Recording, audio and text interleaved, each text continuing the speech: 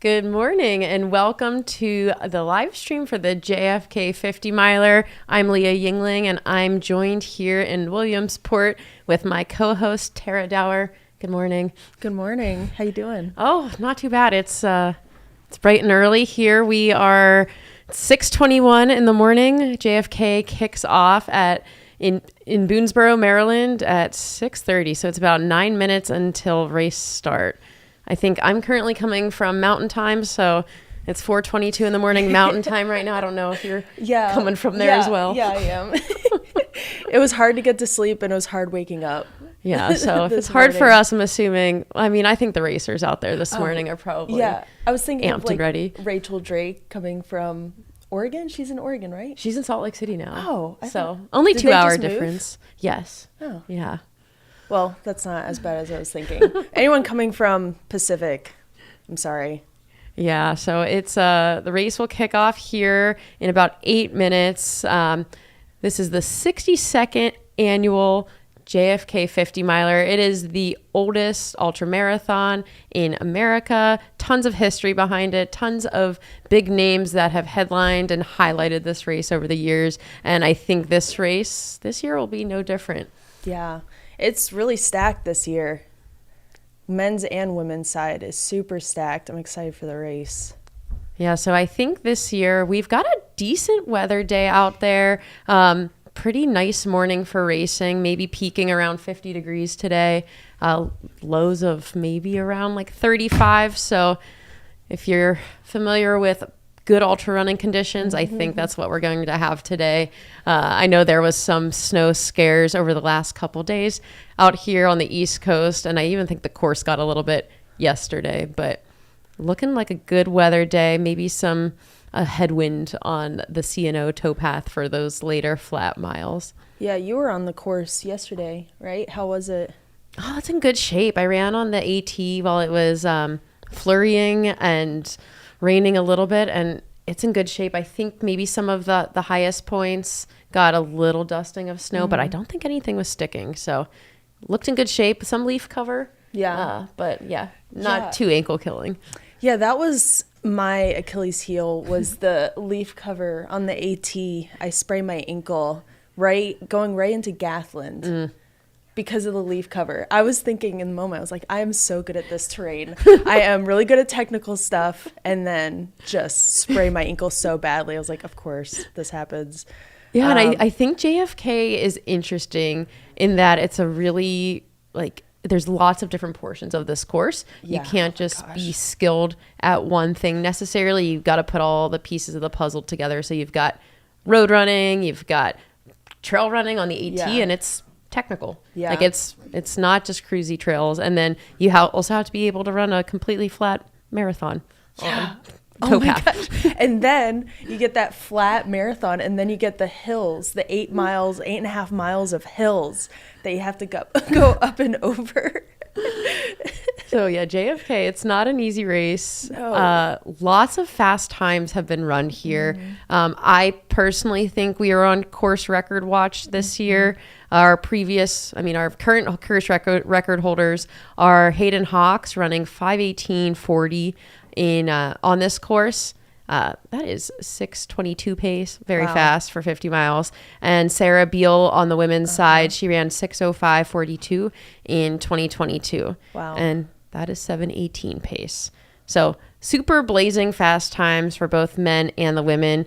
I do think we are in the golden age of ultra running right now, where we're seeing historic splits and times and just everything be blown completely apart. So I wouldn't be surprised if we saw some of these times go down today. Do you think we'll see a course record on the women's side? I think we could.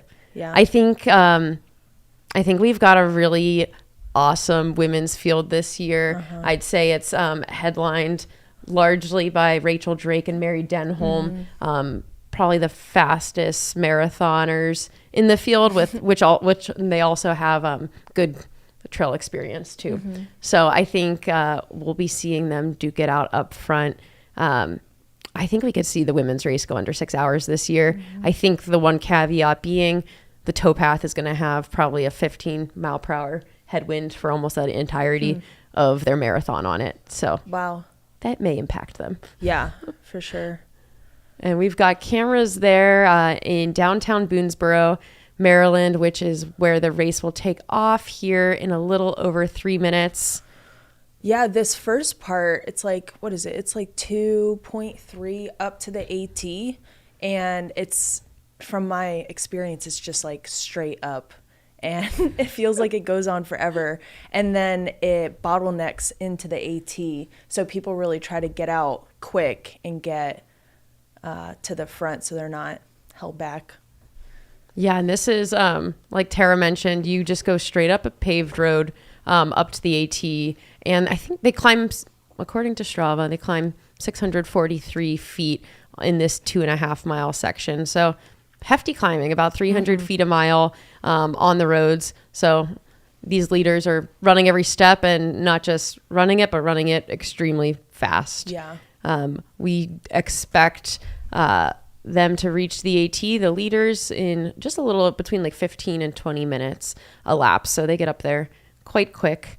And then we will see them take on about a half marathon of trails as they encounter the AT. And that's when they'll hop on the towpath for a flat mile, and then I think round that out with about 8 to 9 miles of just rolling painful hills.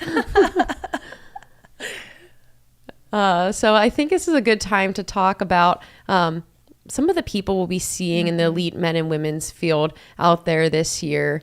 On the men's side, we've got Eli Hemming. This will be his 50-mile debut. We know him well for fast, mountainous 50Ks, most recently taking a pretty historic win at the OCC race out at the UTMB races. He'll be wearing the Adidas Teryx kit on the start line. David Sinclair, I think, David Sinclair is probably the next person who we'll see go with Eli out there today. David is also no stranger to mountain courses, with course records at Broken Arrow 50K and Speed Goat 50K. And it's not often we get to see him throw down on flat, faster courses. And so I'm excited to see what kind of wheels he has today. I think we've also got the likes of Matt Seidel with a 4th place finish here in the past, Ryan Sullivan, last year's 3rd place winner. I think we have six men from last year's top 10 returning. Yeah. And then Cal, too. Yes. 2nd last year. Cal's super fast. He's one of my teammates for Ultra, and he is quick. Yeah, he's speedy. He was last year's 2nd place finisher in 5:38. And then we had Jared Burdick, last year's 4th place finisher, Josh Park, last year's 6th place finisher, and then Andrew Simpson, last year's 9th place finisher. Additionally, on the men's elite side, Craig Hunt, he's a very fast 50K and beyond runner. We've seen him kind of take it all on in the last couple years. And we got our eyes on the start line here, about 10 seconds to start. And this will be the 62nd annual JFK 50 miler, and they are off. Woo! I'm so excited for this race. Yeah. And who do you see on the women's side? Who are you looking at? I'm looking at Rachel Drake, of course, and Mary Denholm. Yeah, I think we'll see those two kind of go punch for punch today. So Rachel is what I like about Rachel and Mary is they're both probably familiar with some of this East Coast terrain, being that Rachel grew up in Minnesota. Mary's from Maryland originally. It's likely that the types of trails they encounter out here, the style of towpath running, is not foreign to them. Yeah. So I also think that the course being as dynamic as it is with trails and then flat terrain caters to both of their skill sets really well. Most recently, we saw Mary run the 2nd fastest time ever at the Leadville 100 miler. Yep. And she's been having an awesome summer of racing. Yeah, that was her breakout 100. I'd say so. She had an awesome Silver Rush 50 out in Leadville. I think Leadville Marathon as well. She took home a win. She's very recently sponsored by Kraft. So I think we'll be seeing her decked out in a Kraft kit out there today. She ran a 2:36 marathon, I believe, at CIM last year. Crazy fast. I mean, I think both her and Rachel ran 2:35 at CIM last year, and I think both of them just really thrive whenever it's flat and fast as well. We also have some really other inspiring women out there. Robin Lesh from Durango, Colorado. This will be her first 50 miler. She runs for Vibram, and most recently was 14th place at this year's OCC as well, which that race is getting increasingly more competitive year after year. So curious to see how Robin will translate that more mountainous background from the summer into a little flatter and faster. Yeah, she called me up because we're friends, and she was asking me all these questions about the race. I think she's really excited. That was like a week ago. Oh, that's awesome. She is ready to go. Yeah, I was doing a little bit of research on her, and looks like she's had an interesting background the last couple years, has lived and trained in New Zealand. She was a competitive sailor back in the day. I didn't yes, yeah. What does that entail? I have no idea, but That's she so cool. Competed competitively through college and post-college as a sailor. So we'll have to hopefully find Robin after the race today to get some intel on what her prior sailing career looked like. Yeah, I'm looking at Valerie Arsenault. I raced against her last year, and she, like you had mentioned before we got on the live stream, there's not a lot of information about her out there. She's very elusive on the internet, but she is very quick. And she humped me down last year and got me. It was just super solid during the entire race. Yeah, Valerie she's last year's top returner, this year's top returner from last year. And she's run 6:35 on this course, which I know we said earlier that our course record here is Sarah Beal, 6:05. 6:35 is still significantly fast and one of the faster times on this course. And I would say you usually need to be in that 6:30 to 6:40 range if you want to end up on the podium. Probably less than that this year, I'd imagine. And then I think Valerie, we also saw her line up at OCC this year as well out in Europe. She did unfortunately have a DNF there. But just a few months ago here, I think she competed in the Canadian Mountain Running Championships, competing in both the classic race and the vertical race there, placing 9th in the classic and 14th in the vertical. So she kind of does it all. If you just heard anything that we were just saying, she's done JFK, she's done Canadian Mountain Running Champs, she's done Speed Goat. She got 3rd there back in 2023. So it seems like she's got a pretty versatile skill set, which I think suits her well for a course like JFK. Yeah. Yeah, and then Emily Harrison Torrance is here as well. And she has the 3rd fastest time, 6:17:16. Wow. Yeah. And I think interesting about Emily was she ran that fast of a time back in 2012, and unfortunately for her, that was just only 2nd place that year because she finished behind Ellie Greenwood's 6:12.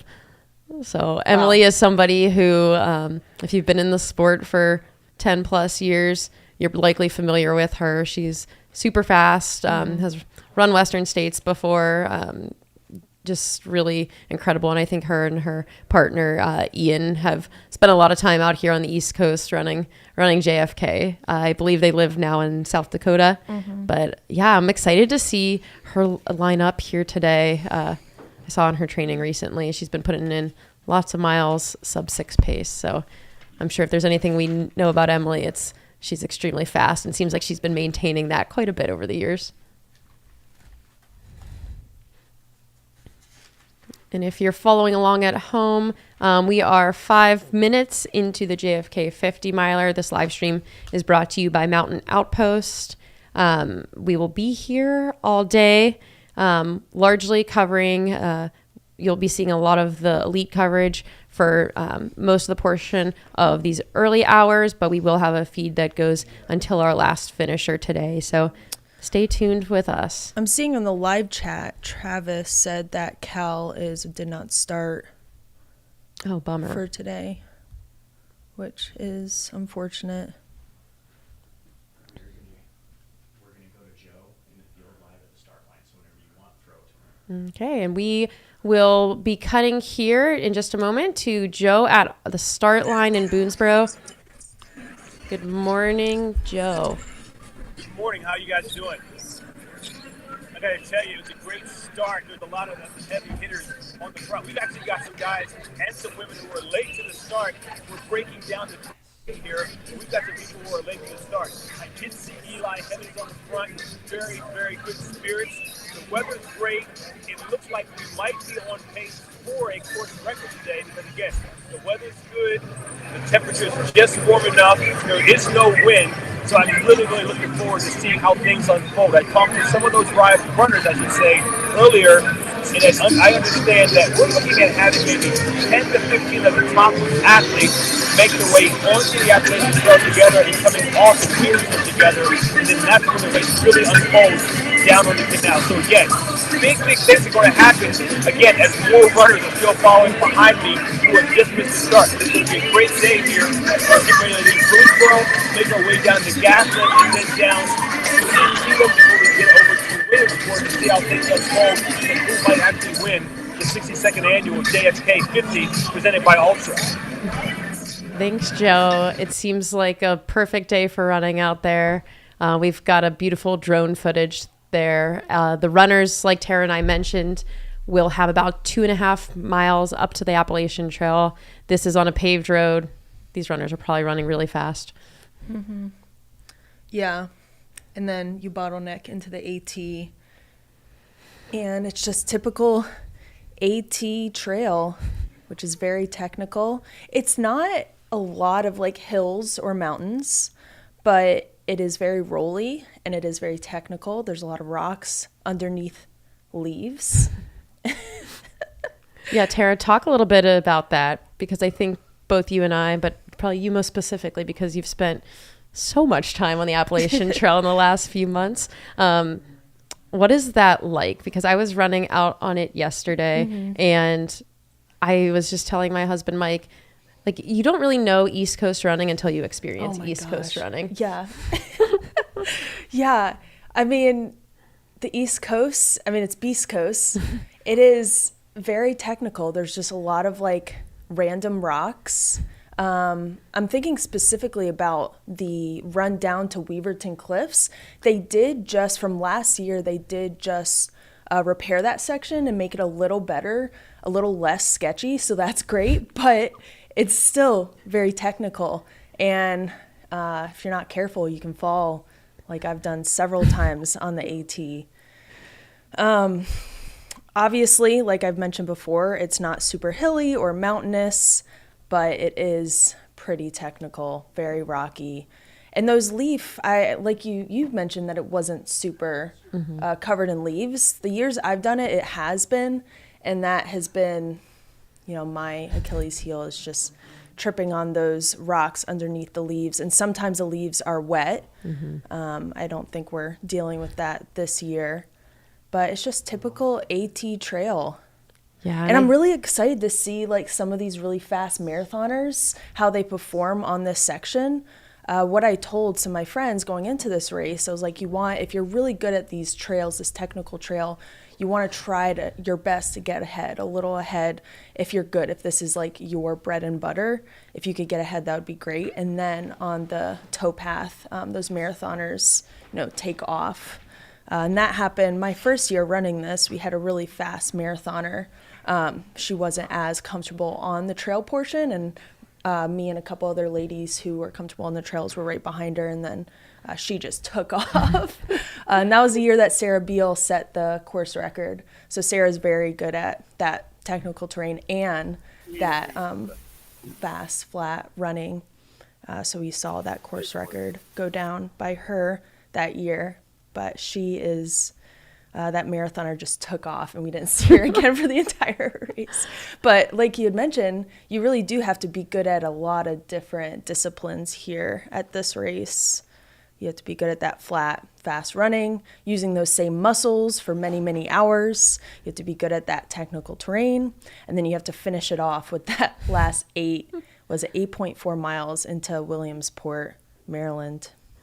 Yeah, you raise a good point. I think something that we see for some of the runners who are less familiar with trails and might be a road runner or marathoner coming over to this distance is just their need to keep their composure on the Appalachian Trail in that 13-mile stretch that they're on there, because I think if you take your time kind of exhausting yourself over the thoughts, the steps, like the AT is trail that you need to be engaged with the whole time. I think when I'm running out there, it's like I'm looking at every single step I'm taking. You can't zone out. So I think in some ways, yes, it's physically exhausting, but I think there's this mental element too. Especially if you're not a very comfortable trail runner, that it can just be completely taxing. Yeah. So I think we're going to see some of these runners who might be a little bit less comfortable on the trails just need to take a step back within themselves and focus and not get too stressed out by what they're encountering on that section. Yeah, for sure. And I don't know if it's like this year, but the 2 years I've done it, they've had like a medical crew like walking the trails. So luckily there are people out there. People do fall, or if they're not paying attention, they hurt themselves. There's a lot of medical personnel on the AT, not as much on the C&O because there's nothing to trip on unless you trip on your own feet. Which I'm sure that's happened. Oh yeah, I've done it. It's not hard for me to do though. And I do think we should be seeing our lead runners get onto the Appalachian Trail at about a little less than 16 minutes a lap. So our fastest historic split from the start up to the AT is 15:41, and that was Zach Miller in 2018. So I think we'll be seeing runners on course record pace today. I think we've had a lot of movement and improvements in nutrition and shoe technology, in the way that information in the sport is dispersed. So I think with each year we're seeing time kind of be chipped away at some of these distances and these races, and especially with the high level of competition, I wouldn't be surprised if we see some of these historic fast splits today. So yeah, for the men, Zach Miller has the fastest time ever up to this entrance on the AT, and we should be expecting those runners in about the next 3 minutes up there. And again, we highlighted some of those lead runners we'll likely see today. Eli Hemming and David Sinclair are kind of the guys you've been hearing a lot about. Matt Seidel is another runner from the Bay Area. He's no stranger to this course. He was 4th place here a couple years ago. Is another one of the guys in the field who dabbles in both roads and trail. And I think this course suits him well. And he's also no stranger to just really having fun over the distance. So I think we'll be seeing Matt probably with the biggest smile out there, regardless of how his race is going. We also have Will Norris, who I am not too familiar with, but I was doing a little bit of research on him earlier, and he's one of those guys that has a very fast marathon and will be coming into this race. Ran 2:15 at the Grandma's Marathon in 2022, ran in the most recent Olympic trials for the marathon as well.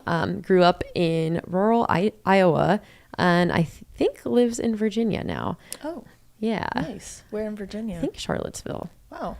But if anybody's following along at home and you have any intel on any of the runners that we're talking about, feel free to ping us in the chat and we'll be happy to provide more context. Yeah, and you said Meg McKenzie is not running. Yep. Yeah. And thanks for some of the shout outs in the chat already. Got a John Salazar fan out there, Joseph Crisiola, aka Razor, Bib 1216. We will keep an eye out for these guys today. What a name. Yeah, I think JFK is interesting in that we get a lot of runners that you might not be super familiar with. You kind of got this blend of runners from the West Coast coming to the East Coast. A lot of these East Coast names. All right. Here we go. So it looks like we've got Eli Hemming there in the white shirt, joined by a few others. Yeah, we'll hopefully get some. A tight crew there. There's a lot of them. Going into the AT. Yeah, that's probably about 4 or 5 runners there. Yeah. You can see the nice sunrise coming up over the hills as well. Who was in that black kit in front? Did you see that? I'm going to try to get an ID. Right in front of Eli. Yeah, but this is that bottleneck I was talking about. As soon as you get on the AT, it just goes right into that rocky single track. And I've told friends who've done this, you don't need a headlamp for the start because you are going up 2.3 miles on the road. And by the time you get to the AT here, it's light enough. But as you can see, I mean, it's still sort of dark, and that can kind of be dangerous as far as like these AT trails go, not being able to clearly see the rocks. So that is always a concern. But it looks late enough, I think. It's like we've got Rachel Drake and Mary Denholm coming through there. That's 16:55 elapsed. So for our women, I think that's already a historic split. Yeah, that is super fast. Oh, that's so fast. And then we have Alan asking, how long is the AT section? The AT section is 13 miles. Oh, my. Yeah, so our fastest, the women are already running a minute faster than they've historically hit the Appalachian Trail. Yeah, and shout out to Travis Longcar from Free Trail. If you are following along with the JFK 50 miler today, he's put together an amazing site that you can go on and check out all the historic splits from 2016 on. So shout out Travis from Free Trail, put together a great resource. We can see any of your historic splits if you've run this race in the past. So already we are seeing our lead women. We saw Mary Denholm and Rachel Drake a minute faster than women have ever split this up to the AT. Yeah. And the camera there was, we just had bib number 5 on the screen. We will try to get some IDs for you guys as well. Bib number 5 is Valerie Arsenal, last year's 3rd place finisher here. And she came through there, I mean, what was that, 18? Yeah. So she was on. Faster than she did last year. Yeah. So bib 40. This is going to be a good day. Yeah, I'm excited. We saw Holly Benner there. She was bib 40 that just came through.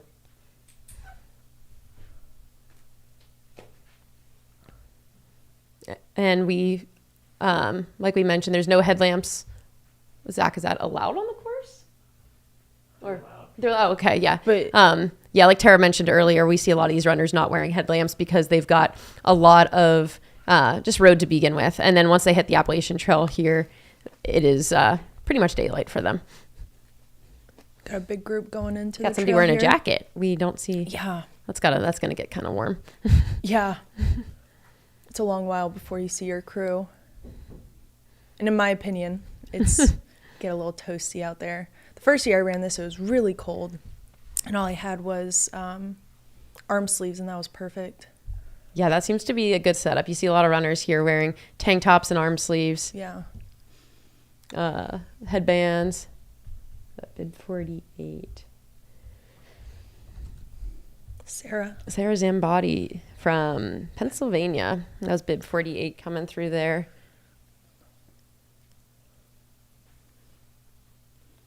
And this is, I think, the biggest ultra in America as well by like race numbers. Really? So yeah, there's a lot of runners out there today. We got bib 13. Yeah, I think we've got close to... That's Emily Harrison. Oh, Emily Harrison, nice. Yeah. Yeah, somewhere over 1,500 runners line up for this. And what a beautiful morning. Yeah, these are pretty... I didn't realize that. Yeah, it's huge. Yeah, that's because you're always running up front, Tara. You know? That's a lot. And this is the only, I'm pretty sure, somebody let me know in the chat, I'm pretty sure this is the only race that's done on the AT. It's kind of like, I think it was grandfathered in. So there aren't a lot of races. I think this is the only one that's done on the AT. So this is a special race. Yeah, definitely. The Appalachian Trail is so historic. It's over these really ancient mountains. It's a spiritual experience, at least for me. And I know everyone's going to enjoy this trail portion before you go into the C&O, where It's also beautiful, but in my opinion, not as beautiful as the AT portion. And the CNO, that's the goes 184.5 miles from Washington, D.C. to Cumberland, Maryland. So the runners will be doing a marathon on that. So not the entire 184 miles, but if anyone's interested, that is an experience you can have on the CNO Canal.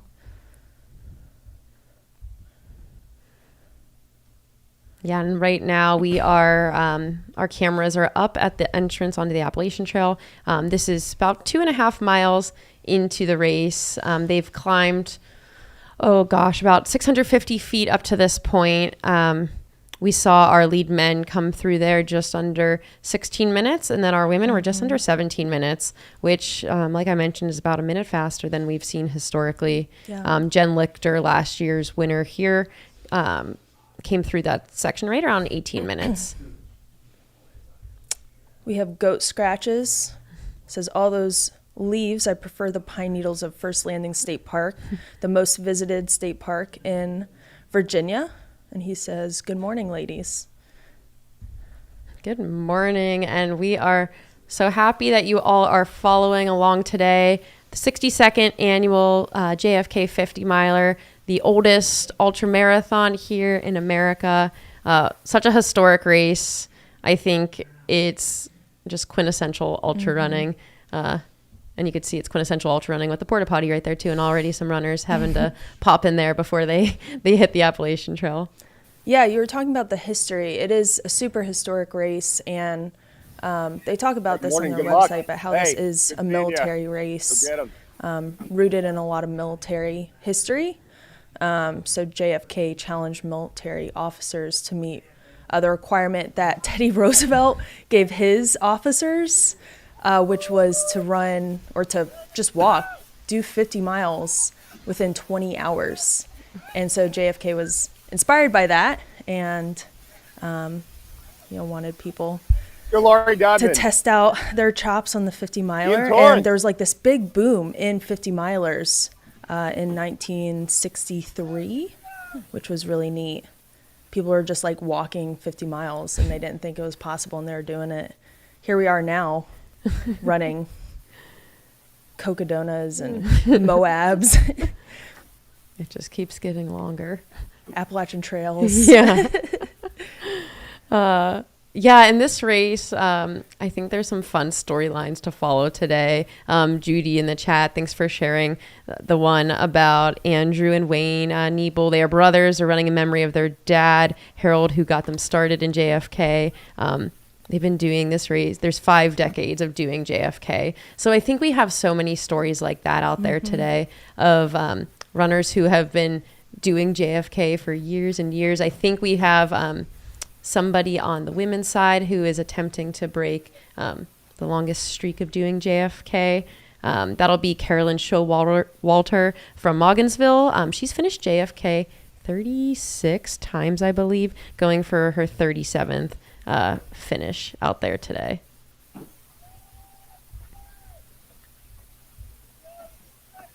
We also have, there's, like Tara mentioned, this race is definitely has some deep military history. Something I think that's fun about this race is that there is a military competition out there. So you can have teams for like Navy, Army, Air Force, and compete for your team. And there is a trophy that goes around if you are the winning military team. Yeah, whoever gets the shortest amount of time combined gets that. I think you said it was 10 deep. 10 people can be on a team. I think it's 5. 5 deep, yes. Yeah, that's a cool challenge. I should look into that more. You don't see that often in ultra marathons. I know. I do think, I feel like the Navy's kind of at a little bit of an advantage here. They've got the Naval Academy not too far away here in Maryland. I know that they often bring out their marathon team to partake in the race. And that was my husband Mike's second ultra was running the JFK 50 miler as I think a junior in college, and they had probably at least 20 to 30 people from the Naval Academy coming out that day to run. We have Silly Caitlin asks, how technical is this section of the AT. It is pretty technical, pretty rocky. Like I mentioned before, not super hilly or mountainous, but it does have these hidden rocks under leaf cover that make it really hard to run at a solid, consistent pace. Like Leah mentioned, you really have to be present as you're running on the AT, and that could take like a lot of mental energy. So be just watching times come off of the AT portion when people come into Weaverton Cliffs. It's going to be exciting to see what those times look like. Yeah, and our split for our lead men was 16:09 up here to this Appalachian Trail little junction that we're at right here, which is close to what the fastest split we've seen here, which was Zach Miller back in 2018, I believe. So yeah, we've got some reporting out there from the field. Got Andy Mason. Good morning. Good morning. Great day Andy, here at the what's it like out there? Annual JFK presented by Altra. Andy, can you talk a little bit about the morning, the race? I know that you're somebody that is very experienced out here, often providing the world with all the intel of the race. So talk a little bit about the JFK history and what these runners are going through today. Well, we're obviously it's a blur so far, especially with the leaders. Eli Hemming, as expected, right at the front. I know he's going after the course record today. Robert Brulé, right up there with him, bib number 18, I believe. We're early into it, but this is a great race coming up. How's the weather out there? I think it's about 40 degrees. It's pretty nice, but we've got about a mile on the Appalachian Trail. I'm sure our leaders are through there by now, and then we're going to hit couple miles of paved roads. We get off the AT for a little bit, big climb up to about mile 5.5, and then 10 continuous miles on the AT till we get to the towpath. Yeah, I forgot about that paved section that is in the middle of the AT portion. That just kind of comes out of nowhere. Yeah, and it's I think it's the biggest climb on the course. Yeah. Probably where a lot of runners do their most walking early on. But yeah, it's a great morning here. Obviously, we're really early into it. A lot's going to change. Definitely a lot of excitement out here, and no one looks tired yet. Yeah, and Andy, you mentioned the biggest climb on the course. The high point of JFK is right around 1,800 feet. And before they start that big climb, I think they're right around 1,100 feet. So a nice 700-foot climb to wake those climbing legs up. But yeah, I'm really excited to get to our next spot and see what happens on the AT here. Yeah, how's the bottleneck effect going on there?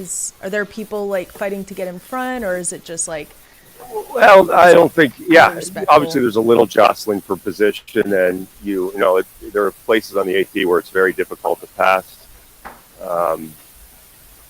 But I think most runners hold their line pretty well. Yeah, for sure. Did you see a few of our lead women runners come through there, Andy? Oh yeah, they look great. I mean, I think it's the fastest we've ever seen women through here. I don't have the stats in front of me, but yeah, they were flying. Last year's third place woman was in third place again, I believe. Nice. She looked great. Yeah, Valerie, she is very consistent. She races very smart. So I'm expecting to see a good result from her today. But yeah, I mean, 2.5 miles in, obviously it's too hard to tell. But yeah, I mean, the energy here is like nothing else. This is such a great event, and the runners keep coming. Andy, this is management. We're behind the scenes, but I got a quick question for you. Have your experience out here? You've obviously run this race with the conditions that we had the last 24 to 48 hours with that much rain and snow. What is that going to do to the AT? It's going to be a little bit sloppy, a little bit wet, but the AT is, I mean, no matter what the conditions, it's never easy. It's, I don't think it's going to affect much because the way you run the AT is, we got some good energy going. Yeah. So I think the conditions are okay. It might be a little wet here and there, maybe a little more slippery than normal, but I don't think it's going to have a huge effect today. So what you're saying, Andy, is there's definitely still a chance. That's my opinion. For a course record. Yeah. I think course records are still in play. I don't think this weather's going to change that. Yeah, I think the AT tends to hold some of the conditions pretty well. Maybe it makes the leaves a little slippery, but honestly, from a few miles out on the trail last night after all the weather came through, I thought it was in pretty good shape. I do think they may encounter a headwind on the towpath today, around 10 miles per hour this morning, kind of right in their direction, and then I think it'll get up to about 15 miles per hour. So we'll see if that has any impact on some of those faster flat miles for these runners. I think this first portion for Eli, it's going to help him a lot. This is his first 50 miler, first distance at this, or first shot into this distance. And I think it'll hold him back a little bit. And then once he's on the C&O, I think he's going to really push it. So I think this is perfect conditions for a course record. Yeah, and a quick update on our top 10 men that came through. We had Eli Hemming in the lead running with Robert Brule. Like Andy mentioned, he's a Canadian runner. I do think he's run somewhere in the 2:30s for a marathon. Followed up in third, 1 second back from those leaders. Ryan Sullivan, last year's third place finisher here. He's from Colorado. And then we had David Sinclair in fourth, Matt Seidel in fifth, Josh Park, last place, sixth place finisher, sitting in sixth place. Trayson Knopp, he's an athlete with the North Face, residing in Alaska. He's in seventh. Blake Medhog in eighth, Ryan Clifford ninth, and Craig Hunt rounding out the top 10. So that top 10 is all separated by less than 30 seconds up at the junction that you are seeing on your screen. This is about 2.5 miles into the race. And those top 10 came through there all running under 6:40 per mile pace, with the leaders just under 6:30 pace. And these are right in line with what our leaders always come through in up there. A lot of guys running really fast. And then on the women's side, we had what we could tell on camera was Rachel Drake, Mary Denholm came through 1 and 2, running about a minute faster up here than we've seen before, followed in third by Valerie Arsenal. And then we saw Robin Lesh up there as well, and Holly Benner, likely rounding out our top 5 for the lead ladies up on the AT.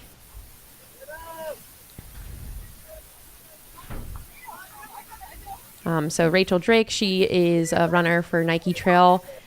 She now resides in Salt Lake City after a long stint in Portland, Oregon. What I think is interesting about Rachel is she's coming into this race fresh off of her first few months of medical residency. She is doing a residency at the University of Utah Hospital in anesthesia and did a large portion of her training coming off of hefty overnight shifts. So fortunately for me, I am a training partner of Rachel, and I got to have a little peek into her training for JFK in Salt Lake City. And I mean, I think I told her this last week. I think she's in like low 230 something marathon shape right now. She has a 235 marathon PR at last year's CIM where she got 5th place. I think she's been throwing down miles in training that probably shows she's in like 233 shape right now. So really excited to see what she can do when she puts her trail speed together with some of this like marathon style training block that she's been putting in. Yeah, she's had a great year. Incredible year. She's done Black Canyon, Western. Just so fast, so consistent. Yeah, and I think what's cool about Rachel is she's very versatile. We saw her at the Golden Trail series race out in Mammoth a couple months ago, which is shorter, mountainous, fast, and she really held her own against the entire Golden Trail World Series contingent out there after not participating in any of those races this year. So I think she's somebody that will always kind kind of put her name in it and make it competitive. She's somebody that just absolutely loves to race people. And I think this matchup between her and Mary Denholm out there today will be a fun one. I think both of them bring a little bit of something different to the table, and both are very competitive. So that'll make for a fun matchup. I love that. Yeah, I hope they can work together and get that course record down. Do you think we're going to go under 6 hours? I think so. Yeah. I think, we mentioned earlier on the live feed here that women's course record is 6:05 by Sarah Beal back in 2022, I think. Mm-hmm. And that's a very fast time. I think this race is tricky, and like that time is not a given, but I think we could see that course record go down by over 10 minutes today, if I had to guess. So I think we will see, my prediction is we will see our first women ever go under 6 hours today, and I wouldn't be surprised if we saw 2 women go under 6 hours. Wow. Yeah. Yeah.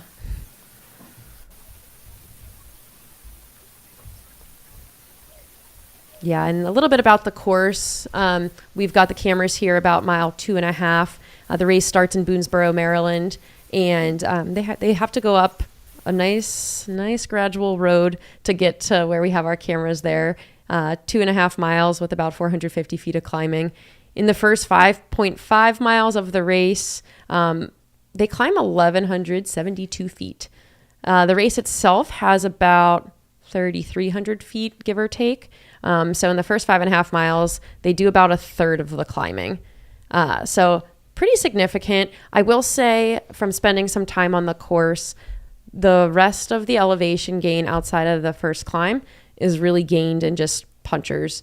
Like if you have ever run on the East Coast, you know that this elevation gain and the climbing is pretty different from what you get out west.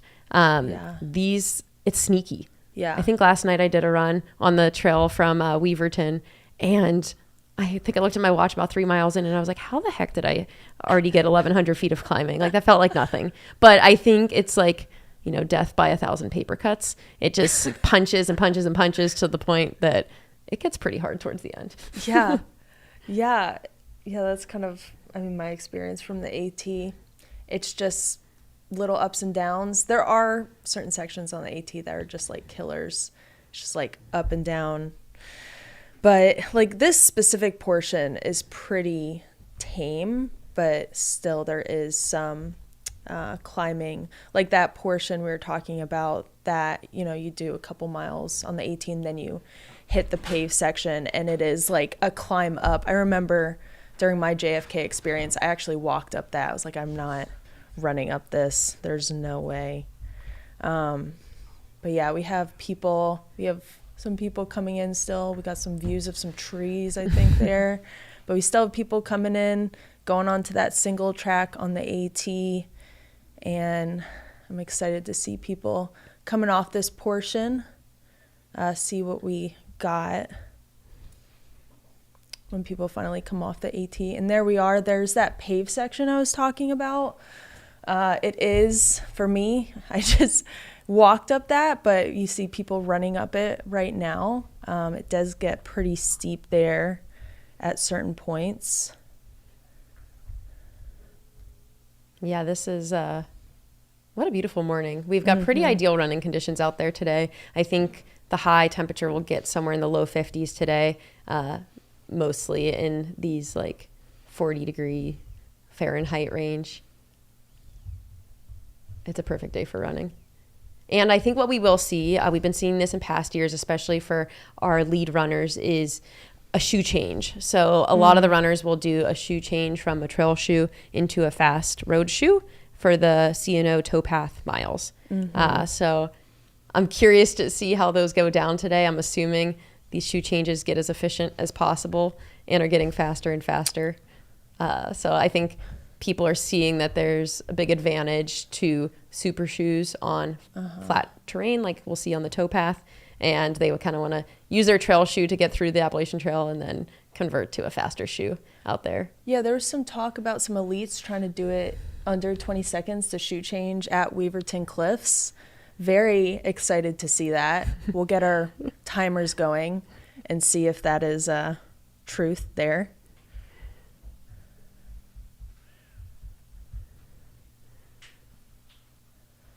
Yeah, and again, this is a section in the first 3 miles here that we're showing you on screen. So we're about 41 minutes elapsed into the race right now. Right here on screen is the junction where the runners come up the first climb of the race, and it's about mile 2.5. Oh, and that is the last runner we have on screen hitting the Appalachian Trail there. So that's just under 42 minutes elapsed. And that is our person that is hitting the AT last. Hopefully we see a lot of finishers in Williamsport today. We were chatting earlier. This race sees more starters and finishers than just about any ultra here in the U.S. Well over 1,500 runners out there today. Yeah, you get a really good view of like East Coast running. You get, like we've mentioned, the AT, but you get the C&O Canal, which is very historic along the Potomac River. It's 184 miles that goes from Washington, D.C. to Cumberland, Maryland.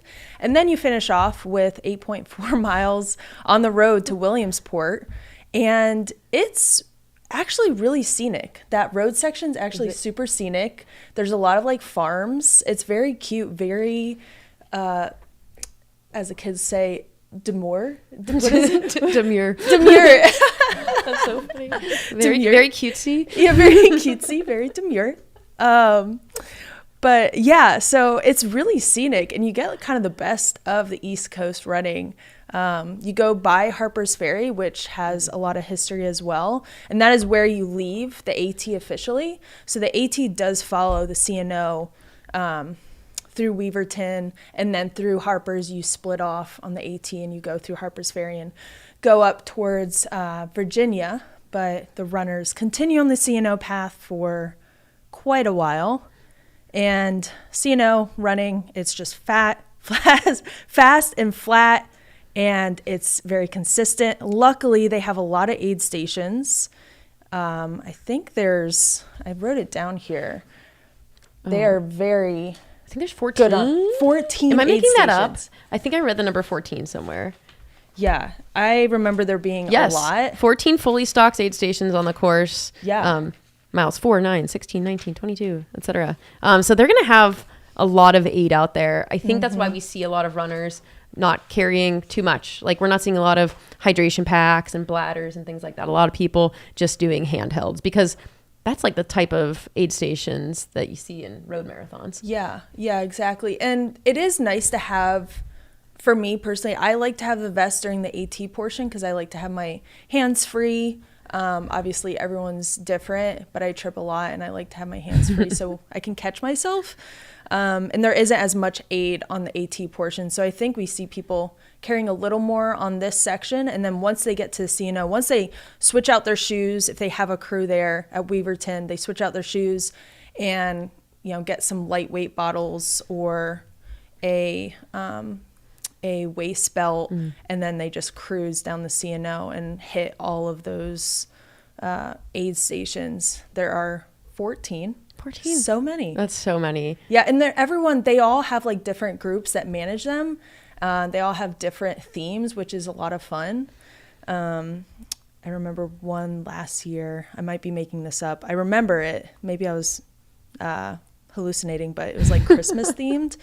And then the first year I did this, I had really bad chafing, and I didn't realize it because it was so cold and I was just like bleeding. Oh my God. And this lady was like, you need to stop and put Vaseline on now.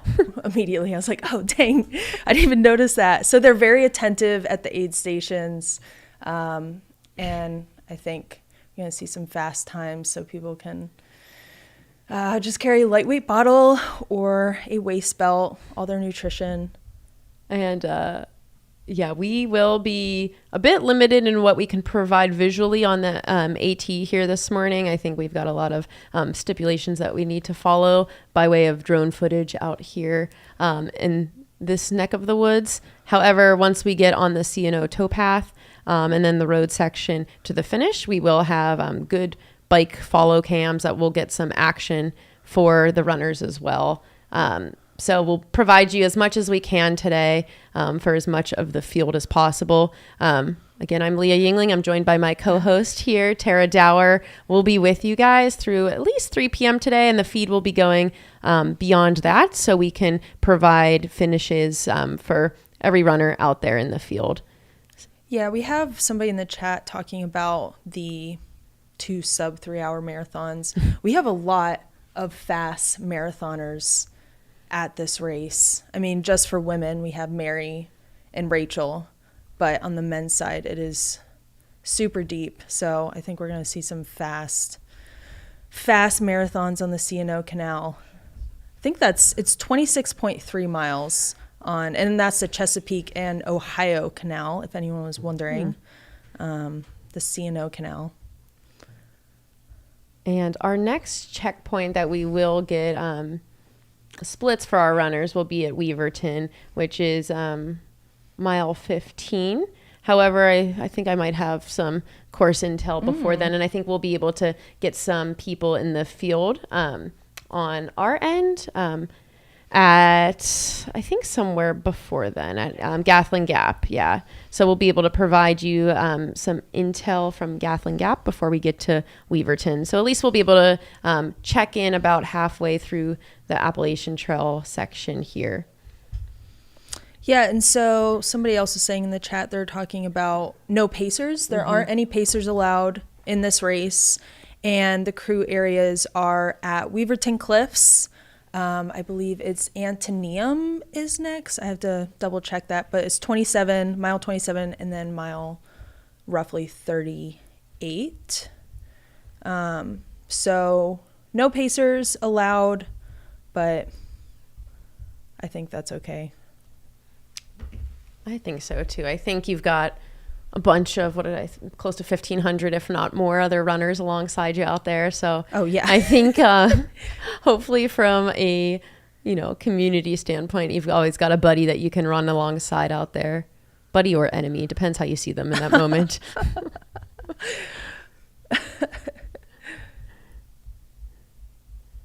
Oh, here we go. We got, Weaverton Cliffs, which is at mile 15. That's the first crew area. It's the first time you'll see your crew. Antonium, which is at 27.3, and Taylor's Landing, which is at 38.7. And then I believe it's at dam number 4 is where they leave the C&O and get onto that road portion. And when they get onto that road portion, it is a climb up, and then it's just a bunch of rollers until the very end on that like scenic farmland. And that we had a question in the chat about how fast are these runners running the towpath section. So the fastest, at least since 2016, the fastest split we've seen for the marathon on the towpath is 2:37:13 from Adam Peterman in 2021. That is 5:58 pace for the towpath, and Hayden Hawks has also run 2:37:38 as well. And Hayden Hawks does have the course record here. That year he ran 5:18:40 when he clocked a sub 2:38 on the towpath, running just under 6-minute pace. And for the women, I believe we see, right around 3-hour marathons. So Sarah Beal, who holds the course record here in 6:05, she ran a 3:01:36 towpath marathon en route to her finish that year. So that's 6:54 pace. Sarah Cummings, another very fast marathoner and ultra marathoner who ran against Sarah Beal back in 2021 here, and Sarah came out on top that year, and I think she has the 4th fastest time here at JFK. She also split a 3:01. So we see the men typically around 6-minute pace if they're going to go on to win the race, and women under 7-minute pace on the towpath, which is just so fast. And like I mentioned earlier, if you're just joining in, we might have a little bit of a headwind on the towpath today, and kind of working in opposition to them. Oh, here we are at Gathland right now, and this is a really cool area. Again, so much history, but this was, there's a monument there in memory of Civil War correspondents. I forget the journalist who owned that property, but to the right, if you're looking at the live stream to the right, the monument is there. It's huge, made of stone.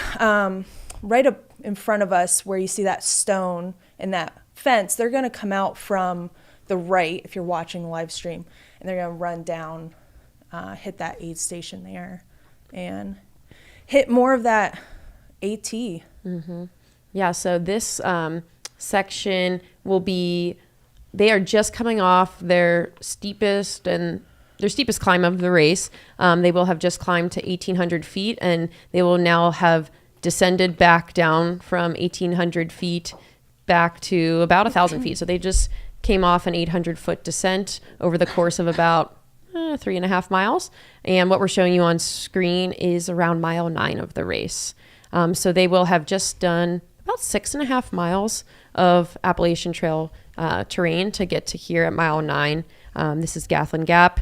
Women, typically, Sarah Beal's course record split through here. I think she was about an hour 9. And then I'll try to get us a good update on what the men's split was through here when Hayden Hawk set the course record. But I'd imagine we will see our leaders here in the next 5 to 10 minutes coming through Gathland Gap. Yeah, coming off this portion too, it's quite rocky. It's a downhill descent. There's a lot of people lining the trail cheering you on, which is exciting, but can be a little distracting. So hopefully people can keep their eyes on the trail and pay attention. Right here is where I sprained my ankle. Oh, really? Coming off this portion where I was super cocky and I was like, this is my bread and butter. I'm the best at technical trail. No one is as good as me. And then literally a split second later, sprain my ankle, and it hasn't been the same since. Oh, no. So hopefully people can pay attention a little better than I did and complete this section unharmed. Again, Gathland. This is Gathland State Park, and it was once the mountain home of George Alfred Townsend. He was a Civil War journalist, and that monument that I was talking about to the right, you don't see it in this shot, but it's to the right. It is in memory of correspondents of the Civil War, people who, were journalists out there. So we've mentioned this before. This is a very, very historic race. So cool to be running through these historic areas. And I think we're going to get a shot of that in a second. There it is. Oh, nice. So beautiful, majestic. And there's a road that goes right through here. So people really have to pay attention as they're crossing the road right near this monument.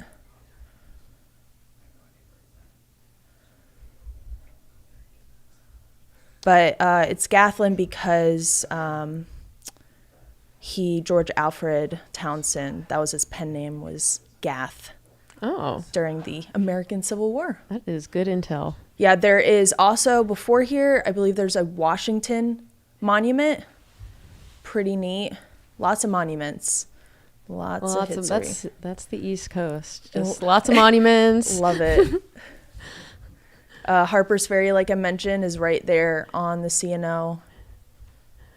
This is awesome. And we should see our leaders through Gathland Gap, where we just had camera footage. About 5 minutes is what we've seen our fastest runners come through in, like 59 minutes elapsed.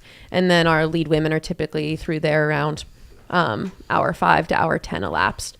And this is footage we've got here of like our mid to back of the pack runners looking awesome. This is the stretch of pavement that they encounter en route to hopping back on the AT.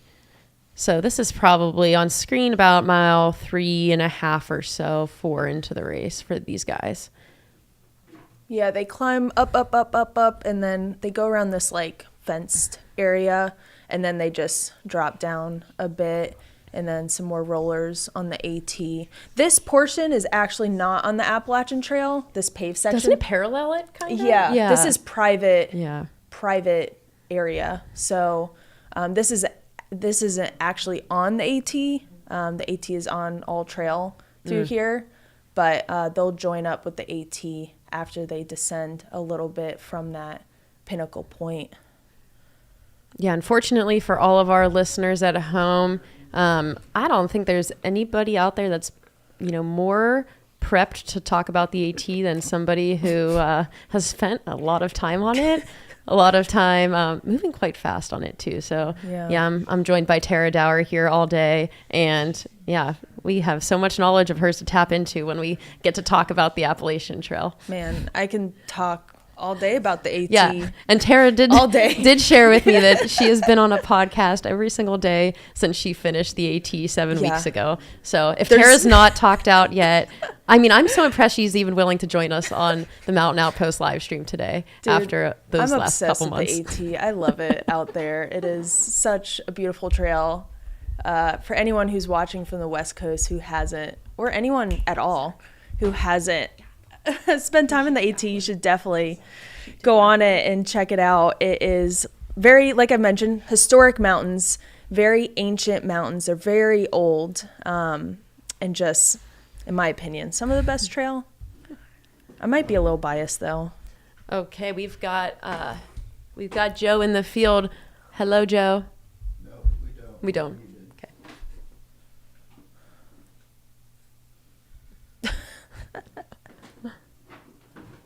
They're troubleshooting the audio Okay. right now in the field. All right, we are troubleshooting our audio in the field, but we are again joined by Joe there at Gathland Gap. Joe will get your audio soon, but until then, we've got cameras here at Gathland expecting our lead runners to come through in about a minute or so. And at our last checkpoint, we had Eli Hemming leading the race alongside Robert Brullo, Ryan Sullivan, David Sinclair, and Matt Seidel rounding out our top 5. Those guys were all running within 2 seconds of each other, so I wouldn't be surprised if we do indeed see a little bit of a shakeup here when we get through Gathland. Yeah, there's that big group going into the AT portion there. Everyone's kind of hitting at the same time, so I'm excited to see who comes out. And then for the ladies, going into the AT portion, we had Rachel Drake, we had Mary, and we also had Valerie as well going into that.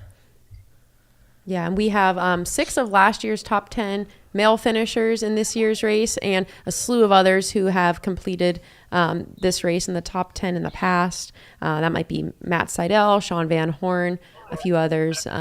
I do believe Callum Neff, who was last year's second place finisher, he did not start the race today. So our top returner then would be Ryan Sullivan, last year's third place finisher here.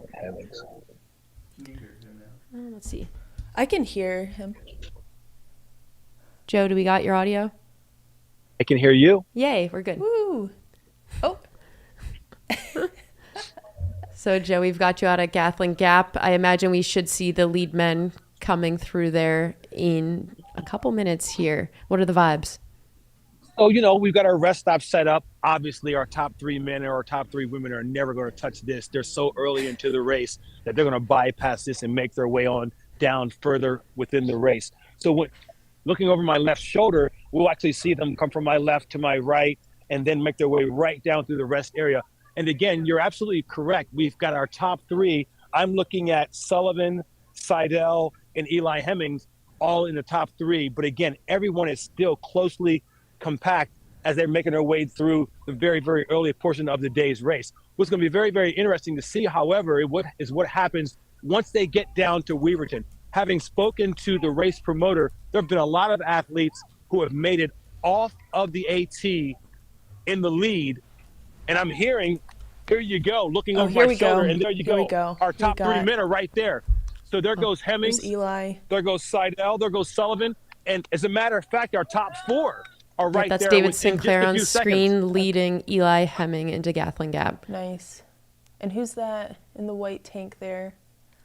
Do we get That might be Matt Seidel. Oh, there's Matt Seidel right there in the black, I believe.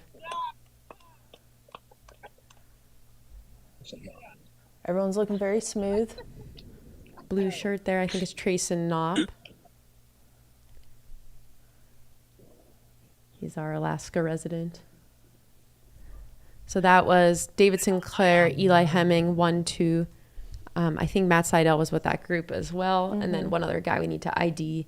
And then I believe Trayson Knopp rounding out that top 5.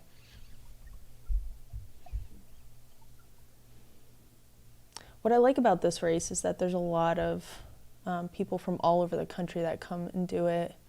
East Coasters.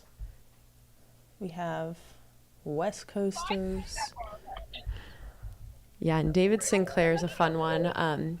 He was our lead male right here, leading Eli, and he's most recently coming off the half marathon, USATF half marathon trail championships in Moab.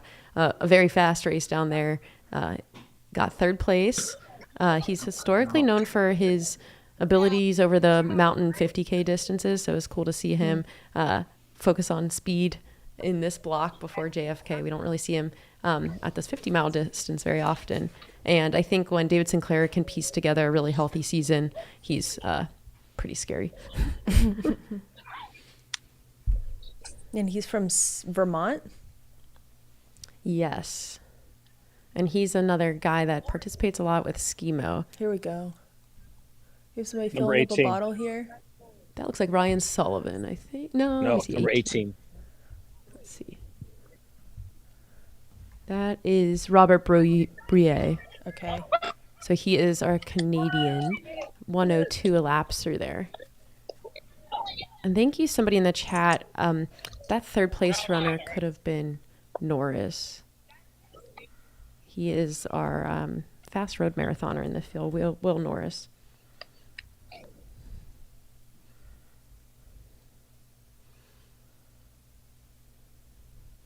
So our next timing match split that we will get from these runners will be at Weaverton. That's mile 15. Currently, we're at Gathling Gap. This is mile 9.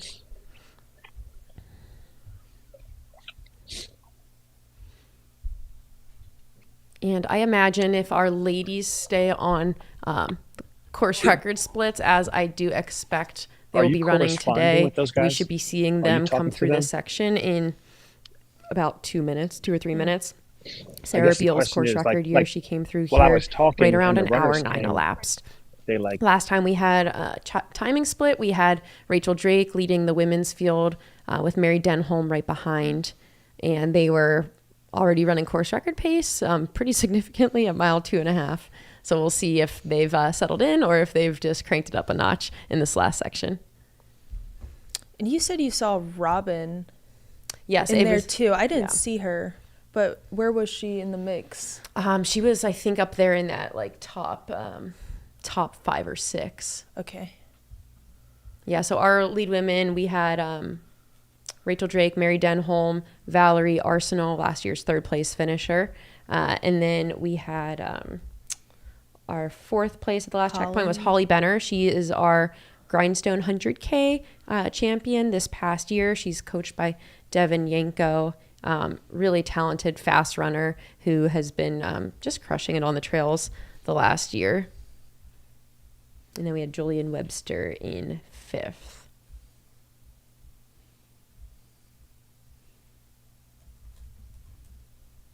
Got some aid station volunteers. Thank you to all of them for being out here this Saturday morning. Helping out a lot of runners today. Oh, here we go. We got Rachel Drake coming through. Oh, she looks awesome. Yeah. So she's coming through here less than 105 laps, 104.45. That is 5 minutes ahead of Sarah Beal's split through here, 9 miles into the race. Wow.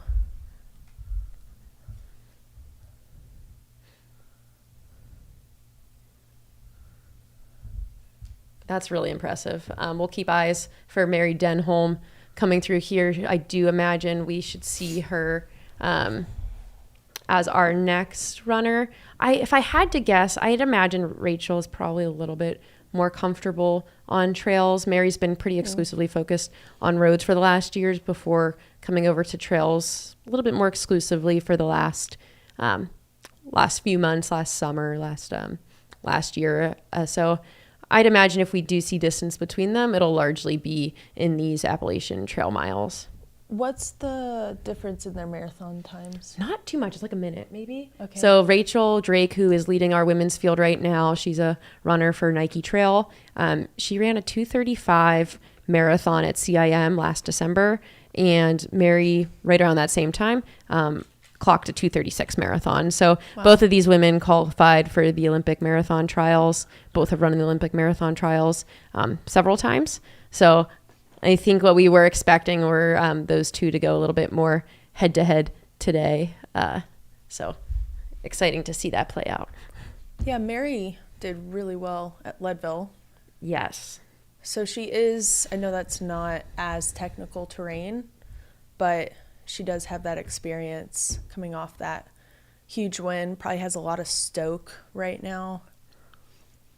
I'm excited to see where she sits in the field. Yeah, so Mary, she's been on a tear out in the Leadville area trail runs this past year, taking down, I believe, course records at the Leadville Trail Marathon, Silver Rush 50 miler, and then running second fastest time at Leadville 100 this summer in her debut 100. Not too far off of an Ann Trayson course record there. So running the second fastest time, besting Claire Gallagher's time at Leadville as well. So Mary has kind of exploded onto the trail scene this summer, and I think if there's a course that suits her well, JFK's got to be it. Yeah, for sure. And like I mentioned before, people coming off this trail portion, it is quite technical. We do have another lady coming through. Let's see who it is. Yep, that's Mary. Yeah. So that is Mary Denholm. She's coming through mile 9 here, 3 minutes behind Rachel Drake at mile 9. And her Craft kit. Yeah, so Mary's very recently sponsored by Craft. Awesome. So that's just under 108. She's about 1 minute under Sarah Beal's split into here. So both Rachel and Mary are running course record splits here into mile 9. This is going to be a really fun race to see how it plays out. Yeah. It looks like perfect conditions. I mean, I'm not out there, but it looks nice. Really nice. Yeah, so JFK 50 miler starts in Boonsboro, Maryland. They have a 2.5 mile climb up on the pavement to get on the Appalachian Trail before they spend about a half marathon, 13 miles or so, down into Weaverton on the Appalachian Trail. So they've got about 12 to 13 miles of trail running, and really nice trail running on this beautiful November day out here in Maryland. Yeah, great trail running before they hit the C&O towpath for a pretty pancake flat marathon.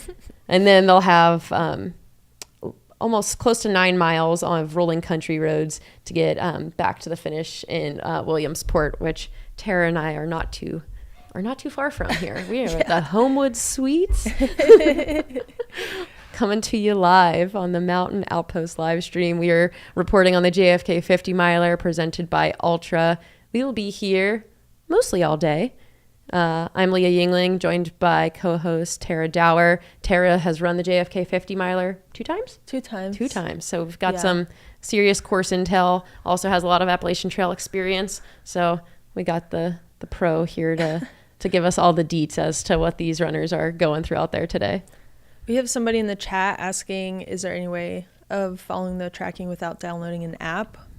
You can go to runsignup.com, and that is where you'll get the tracking information once they go through those checkpoints. So the next one is Weaverton Cliffs at 15 miles, so we don't have any information until then, but that is where you can go to get that up-to-date tracking information.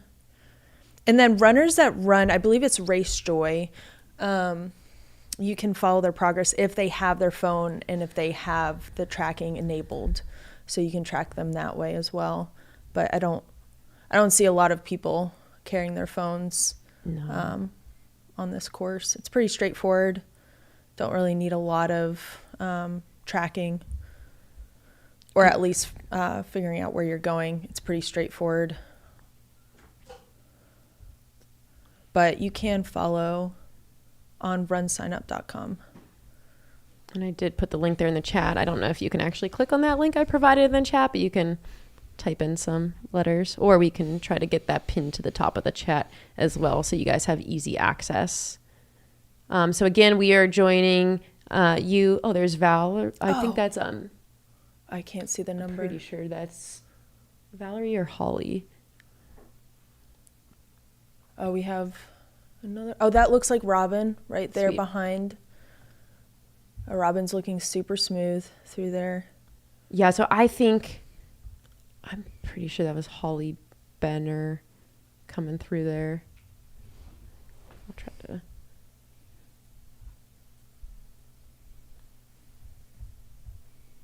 So it looks like we have some ladies working together.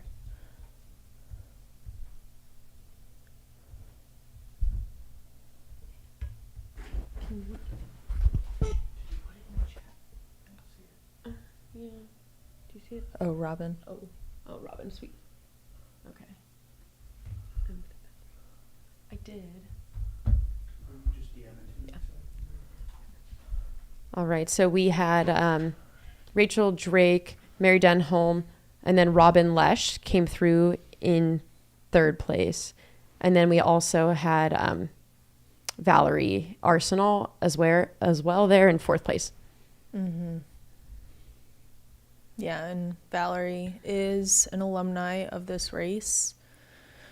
She ran last year. She was last year's third place finisher here, Mm-hmm. 6:35, I believe. Yep. And she's from Quebec. Most recently competed in the Canadian Mountain Running Championships, both a vertical and classic race there, being top 15 in both of those.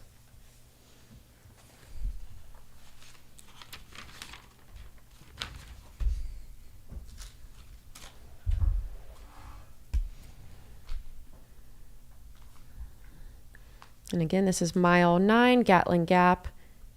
These runners are just over 70 minutes elapsed into the race. It's a beautiful day out there today. Temperatures are kind of 35 to 50 degrees all day. They might encounter a little bit of a headwind once they hit the C&O towpath for their flat marathon, but I don't think you could ask for much more of a perfect weather running day. We, just to recap, we had some of our leaders on both the men and women's side come through Gatlin Gap here at mile 9. We saw David Sinclair leading Eli Hemming. They're running 1-2. Could not quite identify our third place male runner there, but it may have been Will Norris. We'll get better confirmation in about 30 minutes whenever we do get timing splits as these guys come off the Weaverton Cliffs area, where we'll get eyes on them again. And then on the women's side, we had Rachel Drake running about 5 minutes up on course record pace, leading Mary Denholm in second, who was about 3 minutes back. And then we had a combo of Valerie Arsenal and Robin Lesh running 3 and 4 together.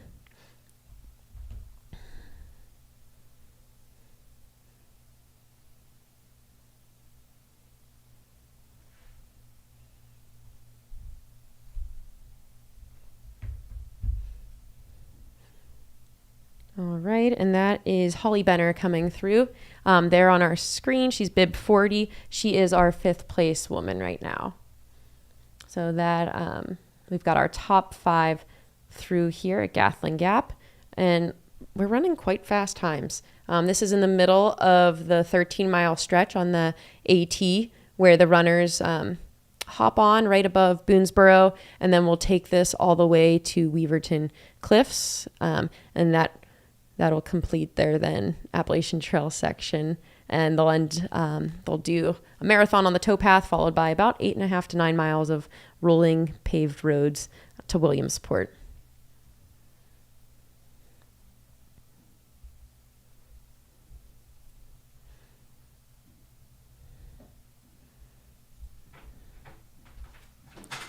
And we did have a question in the chat about when our runners, lead runners, will be getting to Taylor's. That should be about, our historic splits into there are 4 hours, 5 minutes elapsed for the men coming into Taylor's Landing. Men seem to be running right on course. Oh, looks like we've got our 6th place woman coming through there. So 11:89. 11:89.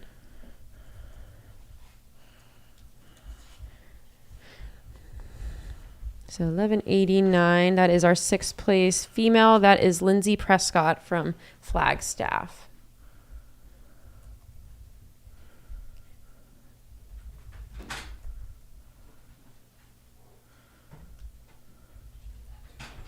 And then I think this will start to be the meat of a lot of our runners here.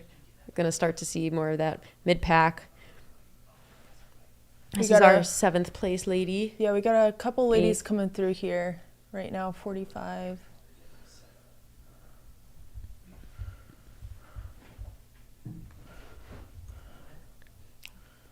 That was...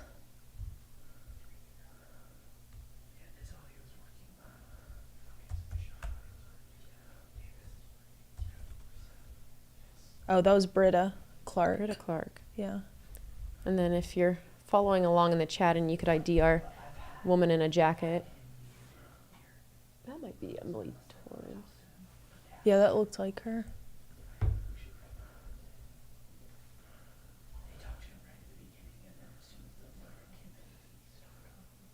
Yeah, we've got the top 10 women coming through here right now.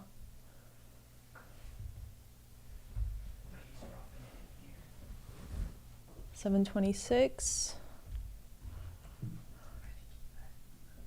That is Mindy Kaufman.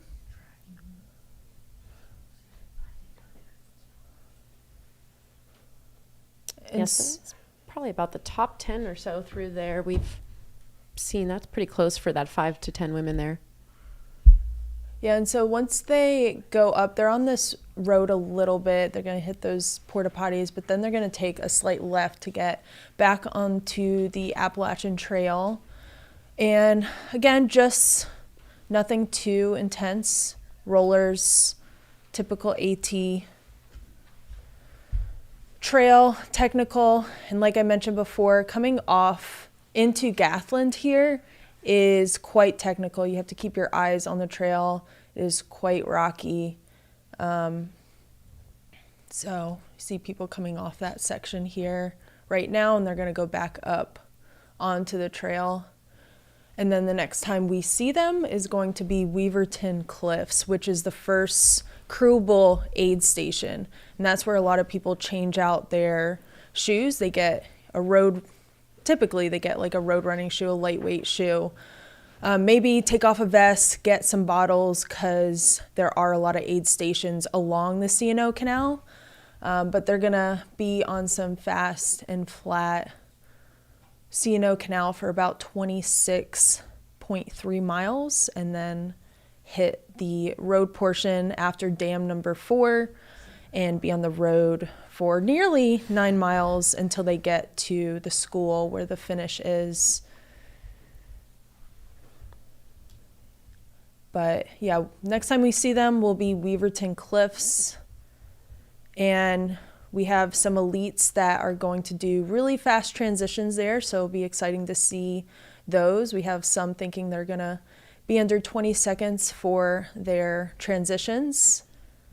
So it'll be exciting to see how quick those are. For me, it took a long time. I had to take off the shoes. I actually had to sit down. I'm not that coordinated. Had to sit down, take off the shoes, put on the new shoes, tie them, get the belt on, and then go off. And the first year that I did, you actually cross a train track. You cross train tracks. And me and Shay Aquilano, we got stuck behind the train and the fast marathoner. I've heard about this happening. I was curious. We got stuck there for a couple minutes just waiting for this train to pass. So hopefully that doesn't happen. Hopefully that doesn't happen this year. But yeah, that was the year that Sarah Beal got the course record. She got ahead of the train, and me and Shay and I forget the marathoner's name that was really quick that came in second that year. I think it was Catriona Jennings. Was it her? Maybe. I don't remember. But yeah, we all got caught behind that train. So hopefully they can make it in front of the train. But you do cross those train tracks after Weaverton Cliffs and hit the C&O Canal, and then you're just off. You're just cruising for that 26.3 miles. Like we mentioned before, there are 14 aid stations. 14 aid stations. 14. That's a lot. And then in terms of crew, our runners can have crew at the Weaverton Cliffs, which is mile 15, Antietam Aqueduct at 27.3, and then Taylor's Landing at 38.7. So they get crew at 3 spots. What we'll likely see from these runners are really fast handoffs, likely some handheld transitions. If they're wearing a pack right now, I bet a lot of them will dish off a pack to their crew when they see them at one of these spots. Again, we've got our cameras here at Gathling Gap. This is mile 9. The runners have already climbed up to the high point of the course that sits around 1,800 feet. And then they've now descended about 800 feet in 3 miles or so to get to Gathling Gap here before continuing on for another 6 miles of the Appalachian Trail. And I did run this section last night, actually. Pretty much, I got kind of close to here. But the course is in great shape. If you're familiar with East Coast terrain, it's a lot of rocks covered in leaves. And sometimes you second guess every step you take, but you just got to trust it. And that's what this next stretch of trail is for them. There's nothing incredibly steep on this section, just a bunch of kind of little punchers, little rollers, nothing that really looks like a hill in the moment, but you'll probably feel it later. Yeah, this is such an interesting race because me and Shay, that's where we actually met the first year that we did this, and Natalie Sandoval, we are all running together. We're running behind that marathoner I keep talking about. I should look up her name.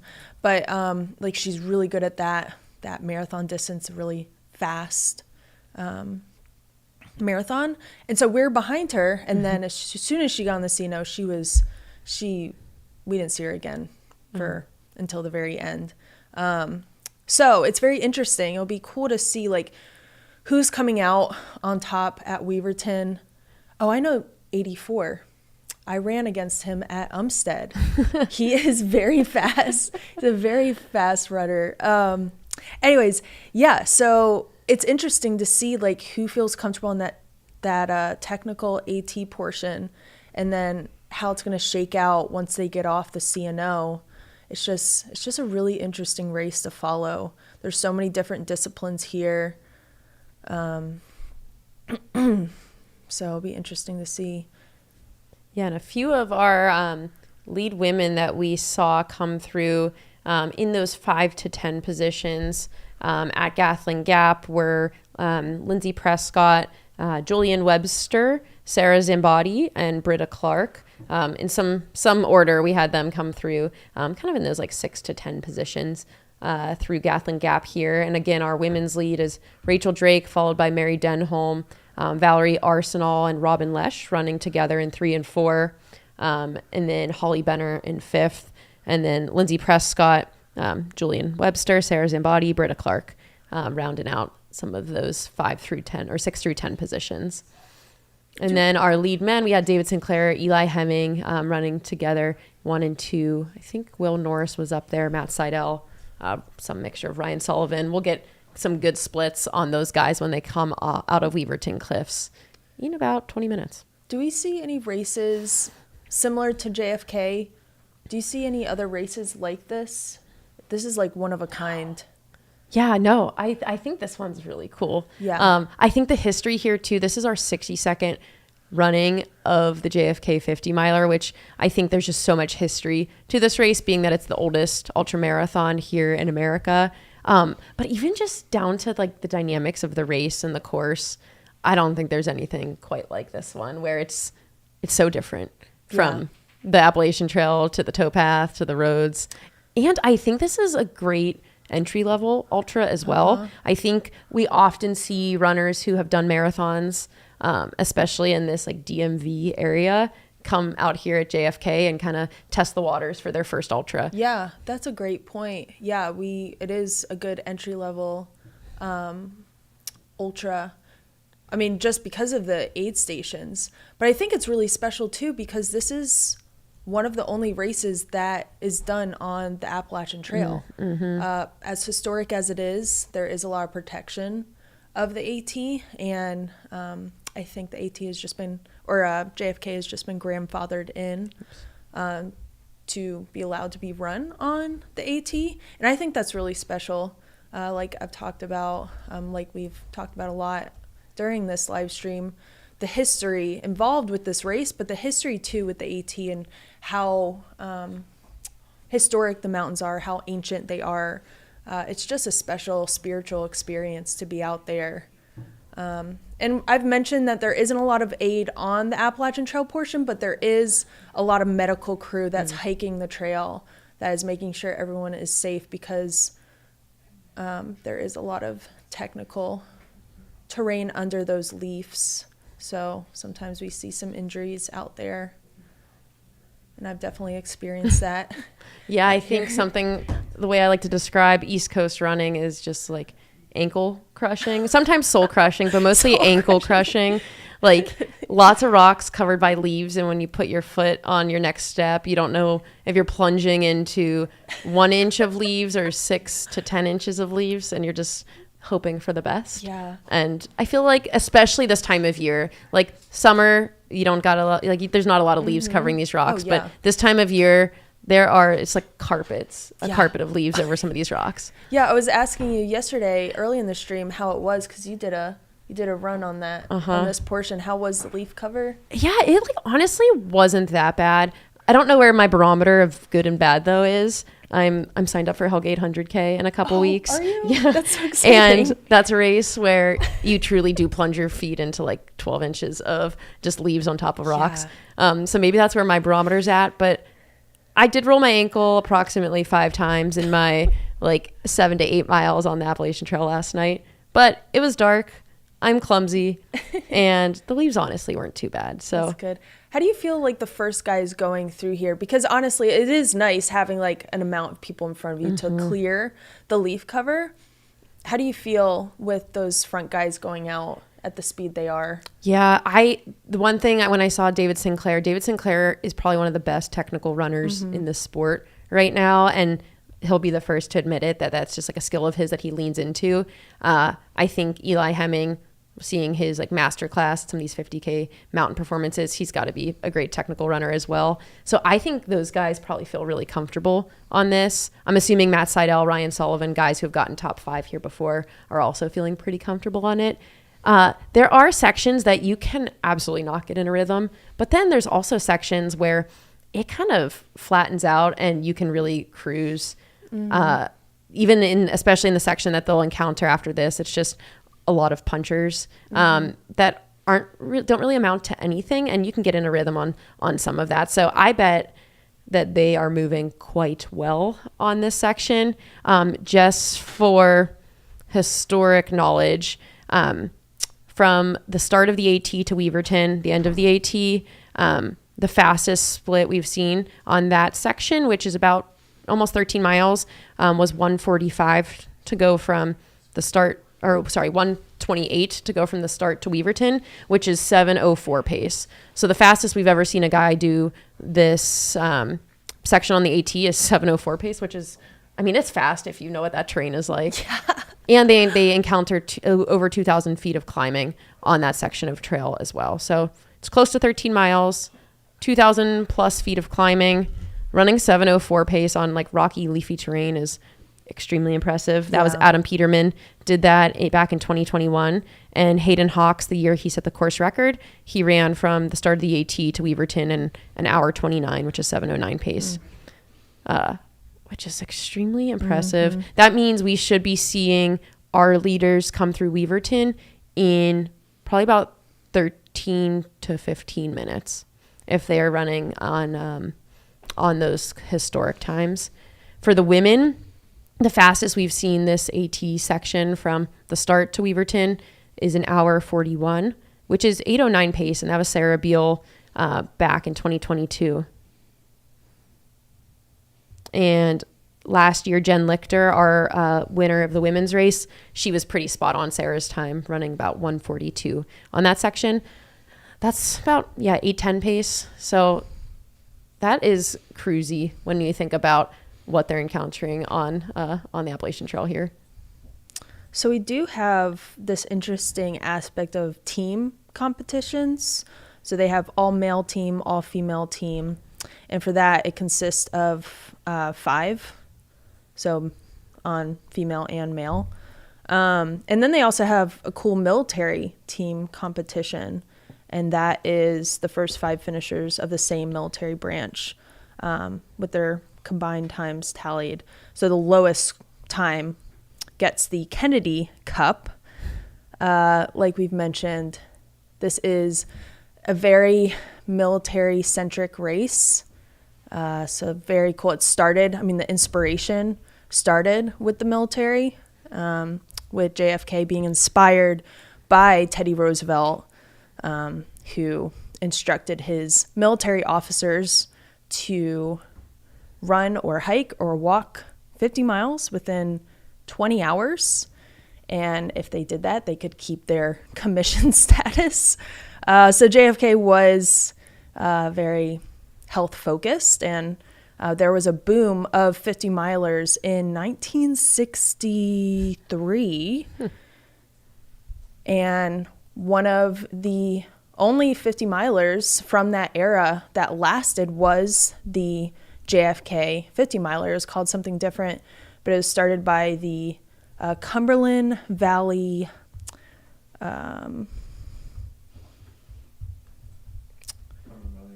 Run Club. And this is, like we've mentioned, super historic because it's lasted, it's been since 1963. It started with a couple kids and the original race director, Buzz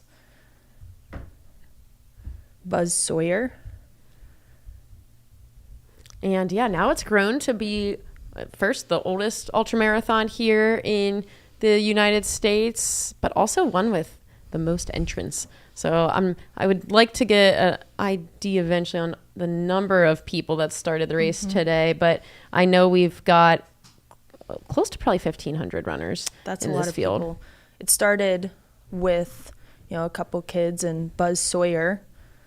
They would pack up sandwiches and they would start going.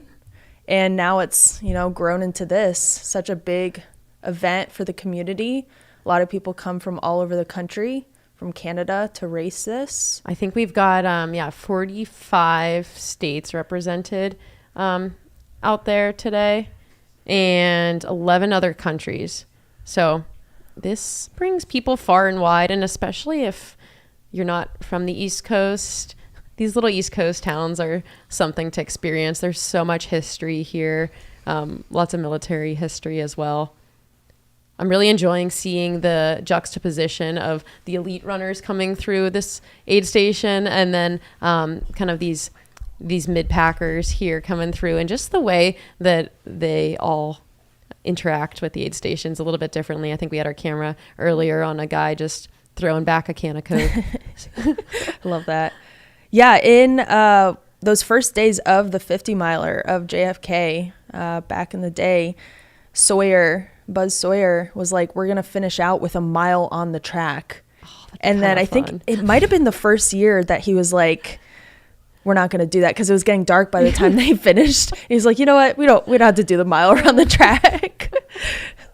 Could you imagine finishing a 50 miler and like everyone's just waiting there and you just have to do four laps around the track? Yeah, 1 lap I can handle. You're just like, hey, I'll be there in a second. 4 laps? No, thank you. I'd rather run a mile uphill on pavement than run a mile around a track at the end of a 50 miler. Yeah.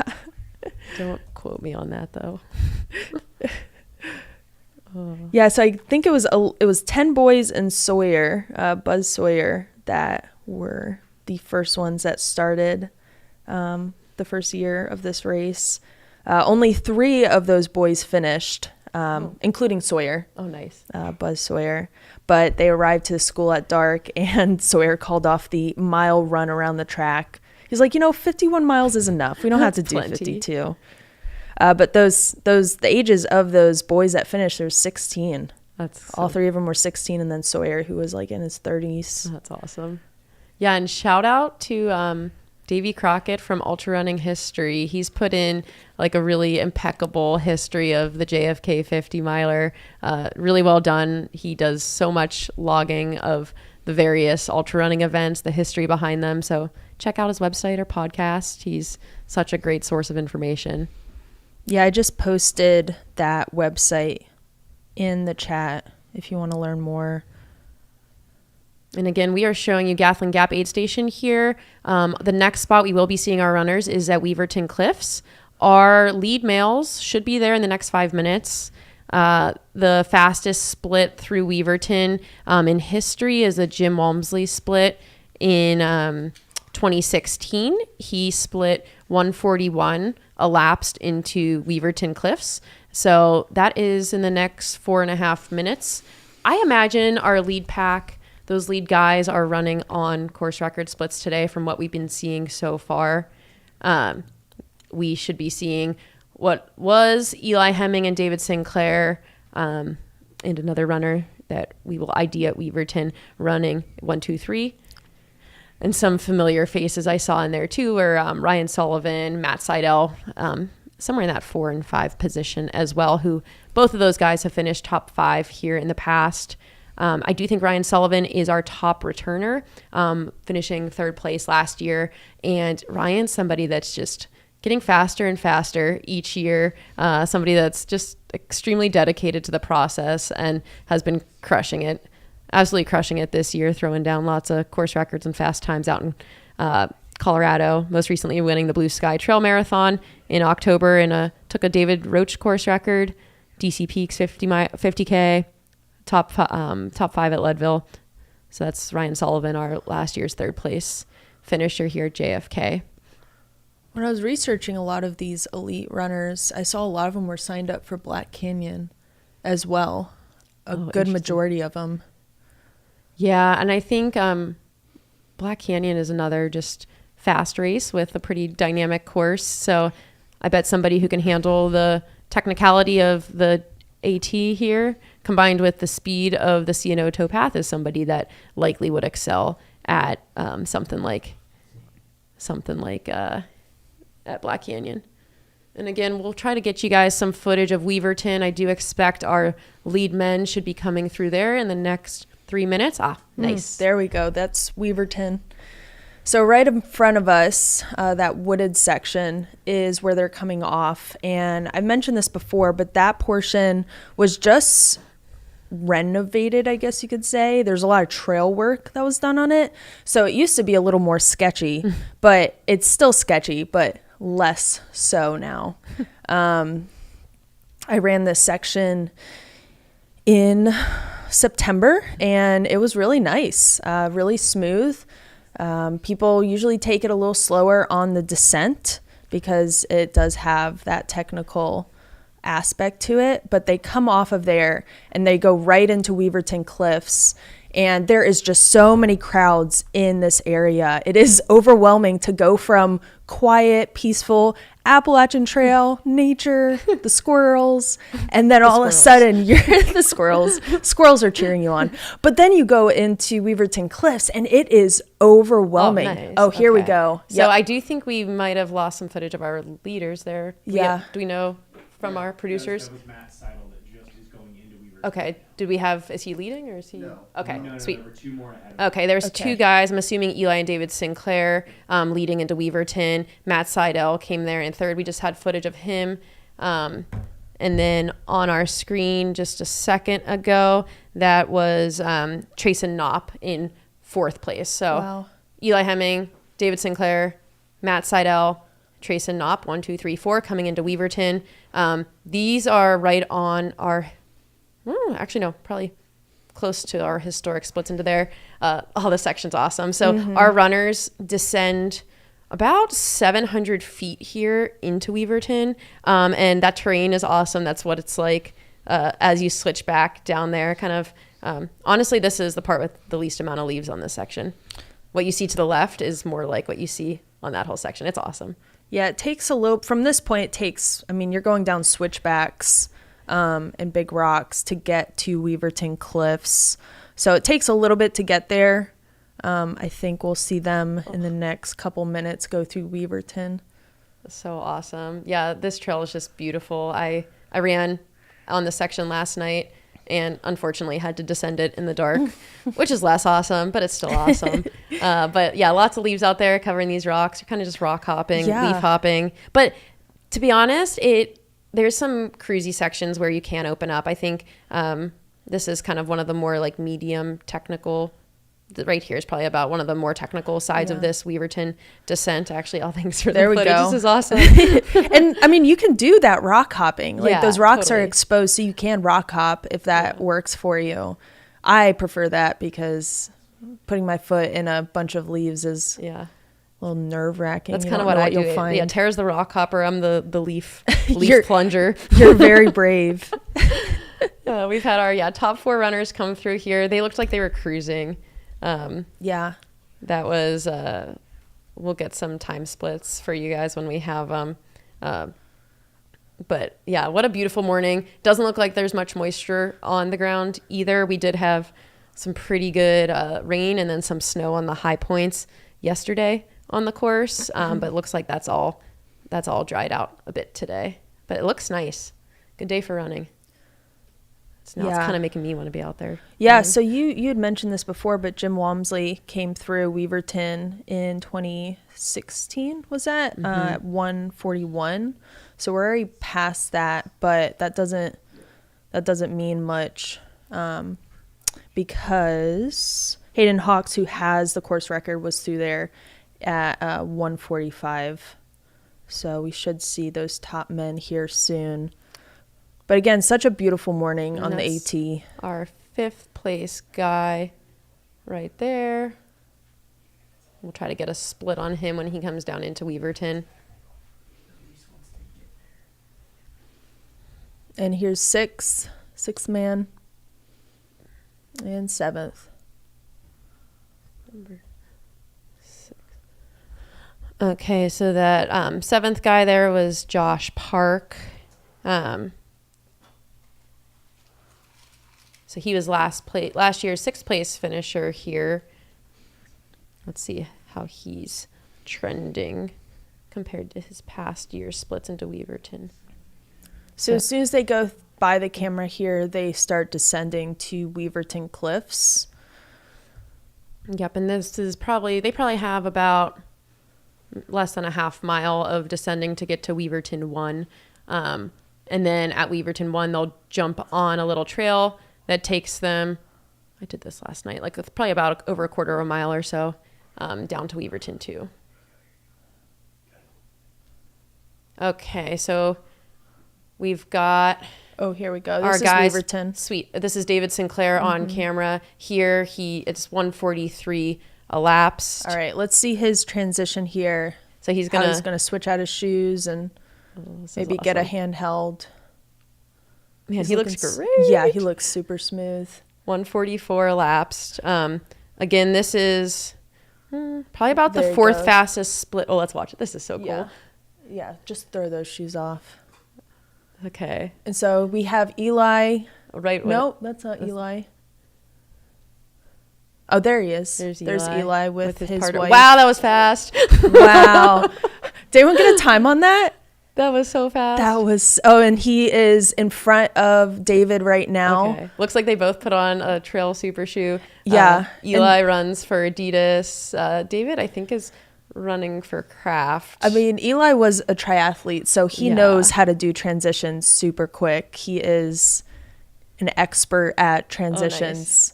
We got this guy going from a Adidas, a Terex trail shoe to Terex road shoe, to Adidas Terex road shoe.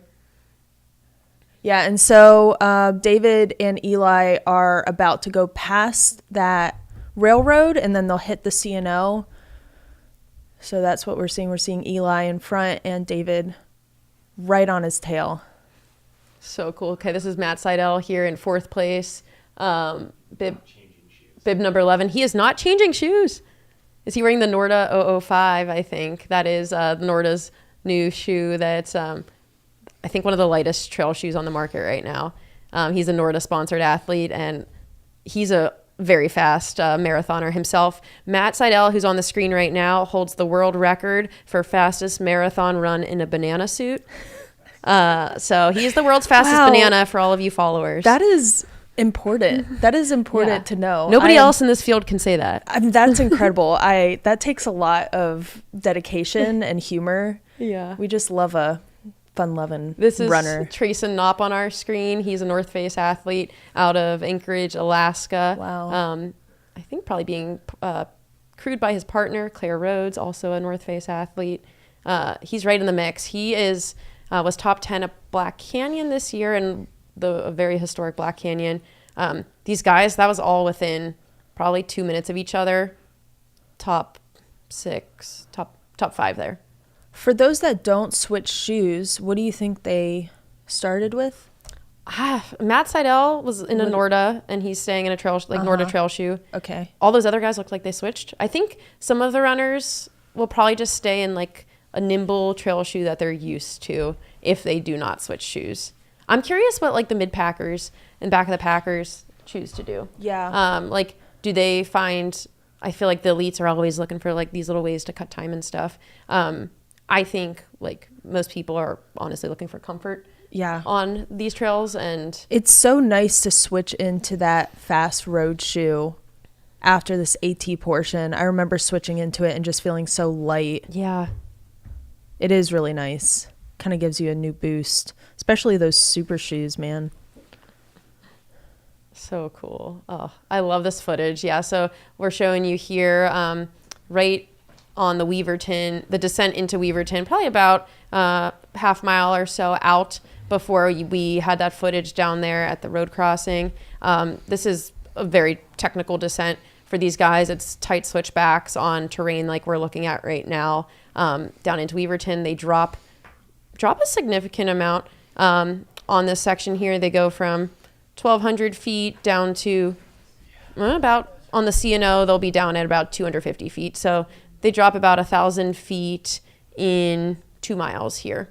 And it's a slight uphill on the CNO. Yeah. Actually, yeah, you're right. It's like a very slight, like a 0.5% uphill. And they may very well encounter a headwind on the CNO towpath today. So there's a question, do you need crew to bring shoes, or are there drop bags? There are no drop bags. So if you don't have a crew, you are kind of dependent on, whoever's around, any aid station volunteers. But you can't switch your shoes. Yep. And like we mentioned earlier, you do get crew at 3 spots. If you choose to have crew on the course, you get it at Weaverton Cliffs exit, which is mile 15, which is the paved crew area we showed you on screen. Antietam Aqueduct at 27.3, and then Taylor's Landing at 38.7. So I'd imagine these runners that are getting crew are doing likely some quick little bottle handoffs, gel handoffs, things like that. Yeah. In terms of the first women that we should be seeing through, this is a great clip of Weaverton right now. So cool. All the crowds, it is overwhelming running through there, and then trying to find your crew on top of that. It's a little overwhelming unless you have run this before and you can kind of detect where they'll be. It looks like they limited last year you could line up on both sides of this chute here. Looks like they're only allowing crews and spectators to be on one this side. Seems to be like, that looks good how that setup is. Yeah. With the crewing, it's not too busy. Oh yeah.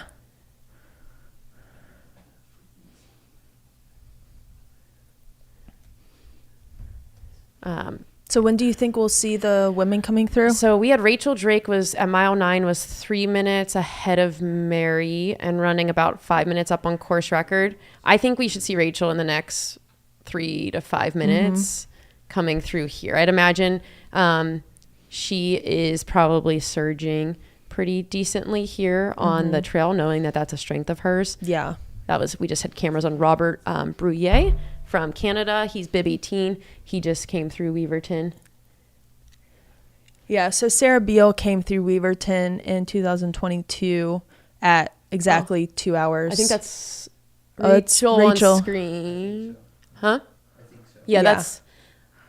So she is going to descend to Weaverton in just a bit. Oh my gosh, she's crushing it. Yeah, she is. Yeah, this is about, right now, about she's probably running about 5 minutes up. Yeah. On course track. We'll get a good split when she comes into I mean, Weaverton. she's looking so smooth on those rocks. So smooth. It's a little difficult to see, but I mean, she looks really great. Yeah, this on is those rocks. She looks so quick. This is a pretty technical section through here. You kind of got to choose your path wisely. Watch the old ankies. Need those to stay good. Yeah, but if you do sprain your ankle, you can always, once you get to a C&O, it's flat. You're Totally. good. You can just cruise. There's nothing to roll Oh, the your ankle section's on. so fun. Look at her go. That looks awesome. Yeah. This so smooth. course is a really great course for Rachel Drake. She's, I always say she's a Renaissance woman when it comes to the trails. She can do it all, and I've been very excited to watch. Look, like, oh man, this is so cool to see. Just Rachel, kind of in comparison to her fellow runners and spectators out there. You can see the tactics there. Yeah. Some use hands. I think that's a good tactic for safety, but some are just cruising down. We got a transition here. Oh, that's Ferdinand Clovis Arnault from France. He runs for Aravapa Running. He just ran Javelina. He ran Javelina and then ran the New York City Marathon a week later. Yes. And now he's here. He ran a sub 2:30 1 week after Javelina. Wow. And yeah, Ferdinand, who's on our screen there, was in the top 3 at Javelina just less than a month ago. Javelina 100 miler for a lot of the race, and he put on a show. He's also a magician. No, he's a very cool guy. No way. There are some fun people in this race. Banana suit world records. Yeah. Oh, here's a C&O. You see, it's very flat. Very flat. We got a follow camera there. It's beautiful. I mean, as you can see, it's a beautiful, beautiful morning. You got the Potomac River there on the left of your screen. This is still on the Appalachian Trail until you hit Harper's Ferry. That is where the AT and JFK course split. So they are likely still on the Appalachian Trail at this point. Shout out to Harper's Ferry. Harper's Ferry is one of my favorite places on earth, and I honestly don't know why. It's just gorgeous. So much history. So much history. So cool. They have a great climb there if you're ever in the area. It's Maryland Heights climb. Highly recommend it. Might go run it tomorrow and do some repeats on it. Yeah. But it's awesome. Yeah, and they have the Appalachian Trail Conservancy building there, so you can visit there, and they have binders full of through hikers that have come through that halfway point. That is the unofficial halfway on the Appalachian Trail. The official halfway is in Pennsylvania, but they call this point at Harper's Ferry the unofficial halfway point. So we've got our bike cam there. It's David Sinclair right behind Eli Hemming. These are our top 2 men in the race. This is so cool. I love this camera. This is awesome. Yeah, they're looking really smooth. Yeah, this looks great. And then we should be expecting Rachel Drake into Weaverton any second here. So we'll get you guys camera footage there. I know that she will be doing a shoe change as well. She's going from I think she wears the Nike Trail Pegasus on trails often. I don't know if she went with the Ultra Fly today, but then we'll likely be changing into one of the Ultra or the Alpha Flies most likely. Is her partner crewing her? Yes. So she's got Tyler Green, her partner, and their son Lewis out there crewing today. Nice. And something that I like about Rachel's approach to this race is like she has no concern about course record, about time, about splits. She said, I'm just like going in to seriously race and be focused. And I got a text from my partner Mike out there today and said, like, she is silent, she is so dialed, and she's focused. I love that. And honestly, that sounds just like so dangerous to me. Like, I think one of Rachel's like feelings about her past year at Western States was that she was a little bit too conservative and like had a great first 100 out there, but really like left a lot in the tank. So I think this is a race that she just wants to end her season pouring it all out and seeing what she's capable of. Like we mentioned before, she has had a great year. Yeah, she got her golden ticket with a win at Black Canyon earlier this year. She was 8th place at Western States. She ran in a really amazing, I believe, third or fourth place at Mammoth Trail Fest for the Golden Trail World Series, duking it out with Anna Gibson for some miles, which was, they put on such a good show. And something I love about Rachel is just like the balance that she has in her life. She's in the midst of her first year of residency as an anesthesia That is resident incredible. at the University of Utah, has been putting in pretty wild workouts, coming immediately off of overnights in Liberty Park with a good crew, throwing some really fun workouts in. And I told one of the comments I made during this last training block is nobody makes 6-minute pace look as easy as Rachel Drake does. I mean, she's just always smiling. Yeah, always smiling, and just like she's got a beautiful stride, super efficient. Yeah, really, really cool to see. Word on the street is Mary Denholm passed Travis 2 minutes ago on her way down the cliffs. Okay. Is Rachel in Weaverton yet? Do we know? No. Okay, cool. Sweet. Yeah, so we got some intel from the field that Mary Denholm is up on Weaverton Cliffs area as well, and will be soon descending into Weaverton herself. And the splits that we were quoting for into Weaverton 1 for the women is 2 hours is Sarah Beal's time elapsed. Sarah Beal is the course record holder and has the fastest split ever into Weaverton, and that is at 2 hours flat. So right now we're seeing 1:57 elapsed on the clock. So I'd imagine our lead lady, Rachel Drake, should be through Weaverton ahead of course record pace, if not right on it. Emily, who did this race in 2017, who is in this race this year, she came through Weaverton, won at 2:08.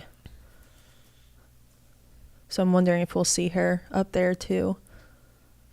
And again, we got our lead men here on the CNO towpath, Eli Hemming and David Sinclair.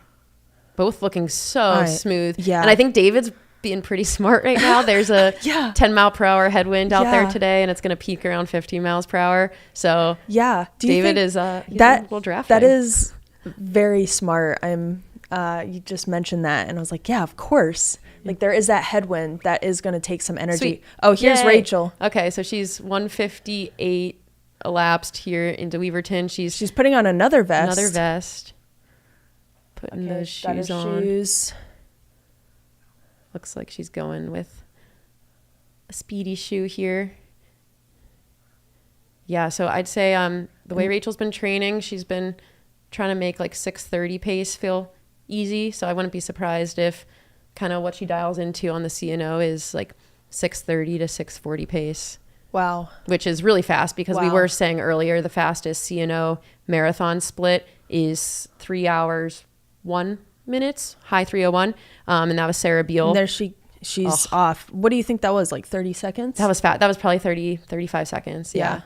And she's off. She is descending, and she's going to hit the train tracks and then go across those and onto the CNO. So they have a little trail portion, small little trail portion in between here and the CNO. I was curious how, when I was running this section last night, how these runners would fare in super shoes going on this little, because it is still technical. Yeah, it is. And so they've got about a quarter mile to a half mile of pretty technical trail down to the CNO. So hopefully they preserve some of those ankle tendons. Yeah, we just have goat scratches in here. He says Mary Denholm ran a fast 5K last year, 17:32. Has some fast potential on the flats. Yeah, she is in her craft kit right now. She is changing her shoes. Yeah, and she had a belt on, so it looks like she's putting new bottles in that. Yeah, and she's somebody that's like really big on the nutrition, high carb phase right now. So I'd imagine looks like she's got some feed logos up in her kit as well. So yeah, right now Rachel and Mary are both running ahead of course record pace. We're about to hit course record splits in about 10 seconds through here. So Mary looks to be right on Sarah Beal's splits, with Rachel running about a minute and a half ahead of those. Those are some bright shoes. I love that. I love that color. And yeah, this is like Mary's first, I'd say, specific year of ultra running and ultra running training. She took wins and course records at the Leadville Marathon this past summer, Silver Rush 50 miler, first place finish at Leadville 100 this year. I think she's being crewed by Elon Lieber and Pat Wachter there, both some of her buds. Mary does look to be taking a little bit more time than Rachel here, like a bit less of a rush. There's her rush. Yeah. I think she just There told she them goes, to yeah. hurry up. Yeah, it looks like she's got a handheld and she's off. She's going to do that short trail portion. She is. How far do you think she's behind Rachel? That's probably at this about point? a minute and a half. Minute and a max. half, okay. Yeah. And yeah, this is like a little technical here too. So these guys are all wearing, guys and gals are all wearing their super shoes on this. So it's kind of fun to see. Yeah. And then this is our cameras back on our lead men, Eli Hemming, Adidas Terex runner, David Sinclair. They split into Weaverton, 143, about 144 flat. David came through just ahead. And as we noted earlier, that's about, let's see here, right? They are running faster than when Hayden Hawks ran his course record, but not as fast as the fastest splits ever. So Jim Walmsley split through Weaverton about 3 or 4 minutes faster back in 2016. But Hayden Hawks does have the course record here in 5:18:40, and he ran 1:45 into Weaverton. So they're running just under course record splits right now. This is an incredible tactic by David.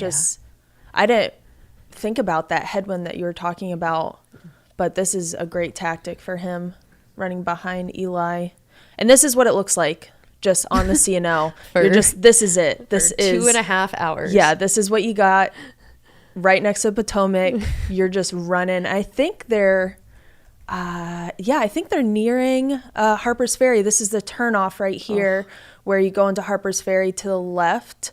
You leave the Appalachian Trail or the CNO Canal and head up through Harper's on the Appalachian Trail. So they are going past that at this point. And like I've mentioned, this is just what goes on. You're just running smooth, flat, fast for a long time. A long, long time. Yeah, and there's all these historic points here. You see all those plaques that are talking about the history around there. If you haven't toured this area, I highly recommend it. The CNO Canal, like I've mentioned before, is 184.5 miles. It goes from Washington, D.C. to Cumberland, Maryland.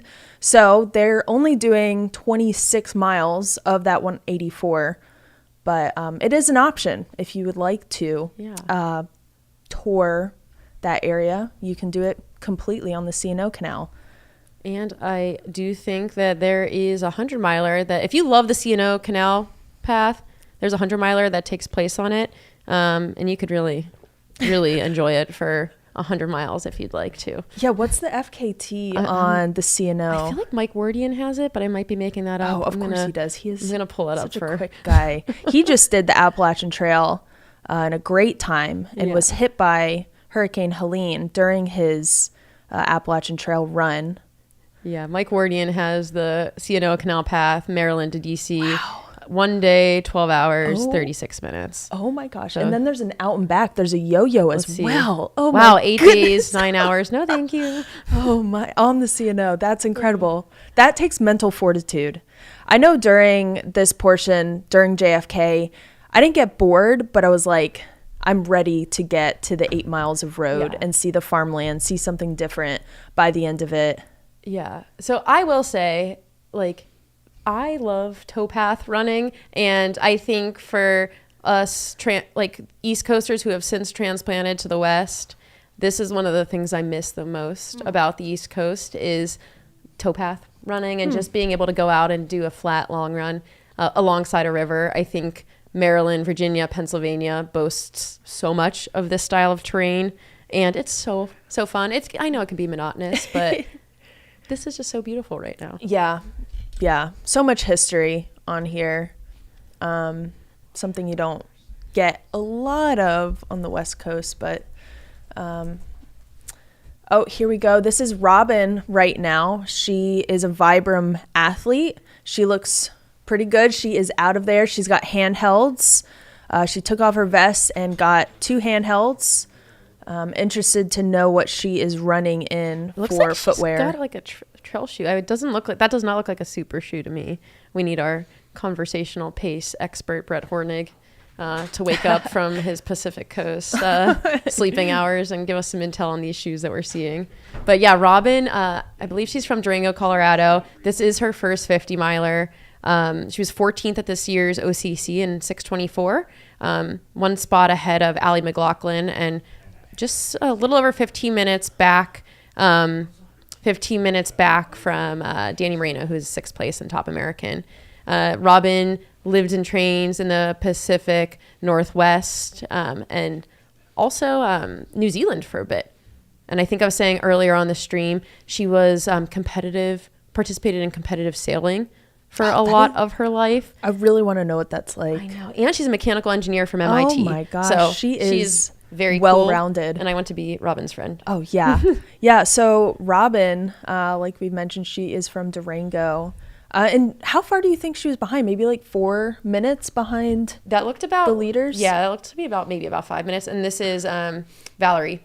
Yeah, and Arnold. Valerie is very smart when she races. She's very consistent, and she's got a lot of like mental fortitude. I have experienced that, and she's just super consistent. So she is right behind Robin there. So I'm interested to see how they work together on the CNO. Yep, we had just for splits for the women, we had Rachel Drake come through at 1:57.50 elapsed, and probably actually leave the aid station about 30 seconds later, so about 1:58. And then Mary came through about a minute and a half later and looked to take a little bit more time than Rachel, but not by much. And then we will try to get splits on our other ladies. Here we go. We got Rachel on the CNO here. Oh, that's good footage. So yeah, Rachel is a 2:35 marathoner, likely in, I think, 2:35, if not faster shape right now. Has been grinding out a lot of flat miles lately and kind of diversifying her training a bit. Mary Denholm, who's running in 2nd place, is a 2:36 marathoner. Both these women have run in the U.S. Olympic marathon trials on several occasions. So I do think the towpath style running is honestly a strength of both of theirs. And if we're going to see any duking it out, we'll see if Mary can close the gap to reach up to Rachel here. But I think they're pretty even playing field on this type of terrain. You said they're a minute and a half apart? About a minute and a half, yeah. Yeah. So we'll see how that plays out. But again, just beautiful CNO next to Potomac. We got Rachel on the screen right now and a great follow camera. Yeah, so cool. So they've got to get pretty comfortable with this view because it's going to be their view for the next probably 25 miles at this point. Yeah. Yeah, it's Tara shared that it is ever so slightly uphill on the towpath. Yeah, that might be like a 0.5% of incline, but can be significant. Yeah. Oh, here we go. We got. I wonder if this is a guy just out for funsies or if he's a racer. Probably a racer. Yeah, there are a lot of people that are on the CNO just visiting who are just doing a morning walk or with their families. So you do see a lot of people. You have a lot of aid stations. That's, we've mentioned there's 14 during the entire 50 miles. There's a lot on the CNO, but you also get spectators, people just out for their morning walk and wondering what the heck is going on. Why is there so many people running past me right now at blazing fast speeds? All right, so I think we might shoot back to our correspondents in the field to get a recap of what they've been seeing going down at Weaverton Aid Station. We're joined in the field for JFK from Andy Mason and Joe Jefferson. They'll be our on-course correspondents today. If you're familiar with JFK 50 miler at all, you know that Andy Mason is often our trusty rusty Twitter update provider throughout the race and often gives us some really great course correspondence, some details on the runners. He's the elite athlete manager for the race itself. So he's just been tapped into the community, into the race for years, and such a vital resource for the race in the area. So whenever we get a moment, we will shoot to him and he will give us an update of what it's like being boots on the ground out at Weaverton. Good question, Kevin, Laura, in the chat. How's the wind looking out there? There is a projected headwind starting at 10 miles per hour and then reaching a peak of 15 miles per hour for this section of the course today. Tara and I are in the comforts of the Homewood Suites here outside Williamsport.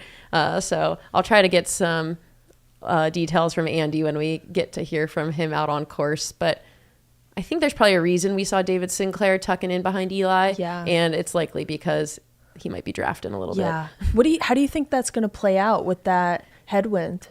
I think, like, if we see people on course record splits right now, I could see a headwind over 26 miles impacting them by like 5 to 10 seconds per mile later on.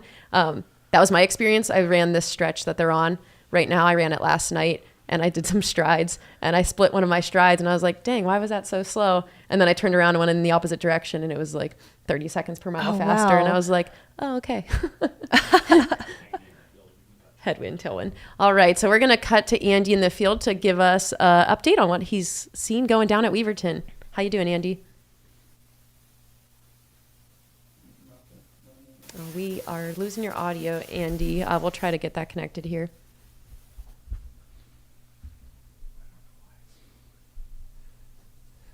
I'm figuring there's probably a good group coming through Weaverton at the moment. Probably a lot of energy, a lot of crews in that area. Yeah, and so far from what we've seen on the ground at Weaverton so far is our top 4 women come through. That was Rachel Drake, who is now on camera, Mary Denholm about minute to 90 seconds back, and then we had Robin Lesh and Valerie Arnold in 3rd and 4th. Yeah, I know Robin going into this race, she is from Durango, or she's been training in Durango, but she was up in Connecticut for a little bit, and she is pretty confident in her abilities. I got to chat with her a little bit, but like we said, she does shorter things, shorter races, but she's got some speed to her. She's got a lot of confidence. She runs for Vibram. I'm excited to see what she does. Also Valerie too.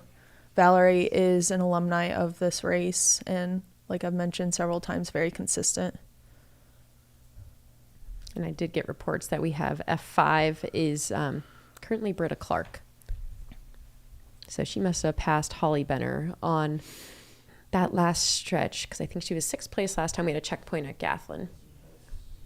So I'd imagine these runners, Rachel Drake, who's on screen right now, this is probably about mile 17 to 18. So she's probably about 2 miles past Weaverton, which was 15 and a half. So she's probably about 17 and a half miles into the race right now. JFK 50 miler has about 3,300 feet of climbing. They do about 2,000 to 2,500 of that in those first 15 miles. So anything that they encounter elevation-wise is not going to be in this 26-mile stretch, but it will be on the rollers in the last 8.5 to 9 miles that they'll have after they get off the towpath here. So a lot of the elevation gain is already in their legs, and now they just gotta kind of lock into whatever pace feels comfortable. Yeah, this is such a diverse race. You got that trail portion, the flat portion, then the rollers through the countryside in Maryland, leading you to the end there at the school. You see the finish line a little ways out, and it is so exciting once you finally get there. It's like, when is this going to end? It feels like forever. I'm not great at flat, fast running, so my legs were shot by the time I got to those rollers, and then that just finished me off. Oh, yeah. But we have some elites in this field who are very experienced with that flat running. That's why this year is just so exciting. It's so cool because I do think like when Sarah Beal ran her course record split in her course record time in 2022, she was just coming off of a marathon PR of 2:39. And Sarah Beal is somebody that's great on the trails, but also really excels on the roads. And I think that's how I would describe both Rachel and Mary, both athletes that are very good on the trail, but also have this level of marathon speed that is really incomparable to most in the kind kind of like 100-mile competitive scene these days. Yeah. And Rachel, like we mentioned earlier, has run 2:35 in the marathon. Mary, 2:36. Both of them train out west. Rachel's currently training in Salt Lake City. Mary is training outside of Boulder, Colorado. And I saw a post from Rachel talking about her Olympic trials and how like that is basically a vehicle to get her into trail. She loves trail running so much, but she is very fast, as we see in this clip. I think that's so cool, though, that she is so passionate about the trails. Yeah, that's a great point. Something to note about Rachel Drake is this past year when she ran her 2:35 at CIM, that qualified her for the Olympic marathon trials that were held in Orlando in February. So she had the choice, should I run in the Olympic marathon trials or should I go for a golden ticket at Black Canyon? And she actually turned down the opportunity to run in the Olympic marathon trials so she could go after a golden ticket at Black Canyon 100K, where she then won a golden ticket. So she's had a really fun year if you even think back to her last 12 months of racing, from a marathon PR last year in December at CIM, a golden ticket at Black Canyon, top 10 at Western States, top 5 at the Golden Trail World Series, Mammoth Trail Fest, I think 28K this past year. She's had a really fun, dynamic year and has done a little bit of everything, which makes her a really, really exciting athlete. And she's definitely not just a one-trick pony. Yeah, and that's why I think she's going to do great at this course, because it is so diverse. I think she's really going to excel here. I mean, we did see that she was ahead of Sarah Beal, correct? Mm-hmm, by about coming through Weaverton. 2 minutes. Yeah. And for the record, we've never seen a woman go under 6 hours here at JFK. Women's course record here is 6:05, Sarah Beal from 2022. Rachel was running about 2 minutes under that time, 2 hours into the race. So if she were to keep taking 2 minutes, staying 2 minutes under course record pace for this next bit, that would probably scoot her right under 6 hours. Wow. So I think if there's ever a year we're going to see a race go under 6 hours on the women's side, this is definitely the year. I think combined with nutrition, innovations, shoe technology, we've got a lot of opportunity for improvements in some of these times. Yeah. Do you think Mary knows she is a minute and a half behind Rachel? Do you think she's going to push it to get up to her, or do you think she's going to run her own race? I think she's going to run her own race and kind of just slow burn a bit. Like, I think she seems to be somebody that's very dialed and will be risky later, but I think if she's going to be risky at all, it would be on the roads later. Okay. I think she'll kind of find that pace that feels comfortable and try to reel Rachel in, but I don't think it'll happen yet unless she sees a weakness in Rachel. Yeah. Yeah, and I wonder if we see David Sinclair, he is utilizing the drafting method. And I wonder if anyone else in the field is also utilizing that. Here he is, David, drafting behind Eli. That is first and second for the men, and they're running on the C&O Canal right now. Such a nice trail. Yeah. Yes. All right, so I do think we've got our audio from Andy ready to go in the field. We're going to shoot to Andy at Weaverton so we can hear a little bit about what it's like being boots on the ground, seeing all the runners come through so far. How you doing, Andy? Doing great. Great day of racing. I think when we last talked, you asked me what I thought the trail conditions were going to be like on the AT, and obviously they couldn't have been bad. I think we had at least 24 folks under 2 hours through 15 miles. That's got to be an event record. People are flying today. It's great to see.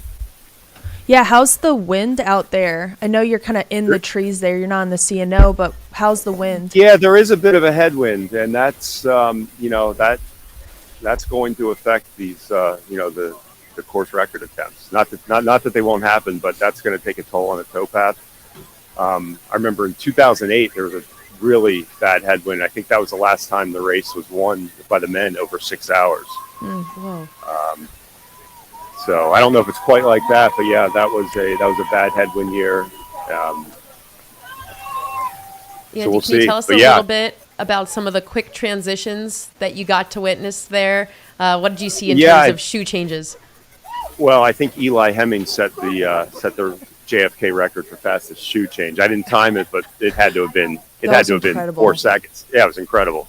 In and out. He's a former pro triathlete. He's used to those quick transitions. Yeah. It was very quick. I wish we had a timer on that to see how. But the race has changed. It wasn't that long ago that there were no super shoes and that people had to wear timing chips on their shoelaces. Yeah, Andy, I think you offer a really cool perspective. You've been around this race for a long time. You're often the on-course correspondent, providing the public with photos on Twitter of what you're seeing. How can you see the race changing over the years? You just mentioned super shoes. Anything else stick out to you? Live stream. This is really cool. Yeah, I mean, just faster people coming. Besides super shoes, it's just faster people. It used to be, if you were a guy, you could run a 2:30 marathon. You came in here as a serious contender. Now you got to be an Olympic trials qualifier to have even a chance, or in that range. Yeah, this is the first year of the live stream presented by Ultra. So we're thankful that we have this coverage for the first year. But yeah, just the caliber of athlete that's coming, it's just, it will changed over the years. Andy, do you have any local favorites that are out there running today? You put together a really great article that I highly recommend everybody check out who's following along in the Herald Mail Media. But can you talk a little bit about some of those favorites? Well, from Hagerstown's Cumberland Valley Athletic Club, Trent Overcash.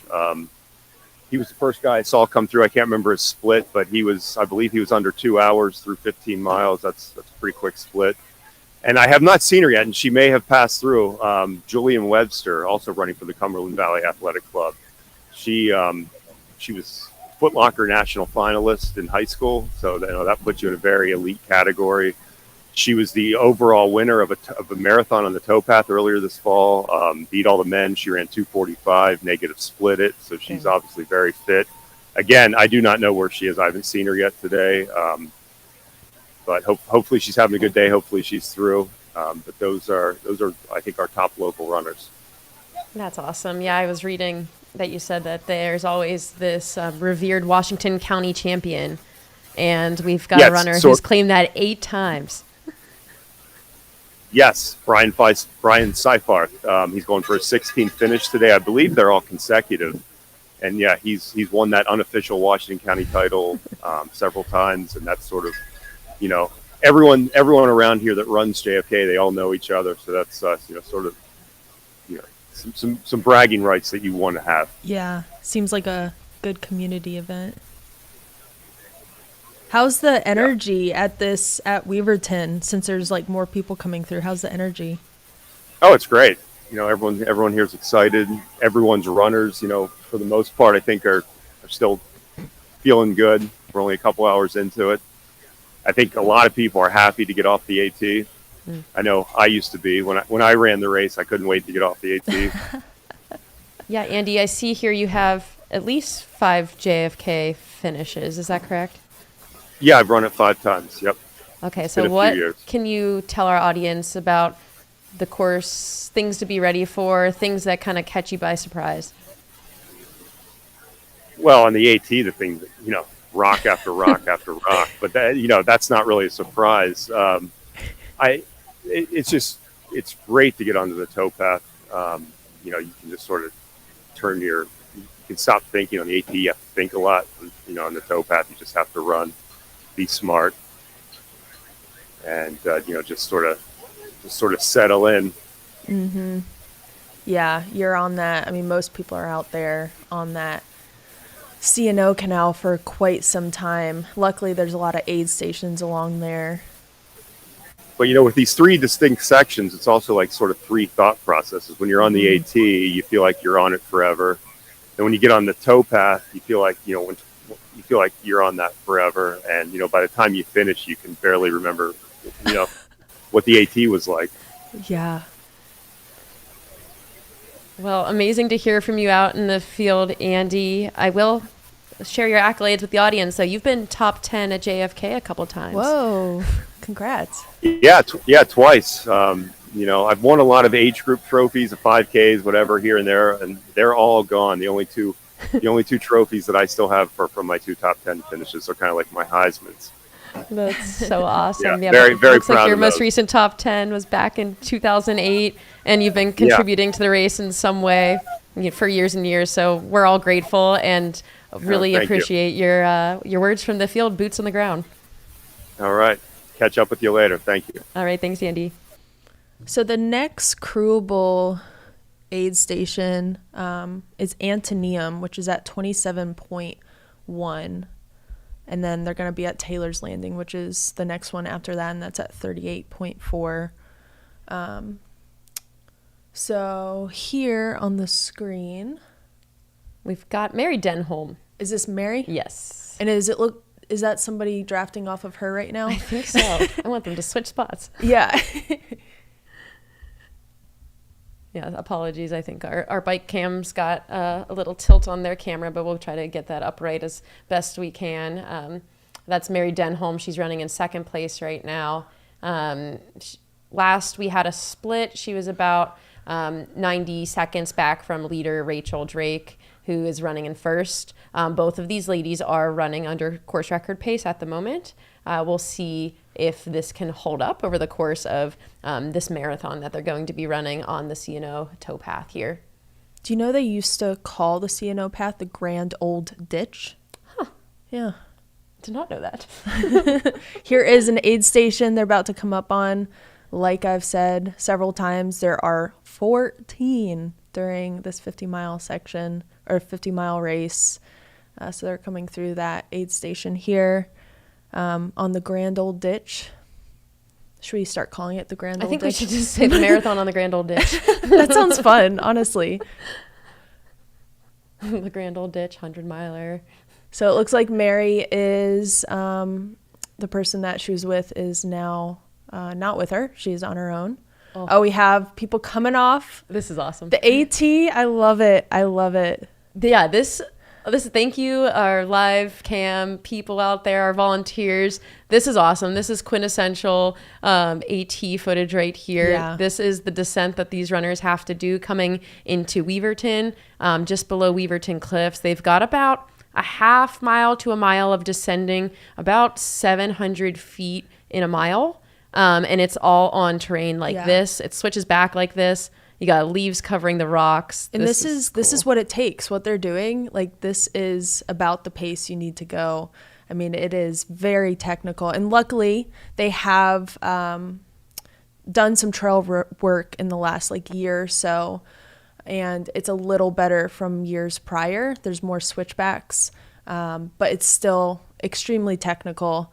I see myself in all these people. This guy is ripping. Wow. Yeah, he looks nimble. Yeah, he That is. is not what I looked like at 6:30 in the dark with my headlamp coming down this last night. I was saying a few curse words. We have Abigail West in the chat right now, a ultra runner and artist from Athens, Georgia. She says, project this Christmas time is to get my family to call it the Grand Old Ditch from here on out.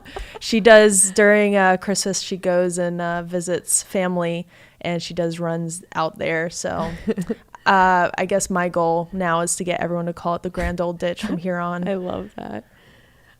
We've got footage here. This is Eli Hemming and David Sinclair, our lead men runners, running at 1 and 2. I would say they're running on course record pace at the moment. Last time we had a split from them was at Weaverton, and they were under Hayden Hawk's course record split into there, but slightly slower than Jim Walmsley's fastest ever splits through there. So not running the fastest ever, but right where they need to be if they are gunning for the course record.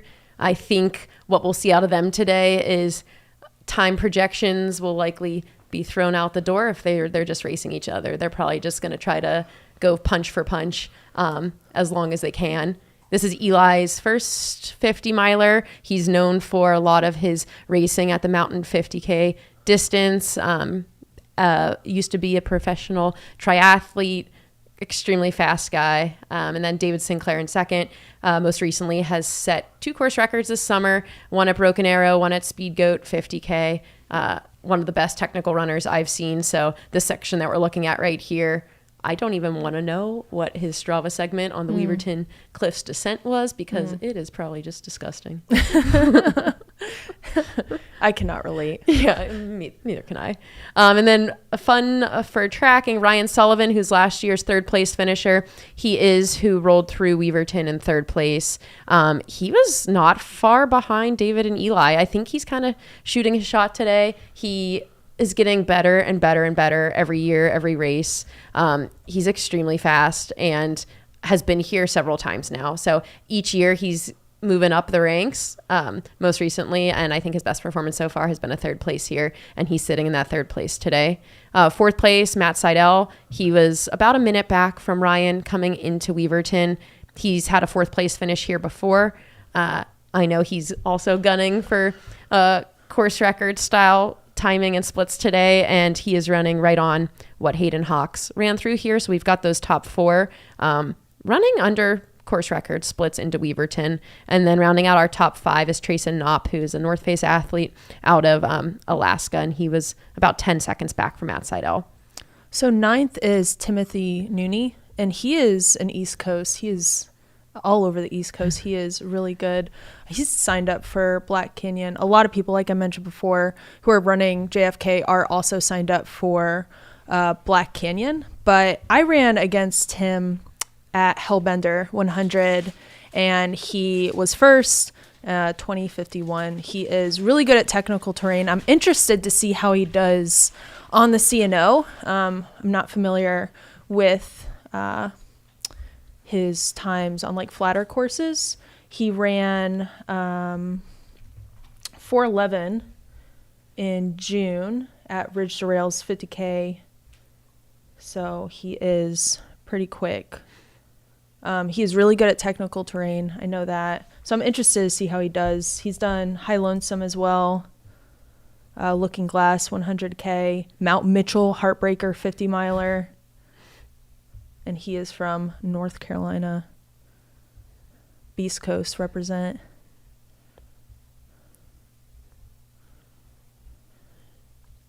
All right. And then rounding out the rest of our top 10, we've got Cullen Henderson from Mill Valley, California. He's in 6th place for the men, followed by Robert Brule from Ontario.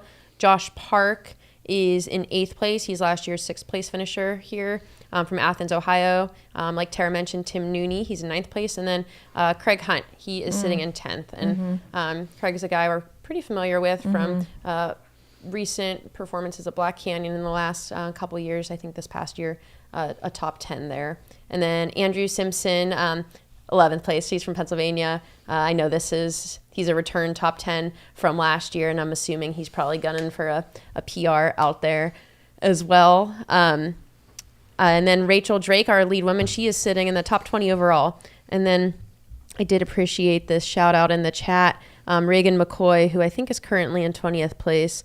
We've got somebody out there that's giving Reagan McCoy's cat insulin while he's running today, but he's been hiding for 2 hours. Way to go, Weed Riller. That's happy Catter Day, and I hope the cat decides to come out for some insulin soon. Go Reagan. But yeah, if you've got anybody you're cheering for out there today, feel free to drop a line in the chat, and we will try to give them some airtime and share your cheers with the rest of the live stream here. So you said Matthew Seidel is the fastest person. Oh yeah, he's got the world record for marathon in a banana suit. I literally love that so much. I know. It made major headlines last year. He ran it, and he ran it at Boston Marathon, which is not the fastest marathon course. Wow. So yeah, our 4th place guy in the race right now, Matt Seidel. He's been a prior 4th place here. He has the world record for marathon in a banana suit. So I think he's probably the only person in this field who has ever probably attempted that, but that's his claim to fame.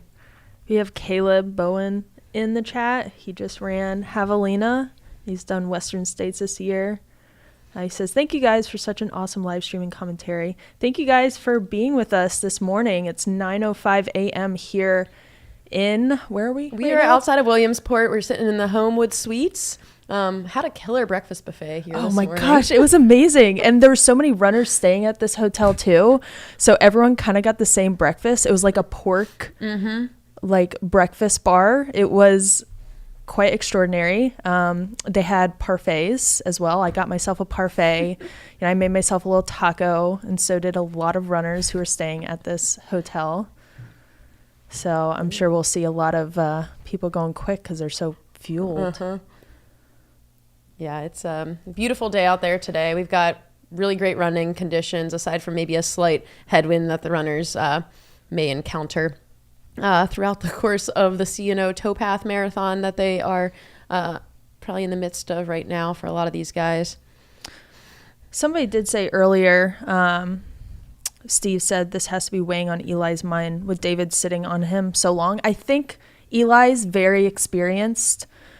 He's very competitive. I would imagine this is just part of it. He's probably very used to this sort of competition coming from triathlon. So I think he's probably doing well. We got Porter. Somebody, Darden said, go Porter Burgess. She just ran Javelina as well. Lots of people that did the Javelina, JFK, and then Black Canyon doing the tour. Yeah, they are getting around. That's like, I think one of our top 15, top 20 guys right now is Ferdinand Clovis Arnold, which he's recently coming off of less than 1 month ago, Javelina, and these guys are coming back for more. I think we've seen some people too. Somebody shared with me in a DM on Instagram that I think there was somebody that didn't quite have the day they wanted to have at Javelina, and we're coming back to JFK for a redemption race to close the season. I love that. So yeah, just for keeping our eyes on the time here. So we are currently 2:37 elapsed into the JFK 50 miler presented by Altra. I'm Leah Yingling, and I'm joined by Tara Dower here on the live stream. We got our eyes here on the descent from Weaverton Cliffs into the Weaverton aid station at mile 15. This is one of the few spots on course where the runners can be crewed by their friends and family.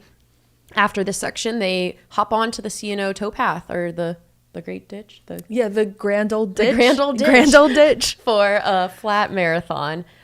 We will have a check-in at Antietam from our live field correspondence.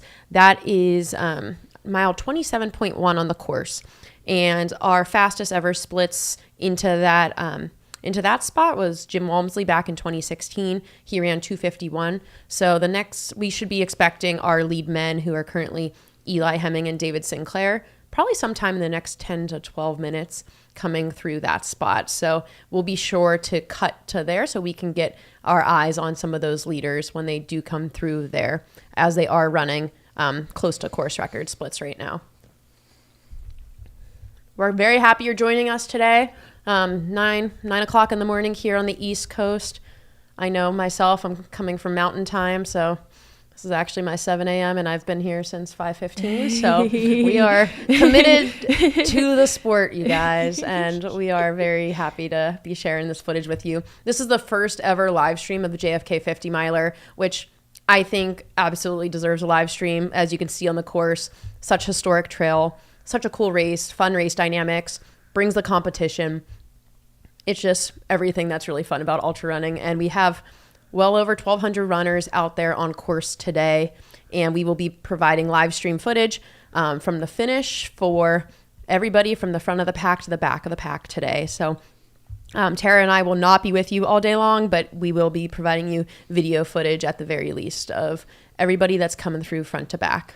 So we're happy you're with us. Feel free to say hello in the chat, drop some shout outs, and we can share those with the world.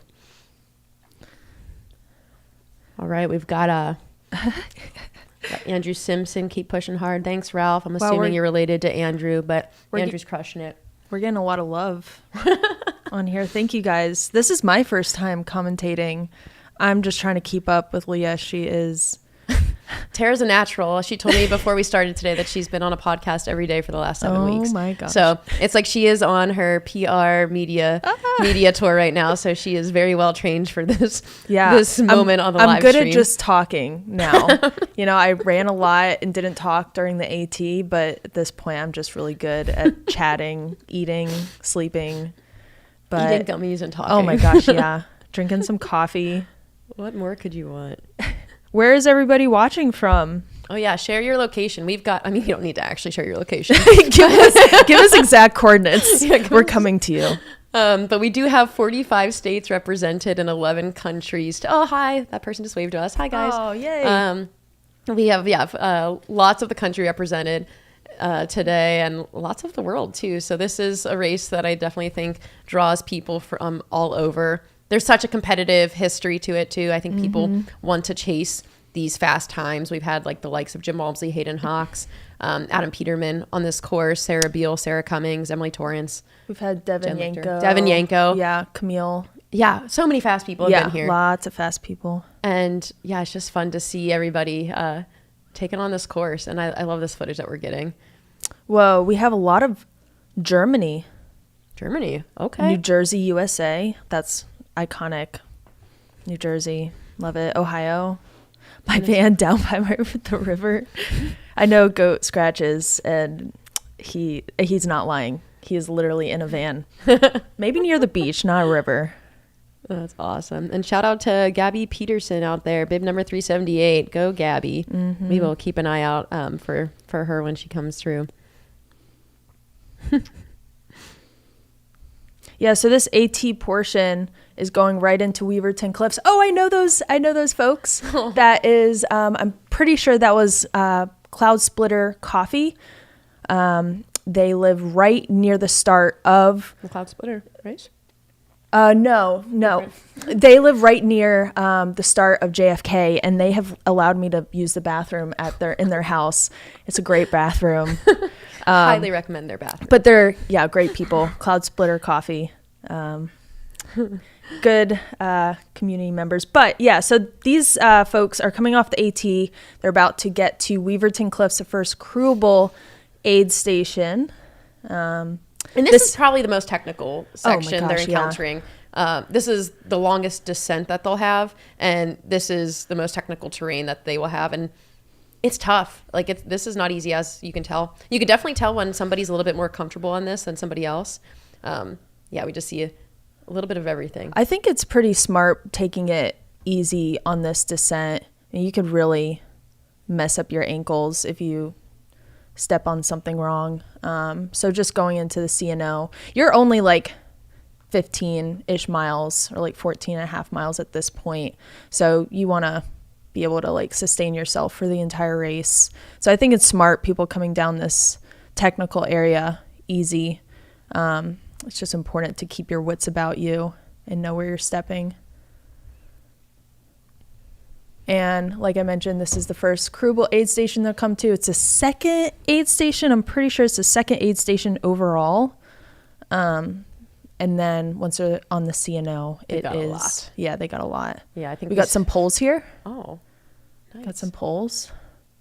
Yeah, I think, we were saying 14 aid stations in this race, which is a lot. So you see a lot of runners with packs on, but you also see a lot of people with just one handheld. And I think this is a race you could probably get away with just one handheld on. This last stretch is pretty lengthy for them on the AT. They are just finishing about a half marathon worth of trail right here and over 2,000 feet of climbing on this last section. So the brunt of their climbing is done when they get to Weaverton. They'll just have the rollers after they hop off the towpath when they get done. Lucas said, you basically just fall down Weaverton. It's like gravity, end it all. Yeah. Just roll right into Weaverton Cliffs. That's a tactic. But yeah, on this AT, not on this specific portion, but right before Gathland, I sprained my ankle last year. And on my way to Weaverton, I rolled it it felt like every single step I was rolling it. So it is very technical, and you could be really comfortable with these conditions and still something will happen. Because I was very comfortable. I was very confident in my abilities and still sprain my ankle. So I think taking it easy on this part is a good tactic. Yeah, we had a good question in the chat about what is the course record for Masters. So if Masters men is 5:51 from Howard Nippert back in 2005. So that's held for almost 20 years here. And then Masters women is 6:32 by Caroline Bowler in 2016. I did get a DM on Instagram, though, that John Hager from Georgia is going to be a contender for first place Masters in this year's race. Yeah, So, I did hear there was some fast Masters in the race this year. Yeah, we've got Joshua Finger. Oh, as yeah, well. Josh Finger. Yeah, he's solid. He's been on, I think, some USA 24-hour teams representing Maryland, I believe. Yeah, I'm pretty sure he's in the race this year. I wonder where he is in the field. Let's see here. It looks like he was through Weaverton. Nice. 2:23:14. That's Joshua Finger from Pennsylvania. He's 51. Really quick guy. Yeah, we've got a pretty perfect day out there for running, too. We got our cam here giving you shots down into the Weaverton aid station at mile 15. Probably 35 to, you can see in the bottom left corner, we've got the temperature scrolling through the screen. It says 43 degrees there. Pretty kind of mostly cloudy day, but really nice out there. A little headwind they are likely encountering along the towpath. Probably something that kind of plays a toll over the long haul of 26 point something miles on the towpath, but probably not too much of a day ender. Yeah, if you go to jfk50mile.org, the front page has a lot of cool photos. But there's a lot of photos from like earlier years as well. There's one particular one where there's 5 guys walking together and their numbers are huge across their chests. And they're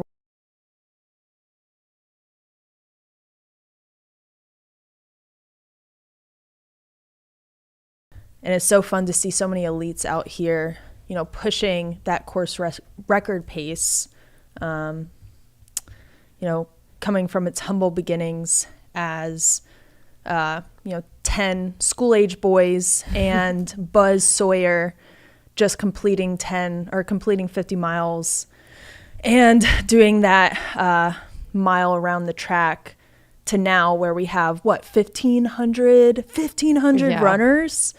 That's incredible. That's crazy. So much history. And it's so cool. If you go to their website, there is a page specific for the history of the JFK 50 mile. And there you'll see a lot of neat photos. Nice. Okay, we've got our camera that we just cut from was at our Antietam aid station. And that is where our lead men will be coming through very, very soon. Our fastest ever split into Antietam is 2 hours, 51 minutes elapsed. That was Jim Walmsley in 2016. We've currently got close 2:48 on the clock. So we do expect those runners to be coming through Antietam pretty soon. Next fastest split ever was Seth Rolling at 2:54. So we've got probably about 5 minutes, I would guess, until our leaders come through Antietam, depending on how they're trending with course record pace. Again, course record is held by Hayden Hawks. He did that in 2020. He ran 5:18. And when he came into Antietam, the time on the clock was 2:57. So you could see like Jim Walmsley came into Antietam, a minute sooner, but finished, after Hayden broke Jim's course record there.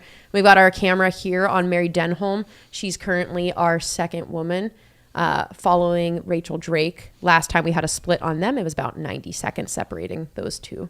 Jennifer asked who is leading for both men and women. We have David Sinclair and Eli Hemming working together. They are in stride. And then for the women's side, we have Rachel Drake, followed by Mary Denholm. And Mary Denholm is a very recent Kraft sponsored athlete. So you'll see her head to toe in a Kraft kit today. I think she's wearing some of the newer Kraft super shoes. Rachel Drake is sponsored by Nike Trail. So she's done a mix of Nike Trail shoes and then a Nike super shoot as well. I think she put on the Alpha Fly earlier. Is David Sinclair sponsored? I think he's sponsored by Kraft is what I've most recently heard. I didn't get to see what he put on his feet exactly, but he also looks head to toe Kraft out there as well. And I think that's a pretty new thing. And Eli is a Adidas Terex athlete. And then Ryan Sullivan, who's running in third, he is unsponsored, and he is right in the mix with all those guys. Last year's third place finisher, and he's kind of duking it out up there in that third, fourth place position, maybe a minute or so back from those leaders. Yeah, David Sinclair is very versatile. He was on the USA Skimo team. So he's very versatile. Oh, see, we got David Roach in the chat. David, I think you may be Ryan Sullivan's coach, either now or was. Ryan's awesome. Most recently took down one of David's course records at the Blue Sky Marathon, which goes to show like the shape that Ryan's in right now. He's been a veteran here at this race the last couple years, working his way up the ranks, and has just been at it for a long time, working extremely, extremely hard. And he's somebody that, like, when I look at his training, he just trusts the process. He's not somebody who had, like, jumped to a third place at JFK overnight. He's just putting in the work quietly year after year. So shout out to Ryan Sullivan and David Roach, his awesome coach, who has probably gotten him to where he is today as well. And Ryan Sullivan is also a physician. He works in Fruita, Colorado. And I think Fruita might have one of the most fun like group run names out there. It's like the Fruita Ultra Club Boys or something. So look them up. They sound fun. What are some of the most interesting group names you've heard? That's got to be one of them. What do you got? What's that group? I forget where they are, but they're like cow themed. Oh, the Cowgill Collective. Yeah. Yes. Yeah, I like that. Yeah. Any group that has they got the cow animal-centric. shorts. Yeah, they're fun. Love it. That's out of the Pacific Northwest. Yeah. Yeah, so we've got our eyes here on the Antietam aid station. This is mile 27 into the race. We're about 2:52 elapsed here, and I think we're past the fastest ever split through here, which was Jim Walmsley in 2016. But I would say historically we see people come through here in the next 2 to 3 or 4 minutes. A good tactic for these particular aid stations, I utilize this, but having one of your crew members meet you at the very beginning of this crew area because it's so long, switching out stuff as you're running, and then whatever else you need, you can have other crew members at the end of this crew area and finish off there. But there is also a bathroom here. People utilize that because there isn't a lot of cover on the C&O. It is quite busy out there, so maybe getting a bathroom break is let's see. And we will have our buddy Joe out there in the field reporting here from Antietam. So he will be able to give us a good understanding of what's going down in the field. Can we cut to Joe here? Hey, Joe. Sounds like we got have you. someone coming through. Hey, how you doing? As we speak now, our lead cyclist is coming in, leading our lead runners. It looks like we've got maybe 2, if not 3 runners on the lead, and they look very, very tightly Yep, it's Eli and congested David. here. So it's going to be a battle. It's a 2-up at this point in time. Hemmings is right there in the number 2 spot, but you can see who's leading. This is fast. They are really absolutely killing it at this point in time. That's runner number 9 right there. So that's David Sinclair. David Sinclair has now moved back into the number 2 spot, but they're going side by side as they made their way through this rest stop. And I got to tell you, they were not holding back at all. That is so awesome. Yeah. Joe, we were just saying, I think 2:54, which is when they rolled through there, is the second fastest split on record, tied with Seth Rollings there. So they are cruising. I'm so pumped.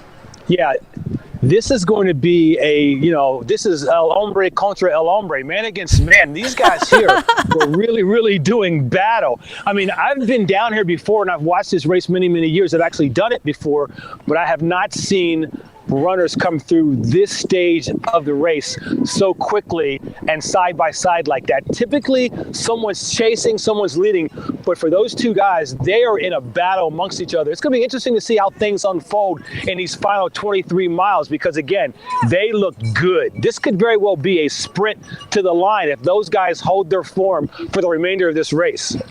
That is so awesome, Joe. They are 3 minutes up on Hayden Hawk's course record pace at this point.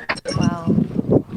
Yeah, and you got to wonder. You got to wonder if they're chasing the pace. Will that be detrimental to them themselves, or at some point in time, does one or the other decide to throttle back and let the other athlete do most of the work in order to try to get the win? So do you both work together in order to get to the line in hopes to get the course record and the win, or does there be a chess match during the course of the race? I come from a cycling background and everyone wants to win. The record's great, but everyone wants to win. And so sometimes things become tactical as they get closer towards the finish. And we got to wonder if that might happen in this race, considering how fresh they looked at this point of the race. Yeah. Yeah, who was, once they came out of this aid station, who was in front? Because I saw David was there in front, but who, when they were leaving, who was out in front? So that was Eli. So Eli was basically hanging back, maybe getting the benefit of the draft. But as soon as they passed the aid station, they went side by side as they were basically going into their own personal supplies to get gels or whatever they were using. The one young lady who you saw come running past us in the purple was basically doing a cleanup mission. But now it sounds like we might have third place out in the distance as I look down the road there. But I got to tell you, at this point in time, the race looks to be between Sullivan and Hemmings because I don't see anybody close by. So again, this is two runners out and off in the distance, and barring any type of physical problem, I think they've got first and second wrapped up. But again, I'm going to look down here just a bit. Yes, here Ryan comes Sullivan third place coming now. Here soon. All right, so we had, so far we've had Eli Hemming, David Sinclair come through 1 and 2. They came through a 2:54 flat, and right now we've got 2:57:20 elapsed on our clock here, and this looks like Matt Seidel. And Joe, I just want you to know you've got tons of fans in the chat right now. Everybody's loving your footage. Well, I got to tell you, this is Seidel, and Seidel, again, Seidel I talked to in Boonsboro, and Seidel was like, you know what? I fear no one. So you never know what might happen. But look at this here. He has got his I love that confidence. The banana suit, really. This is Seidel, third place overall. Yeah. Man, he looks fresh. I'm so pumped. How far behind me? That was about 3 minutes, 45 seconds back from 1 and 2. Okay. Matt Seidel in third place. He is a fourth place finisher here, I think 2 years ago. Yeah, I'm looking at Seidel's information. So Seidel is a winner of the Fall Classic 100K in Healdsburg, California. So obviously his pedigree is this type of racing. He's probably got third place solidified and wrapped up. He looked fresh, but again, his cadence and his pace was just a notch below that of our two leaders. Our two leaders, they were looking like bowlers going down an elevator shaft. They were absolutely rolling when they came through here. So it's going to be interesting to see. Go ahead. I will say, Joe, Matt Seidel, prior to the race, told me, I can guarantee you who will be bringing the most vibes, and it will be me. So I think you described him perfectly with what you're seeing out there. He's bringing the vibes, he's bringing the energy, and looks really great. Yeah, and that mustache is so strong. Yeah, having done this event, it's very, very interesting to see how fresh and how effortless these runners are at this particular level. Because I got to tell you, when I did this, one of the most frustrating things was not being able to run anymore, and a group of women were running up behind me and talking, and I was like, oh my God, I want to throw them in the water because I cannot go any faster than this walking pace. I hear fourth place, so this is fourth place now in the men's competition, and he's getting the cheers here 27 miles into it. Looks very, very good, but again, he possibly can catch Seidel. He's not that far back, and he does look really, really fresh. This looks like it's Ryan Sullivan. Yep. That's Ryan Sullivan there. He's our 4th place male through Antietam.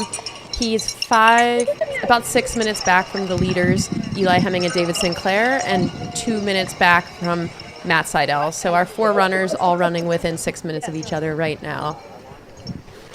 I mean, given the fact that you ladies back in the studio do this as a profession, I got to ask you, what is the likelihood or the possibility of having someone like Sullivan catch Seidel? I don't think Seidel is going to catch our leaders. But again, in this last 20 plus miles, is it possible for something to happen in order for 4th place to overtake 3rd place? Because again, they look closer. 3rd and 4th look closer than anyone else to each other as opposed to the leaders. I think you bring up a really good point, Joe. Ryan Sullivan and Matt Seidel both duked it out for 3rd and 4th here 2 years ago as well. I think we're going to see those two fight to the line this year as well. I agree 1st and 2nd kind of are doing a pretty strong thing right now. That might be tough to bridge, but looks like we got Trayson Knopp here in our 5th place position. Yeah, Trayson Knopp, 13th in the Broken Arrow Sky Race. So again, he's coming in and going through also. So man, 1st, 2nd, 3rd, 4th, and 5th, they are out. I mean, like they have like left the party and taken the chip and the dip with them. So we're going to see what's going to happen now. I'm waiting for our lead woman. I mean, when we came through up at Gatlin, our top female was within the top 15 overall. So she looked like she was way to an astounding victory. So it's going to be interesting to see where she's at, as well as 2nd and 3rd, because I listened to these talk earlier, and the young lady who was in 2nd place in the women's division was not maybe as skilled on the trails as she might be on the canal. So it's going to be interesting to see if she makes any of that ground up on this long, flat, I call this the treadmill with the scene that is the C&O Canal. Yeah, I think Mary and Rachel are just really good at this flat, fast stuff. So it'll be interesting to see how it shakes up. Joe, what can you say from the vibes you're feeling at the aid station there? It looks like there's some crews doing quick handoffs. What are you seeing? Well, we've got tons of people here. We've actually got Troop 10, the Boy Scout Troop 10 here from Hagerstown, Maryland. They've got their aid station right beside me. But again, we've also got those teams down that are a little bit further before you get to this organized aid station that are working on their specific athletes. I saw a young lady earlier taking sneakers down there also for an equipment change, if you will. So there's a lot of things happening here. And with these aid stations being every 4 miles, the party gets bigger and bigger and bigger, and the vibe gets better and better and better as they work their way in towards Williamsport for the finish at Springfield Middle School. And obviously, it's a big, big party at Springfield Middle School from the lead runner into the very, very last runner. So it's going to be a great day here at this 2024 JFK 50 mile presented by Altra Running. So again, it's fun down here.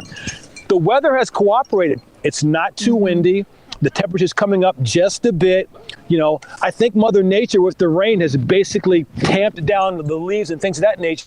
Again, it's a very, very good day, and I think we are going to see a course record.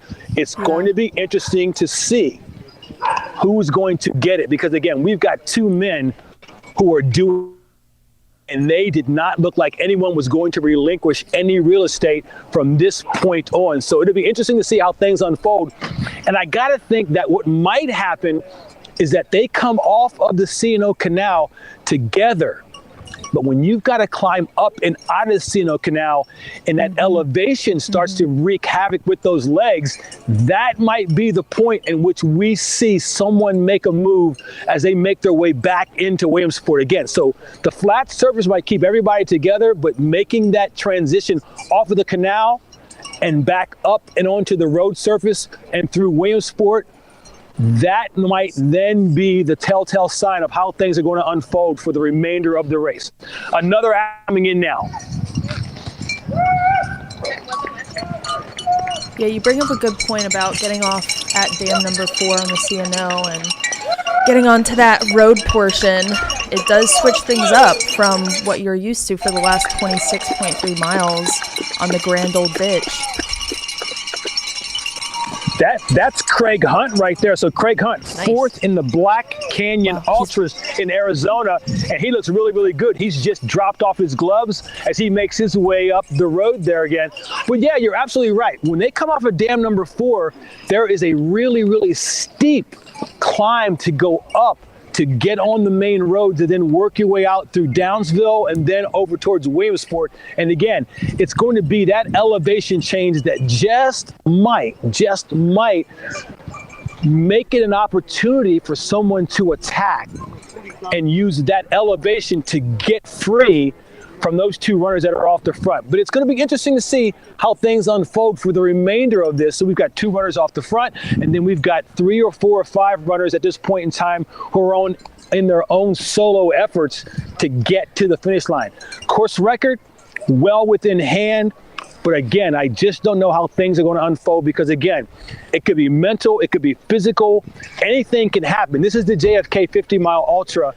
Anything can happen here. At this point in time, though, we are on pace for a course record, and it's going to be interesting to see how things unfold. And again, we are just waiting. We should probably be 3 to 4 minutes, if not sooner, from seeing our lead female athletes come through here. And it's going to be interesting to see if there's been any coalescing of 2 at the front. Here comes another athlete we can see off in the distance as he has now just jettisoned some of his supplies as he retools and refuels and gets off and on his way at this point in time.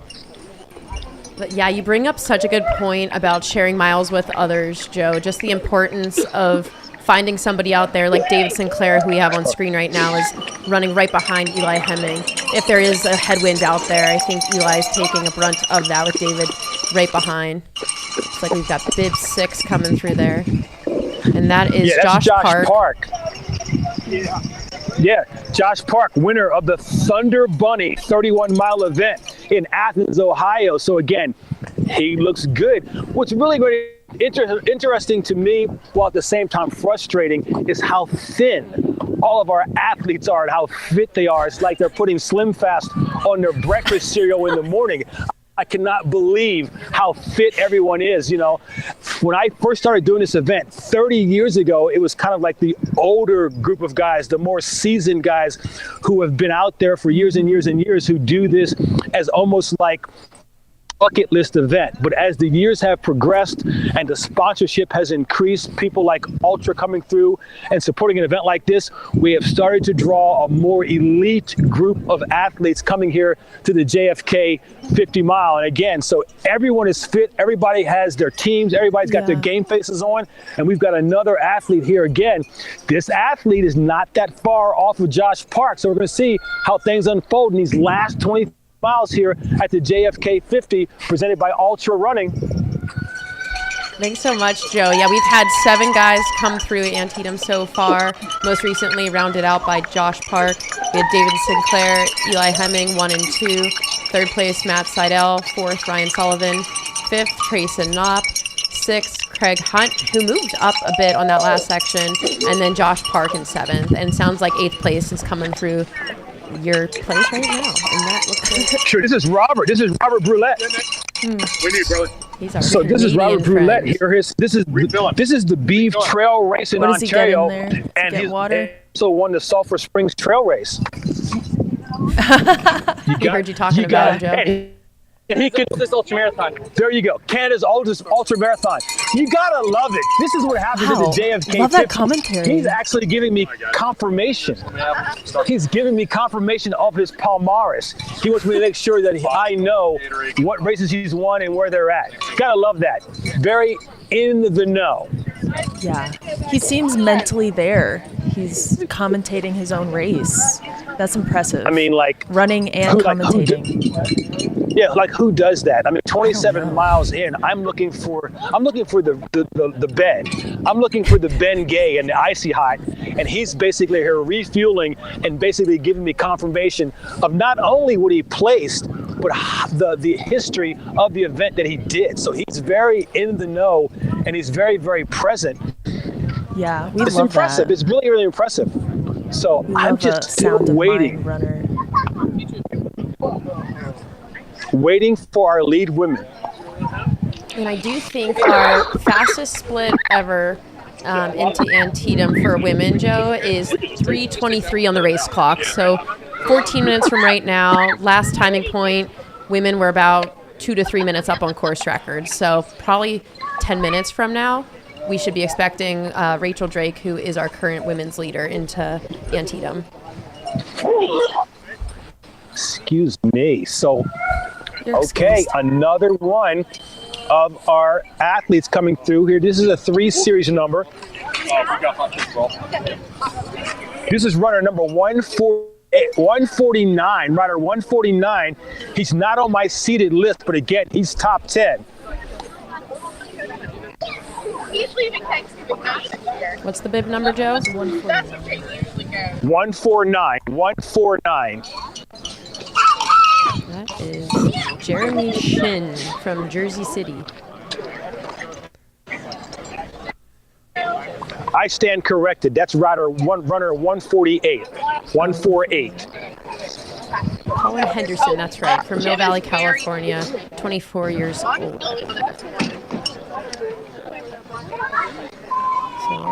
It's my old age and not having my reader glasses on. I apologize. Joe, you are doing an awesome job out there. I can't tell you how many Joe chants we are getting in the YouTube chat right now. Big fans of yours. Just don't use my government name. I might owe taxes.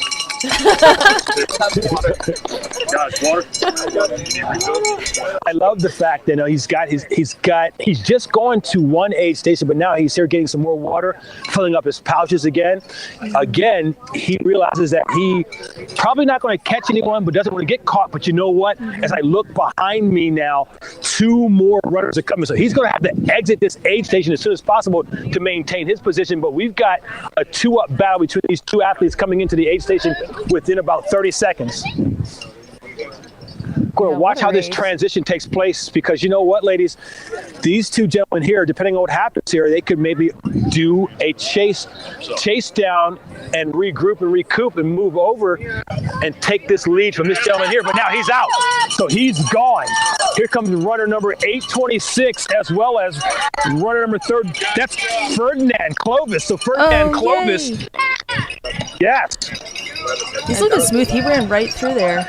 And that is Andrew Simpson from Pennsylvania. He was in last year's top 10 here. I think he comes back here year after year. Andrew's awesome, and I think is probably gunning for a top 10 spot today too. You know, Ferdinand Clovis, you know, the New York City Trail Fest 50K, he won that race, I do believe, earlier this year. So Ferdinand has, you know, his sights on a top 10, and we've got another athlete coming through here. So I got to tell you, ladies, at this point in time, considering where we're at, there could very well be 3 or 4, 5 position changes between who's coming in and who's leaving now, because that athlete who basically had to get his energy stores replenished, make it pass. And this runner here is not stopping. Number 17, that's Nick Arntz. Nick. So again, the 2023 Marquette Trail 50 winner, and he did not stop at this rest stop. He can see 4 if not 5 athletes in front of him by maybe only 10 to 15 seconds. So again, he could very well make a pass. And again, we've got more athletes coming in. So we're going to see a slow progression in terms of a buildup of athletes making their way through this rest stop. And I got to ask, you ladies would know this better than I do, what do you do at a rest stop if you are close to overtaking another athlete? Are you going to stop at that rest stop, or are you going to make the pass and proceed on to the next rest stop before you slow down? Yeah, well, I mean, I guess it's dependent on the race and, you know, my provisions at that point. Yeah, and I think, too, it depends if people are being crewed at that aid station. If they've got these vital things they need to get from their crew, I bet you they're doing a quick swap, getting what they need and getting out. If there's nothing from their crew there, I bet you they're just going to head on straight through the aid station and be quick, like with what you're seeing. Yeah, there's so many aid stations, so if they miss something at this one, they can always get it at the next one that's not too far away. Joe, and I should mention, you're an esteemed ultramarathoner yourself with a 2015 finish here at the JFK 50 miler. Well, you know, I think a 50-mile finish was more or less a situation where I shot first and aimed later. So as a finish line announcer, I basically said next year, which was when I was 50, I was going to do the JFK. And so I wrote that check and I didn't have to cash it. And so I came out and I trained a little bit. My downfall was not training enough because basically once I came off of Weaverton and I got on the canal, I said to myself, I'm going to start walking. I'm going to walk a mile and run a mile. But once I started walking, I couldn't run anymore. And I knew that I could walk at 4 miles per hour, and I knew that the rest stops were 4 miles apart. So I just basically kept that pace up as long as I could, and I finished. I was in pain for about a month, and after about 6 months, I then thought about doing it again, and I spoke to the promoter, Mike Spindler, who's also a good friend of mine. I've known him since the 80s. And I said to him, I'm thinking about doing it again. And he said to me, why would anyone go to war twice? And that resonated with me. It made sense. It's kind of like, yeah, why would you do that to yourself again? And so now I'm not going to write the check, but next year I'll be 60 and maybe, just maybe, I will try it. I don't know. The weird thing about getting older is that things hurt longer. And so I don't know if there's that much Ben Gay and Icy Hot left in Washington County to have me recover if I do the JFK in 2025. But again, hopefully if I do it, we can have another great sponsor like Altra to come back again to support it. But again, it's one of those situations where, like, for some people it's a bucket list event, but for some other people, like a young lady who I know named Paula Myers, who lives in Williamsport, she's working on her 8th JFK this year. I saw her like maybe 2 weeks ago training on the C&O Canal, and I was talking to her and I'm like, how's things going? And I asked her, how many miles you're doing today? So it's amazing when you think she was doing a marathon on that day in preparation for JFK. And that's one of those things where, like, for me, I would probably train to finish, but I just maybe go out and do a marathon just for training to do this. It's just, I just don't have it. I'm a realist. I would do this event to survive it, but to actually do the training, it takes a very, very special person to do this event and make it, for example, in the 10-hour window. And so that's why that's why it's a very, very huge feat for anybody to do this event. And I can basically appreciate this. I remember that like less than 1% of the people in the United States have the capacity to finish an event such as this. And so we're very, very blessed to have athletes like this coming to Washington County, Maryland, year after year after year to do an event like the JFK 50 presented by Ultra Running. Joe, you bring up so many good points, and I think I speak for the whole live chat that we know you can do it, but we'd also be really sad to not see you on the live stream next year. Okay, so let me just simply say this. All those good things you say about me still won't get me out here in 2025 to run it. So please do not this event next year. I'll gladly come out and talk to you. Yeah, we've got more runners coming in, and again, we are just waiting to see how enthusiastic our crowd gets. Yeah, we're waiting to see how enthusiastic our crowd gets, when our women coming through here. This is bib number 34. I do believe this is Steve Mance. Second place this year at the Marine Corps Marathon. Again, second place at the Marine Corps Marathon this year, and he's off and on his way. He's just, this is like a grab and growl right here. He took a drink and got out of here. Yeah, he looks great right now, and I think we see the aid station fair bulking up now that they're seeing more runners come through.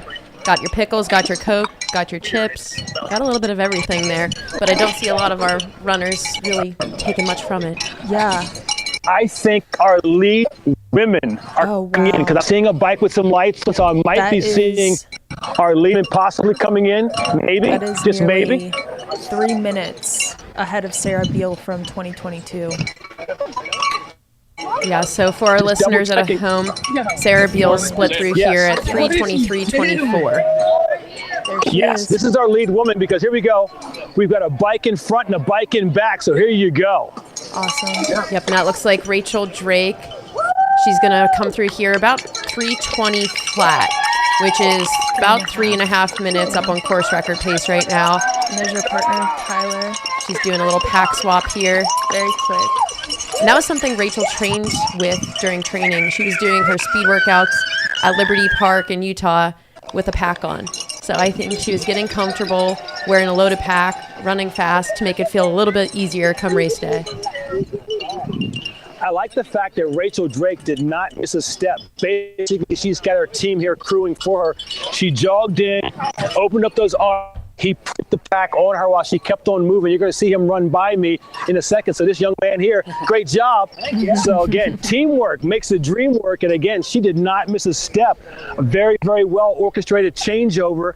A little chit chat. She looked fine. She's off and on her way. Let's wait and see how far away second place is. Because again, now we're on the Casino Canal. Things can start to close those gaps down now. Yeah, and last timing point we had Mary Denholm was about 90 seconds back from Rachel, so we'll keep an eye on the clock there to see what types of splits we're dealing with between those two right now. Absolutely correct. I can see a ponytail off in the distance. So I do believe second place might be even closer than 90 seconds. Wow. So again, we're just looking down the way here. You know, this is kind of like the Tour de France when they're climbing the mountains and you see these athletes come through and the crowd gets close to cheer and then they part the seas as they make way for our athletes to come through. So again, I thought I saw someone down there running and it looks like, yes, second place is on her way. Second place is on her way. Yeah, both Mary and Rachel are ahead of Sarah Beal in 2022 when she set the course record coming through here at 3:23:30. I think it was 3:23:24. 3:23:24. So I bet you Mary will be about 1 minute under that. Wow.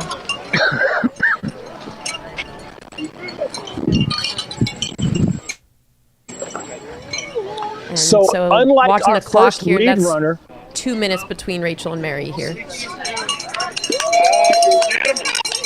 So it looks like this athlete here, yes, so she actually has taken the top. So she's taking a stop here as she recovers. So again, she knows she's in second place, and so she's going to actually throttle down a bit and get her nutrition, get everything she needs, because I guess at this point in time, probably realizes that she's probably not going to maybe catch first place, so she's going to do her best to solidify her second place again, because she is basically stopped. She's having some communications with her crew at this point in time before she goes and leaves this rest stop. But again, she looks fresh, but again, no sense of urgency as she goes off and on her way, and here she goes. So that is 3 minutes right now from Rachel leaving this spot. Definitely a longer stop than we saw Rachel take, and that might be part of Mary's strategy, kind of taking a moment, regrouping, and then heading back out to preserve for later. So it does look like this gap has extended by about 90 seconds since Weaverton. So with Mary Denholm going off like that, it'd be interesting to see. I would assume that her crew has given her enough information to let her know how far ahead of third place she is and how far behind first place she is. So she's going to maintain her spot as she goes off as we wait for more information to come through. Awesome, and we got our camera here back on our men's leaders. And just for you viewers at home, our women's bike cam is having a little bit of technical difficulties, so we will get that up and running and get that feed to you as soon as we have it. But for now, we've got Eli Hemming and David Sinclair on the camera right here, and they are 1 and 2 in the men's race, running a few minutes under Hayden Hopp's course record pace at the moment. I'd imagine we would see Valerie or Robin coming through next for the women into noon.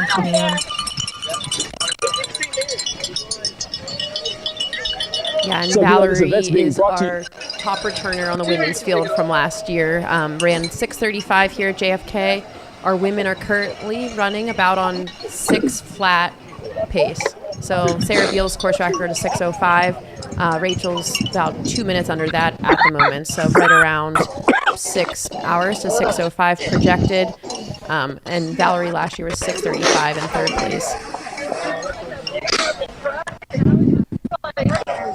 Now we're just going to await the arrival of third place at this point in time to see what it looks like, what she looks like, and at the same time, got to get a sense for how fourth and fifth are going to be behind in the women's race. Again, it's going to be very, very interesting to see how the rest of this day progresses. Again, with this sun out, temperature going up, it's going to be interesting to see how things unfold for the remainder of the day in terms of will the elements have any impact on what's going on for this race. I love the fact that we've got a big, big crew of people down here 27 miles away from the start.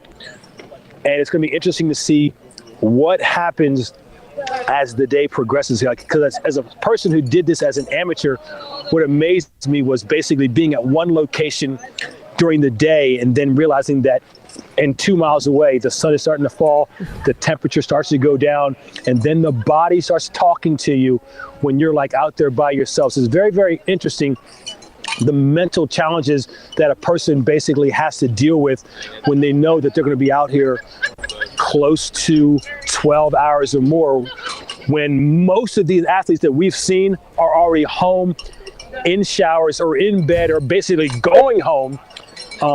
It's just like that whole personal hell that you kind of go through, knowing that you're going to finish, but still you've got so much longer to do so. So it's very, very interesting. And now, as we progress throughout the course of this rest stop, we're going to see more and more athletes come through here. And again, we're going to wonder and see what happens in terms of who rests and stops or who keeps going. This looks like an adventure for a cure athlete just off in the distance, and he might overtake this other athlete who is stopping here at the rest stop and making it a more deliberate thing. And he might have a bit of a physical issue unless he's just trying to get access to his supplies. Yeah, Joe, you bring up a good point just about the span of runners in this race. For example, Hayden Hawk's course record is 5:18:40. He's running 6:22 pace to accomplish that. Our cutoff at the JFK 50 miler is 13 hours.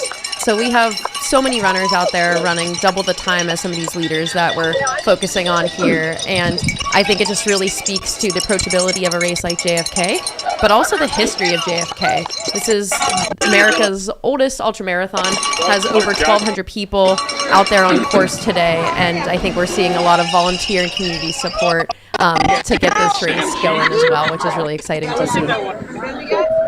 Yeah, it's become a family tradition for a lot of these athletes too, like the Bowman family. I actually ran with Todd Bowman back in 2015, and so now his son still runs this event, and his daughter runs this event, even though he no longer does it. Again, it becomes a family for a lot of people.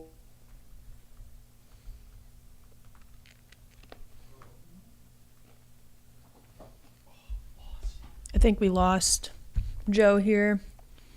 We will try to get our audio from Joe back when we can, but I want to give a big shout out to Joe. Oh my gosh. What an MVP. He's incredible. There, and I do believe his son's probably in the top 30 or top 40 in his respective division. So again, comes a family affair, especially for people here in Washington County. I think down here in the battlefield, it's still called South County.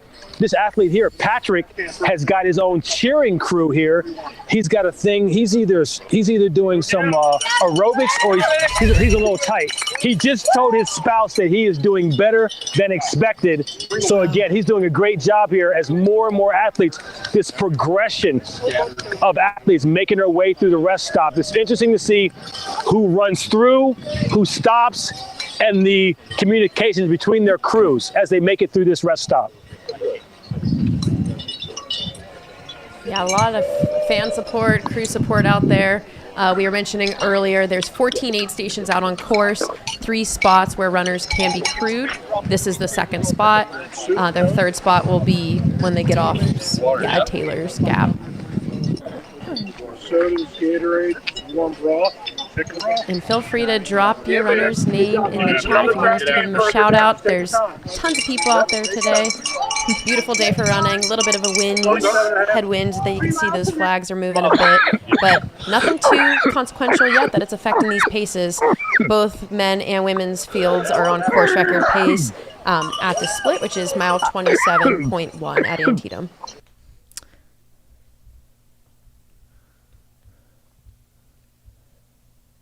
Try to work together, it looks like there, but Eli is still in front of David, and that, like we've mentioned before, could be a tactic.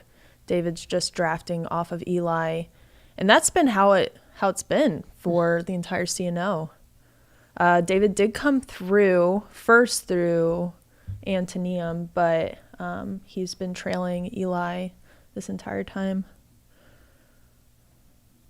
Yeah, and these guys are flying on the towpath too, just for perspective. They've now done the last 12 miles, so from Weaverton to Antietam in 1 hour and 9 minutes. So that's 12 miles, 12.1 miles in 1 hour and 9 minutes, which is very fast. These guys are really impressive, and especially for Eli, being that this is his first 50 miler, he's looking very dialed out there, looking very controlled, and I'd imagine he kind of knows where his strengths and weaknesses are. I think this is one of the more runnable races for David that we've seen in a while. He's recently coming off of a third place at the USATF half marathon trail championships in Moab, running with a slew of really fast guys down there. So he's showed that he has leg speed. He has showed that he's really good in the mountains as well. So I think these guys are a great match off for each other, and I'm really, really excited to see how that pans out. Yeah. And somebody asked earlier if they were thinking maybe they're chatting or just like talking, hanging out. That'd be incredible. Just working together, hanging out. I know. I do wonder if they're talking. I would guess no, but maybe the occasional couple words. Yeah, and Eli's been leading most of this stretch, and I think we saw David lead for a little bit. And I do wonder if they would kind of take some turns. That might be nice. It looks like David might be going around Eli at this point, or just cutting a cutting a tangent. That'd be. There's probably not too many tangents on the CNO, but whenever you can take one, you take it.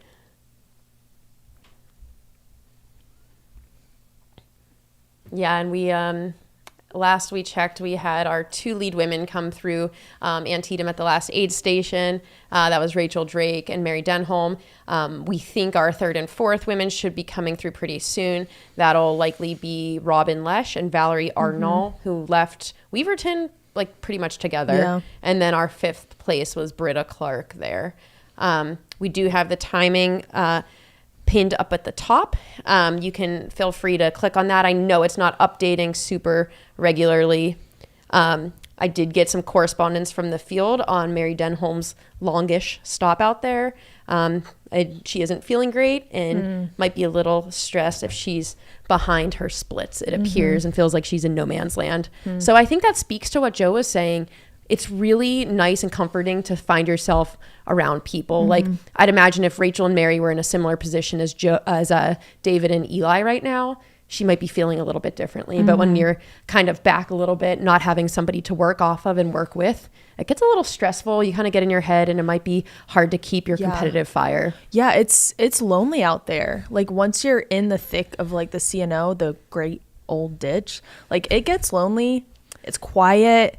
And your mind starts racing. I know for me, like I was on that section last year by myself for most of it. And I was worried because I saw Valerie like way behind me, and she was just working her way up, and then she eventually passed me, and that got in my head for sure. And I feel like this speaks to a thought I've been having lately about the benefits and the not great benefits of planning splits for races like this. I think sometimes the day gives you what it gives you, and holding yourself accountable to those splits could potentially just do more harm than good, especially when it comes to your mental health during the race. Yeah. Like almost just racing off a feel, racing how you feel, and not thinking about needing to hit something and falling off of something. Could be an advantage to just almost say, hey, I don't have any splits today. I think this is what I can do, but I'm going to race off of feel and see what happens. And you said that's what Rachel is doing today, right? I think that's her approach coming into it, just feeling like not wanting to base her day off of somebody else's historic day here, because recognizing conditions might be different. Yeah. Racing might be different, and every race is just, kind of unpredictable. Yeah, and we have that headwind as well that they're working with. Yeah, so I do think they are likely experiencing a 10-ish mile per hour headwind on the course today. That's likely the worst of the conditions that they will experience. It's otherwise a very, very nice day. Mm-hmm. Yeah. It looks perfect out there. Not too sunny, not too cloudy. Like, it looks optimal.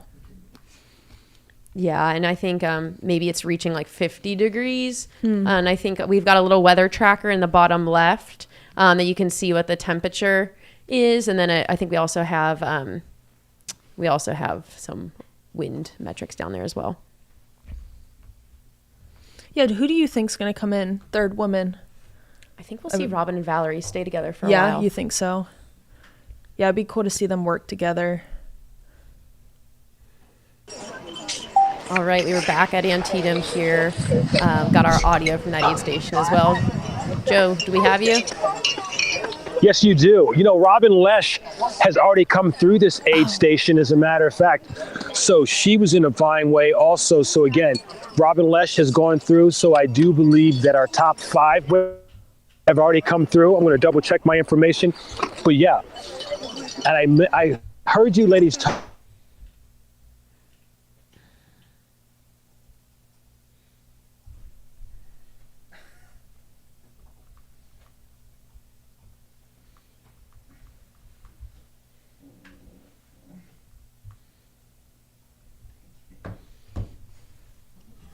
We're going to see here is a quick pass in the aid station. So again, Good job. You get him. he's got someone to pursue now. But yeah, the weather's really, really good, and it's going to get warmer maybe within the next hour or so. But then what we've got to wait for as we get towards the middle of the day, right around 3:30, 4 o'clock, when the sun starts to go down and that temperature starts to drop down, we're going to have to see what happens with the rest of our competition. What's going to happen is that we're going to have maybe around that 9 to 10 hour or 10 to 11 hour mark, where we're going to see a long progression of steady traffic of athletes finishing. But then when you get down towards the latter portion, that's when things get very, very interesting, where you'll see a group of 3, a group of 4 with a gap, another group of 2 or 3 or 4 with a gap, and then we're waiting to see who's left out on course. So again, at this point in time, things are steady. We're probably a half an hour away from seeing that long, constant progression of people making their way through the aid station. This runner here, he's just having a good time, stopping, taking his time. No one's in front, no one's in back. It's a good day for him. So again, you know what? He could be at home doing yard work, but he's here with us doing the 62nd Annual JFK 50 presented by Ultra Running. So it's a good day for him. Awesome. And Joe, it does look like we've had at least 3 women come through. We had Rachel Drake, followed 3 minutes back from Mary Denholm, and then Valerie, like you mentioned, is in third, and she is 8 minutes back from Mary. So we've got those top 3 about 11 minutes separated. Yeah, and you know, what's interesting too is that this race has so many different categories in terms of masters and of course the Governor's Cup. And I think there's a military challenge or something to that nature also that's part of this race. So again, there are sub-competitions within the overall competition that is the JFK. And again, this young fella here, best beard in the business. He's got a ZZ Top starter kit for a beard right there. So again, he's having a great day. I gotta tell you, I was not smiling when I got to this part of the race. As a matter of fact, I don't think I smiled any time after the gun went off. It was kind of like, wow, how about next year, Joe, you just shut up and don't say anything stupid, you know. But, Joe, what about the finish? Were you smiling there? You know what's funny, you know, like, when you come off of the main road in Williamsport and you turn right on Sunset, you still have maybe 200 meters or 300 meters before you actually see the light. So you have a slight hill, very, very slight hill that you must walk up or jog up, and then you see the light out in the distance. It's probably still about 400 meters from the time you see the light until you get to the finish line. And so, seeing the light, it's kind of funny to make that statement, but when you see the light and you know you're going to make it, it's very gratifying. The only downfall to my finish was that I got hugged and kissed by the race promoter Mike Spindler before I got hugged and kissed by my wife. So things kind of like were half and half for me right there. It just didn't feel right. But again, it was a great day. It was a great day. I got to tell you, I went home, got in the bathtub. Wife and kids are downstairs watching TV, and it took me like an hour to get out of the tub. It was not a good day for me. Yeah, it's just kind of like, your muscles are starting to cramp up and you're trying to figure out how to get up without cramping up. And, the whole concept of not being able to walk downstairs, or walk up the stairs. I was sliding down the stairs, on my butt for a day or two. That's a good technique. Right. Well, the best part about one of my greatest memories of the JFK as an announcer was a young man who finished the JFK and in a panic ran to the trailer because he needed to get a ride back to the start as he was flying up to do a marathon the very next. So that was very, very, very interesting to have somebody finish the JFK 50 and then do 26.2 miles the very next day. So obviously he was fit, but it was a very, very interesting thing. And I do believe that today there are people who have done the JFK 50 backwards and then are going to do it forward as their own personal challenge. So today? I don't even understand that type of mentality. Somebody started so there were people, and then went to the start and then are running to the finish? Someone went to the finish and is doing the JFK backwards and then doing it forward. Oh.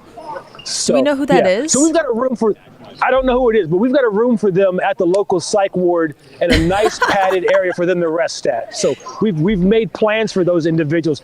Another one of our women are coming in through the rest stop right now. Yeah. So this looks like Holly Benner. Okay. Holly Benner here, 6th at the Grindstone 100K and 1st at the long run. Yeah, she looks great. So again, yes, she does. Yeah. Wow, I'll tell you what, she's been to the gym.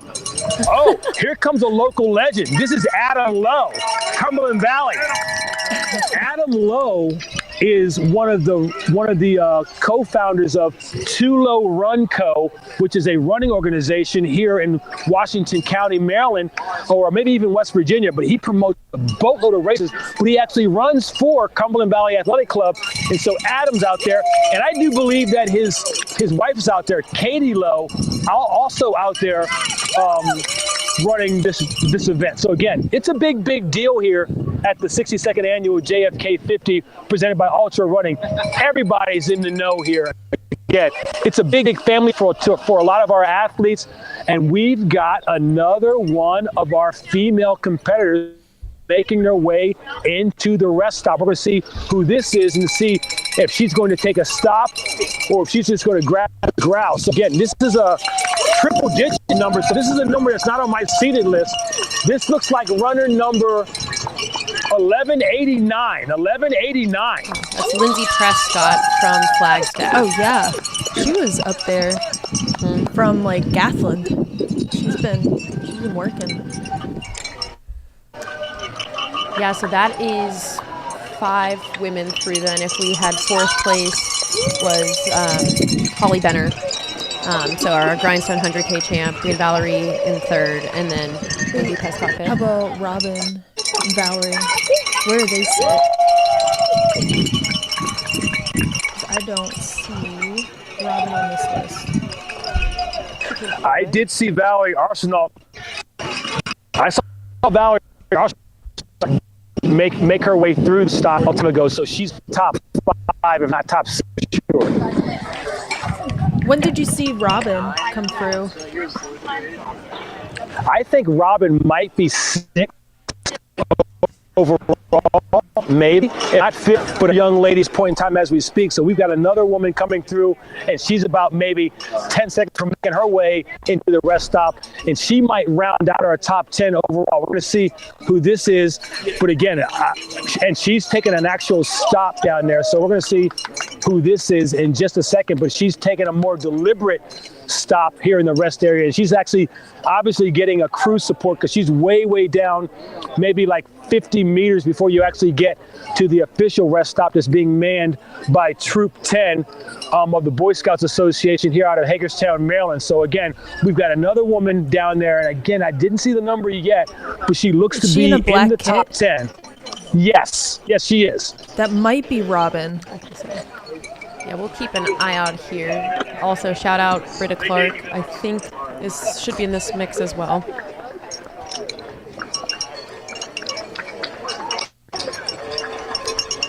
I see Devin Yanko in the chat. Devin is the coach of Holly Benner, who we believe is running in 4th place right now for the women. Recently, the Grindstone 100K champion. Did a marathon a couple weeks ago, I think at Indy, and ran, I want to say 2:48 after a big. This is Emily Harrison Torrance. This is Emily Harrison Torrance right here. Yeah. Awesome. So Emily has the 3rd fastest time here on the JFK course back in 2012, finishing 2nd place to Ellie Greenwood in a blistering time. And Emily now trains in South Dakota. Here comes Britta Clark, 2nd in Vermont 50K, 2nd in Mount Toby Ultra. So this is this young lady here, Britta Clark, into the, and she's going to basically be in close proximity.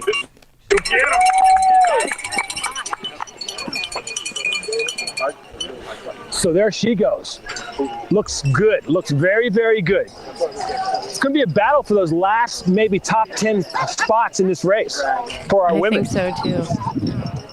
And just for keeping track, the next split we will get from our runners for timing is at Taylor's, which is mile 38.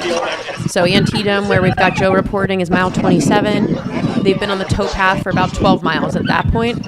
And then they've still got about 14 to go before they get to hop off of there. I'm going to check to see. I'm going to check to see how long.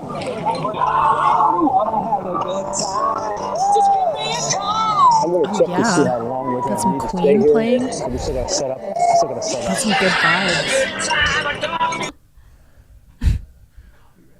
Yeah. Copyright vibes. Oh, here we go. This is a Christmas-themed aid station. I was not hallucinating. There is a Christmas-themed aid station, and here it is. This looks to be, I'm thinking this is going to be Taylor's. Okay. I would assume this is Taylor's, but that is a Christmas-themed aid station. It looks great.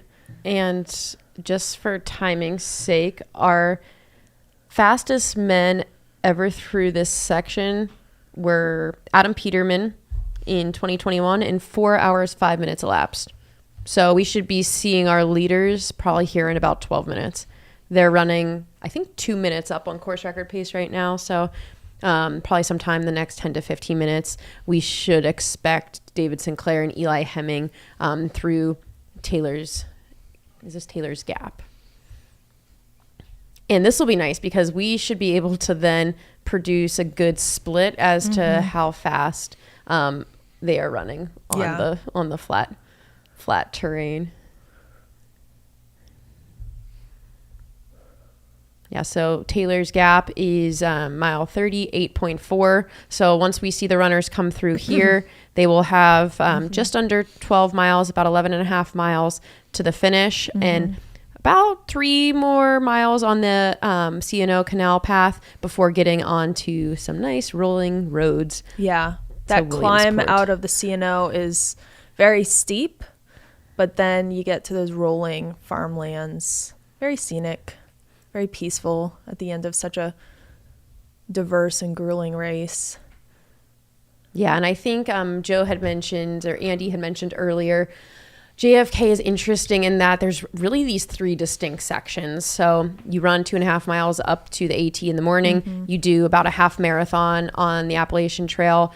Technical climbing, it's rocky, it's leafy, it's got a little bit of everything. And then you got to flip a switch. And we see a lot of these runners actually changing their shoes and flipping a physical switch there and going right on the C&O path for a flat marathon. And then they have to kind of change their minds out of that like rhythm that they're used to on the towpath and kind of work a little bit more with the dynamic rolling country roads at that point. Yeah, the muscles that you're using on the C&O, they're the same muscles for 26 miles. And then all of a sudden you're just thrown right into some rollers that you got to contend with and wake up those muscles that have not, those hiking and climbing muscles that haven't been used since the AT portion after that first 15 miles. And again, I'm pretty sure this is Taylor's Christmas themed aid station. Looks like we got some great volunteers. Thank you to all the volunteers that came out today. I think it might be Snyder's, actually. Okay, this might be Snyder's aid station. We heard from our producers. So we'll keep an eye on this one as well.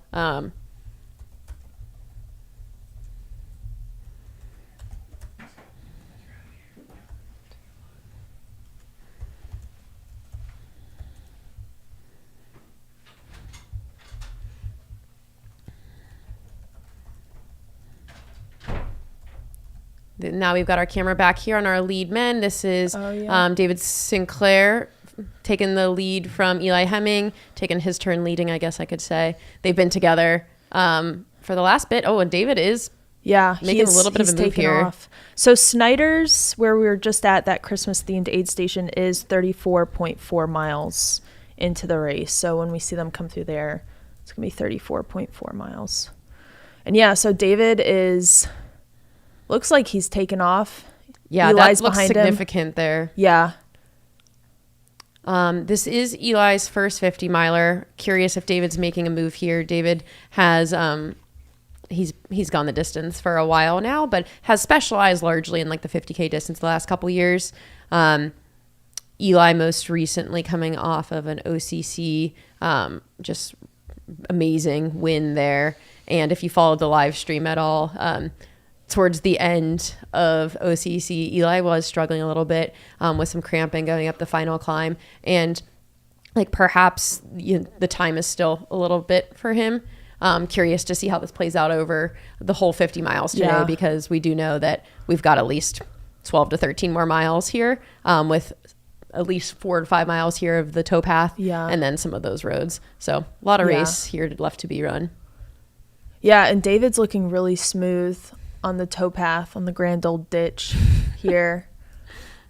You can see his shoes. He's got some bright yellow shoes, a black kit.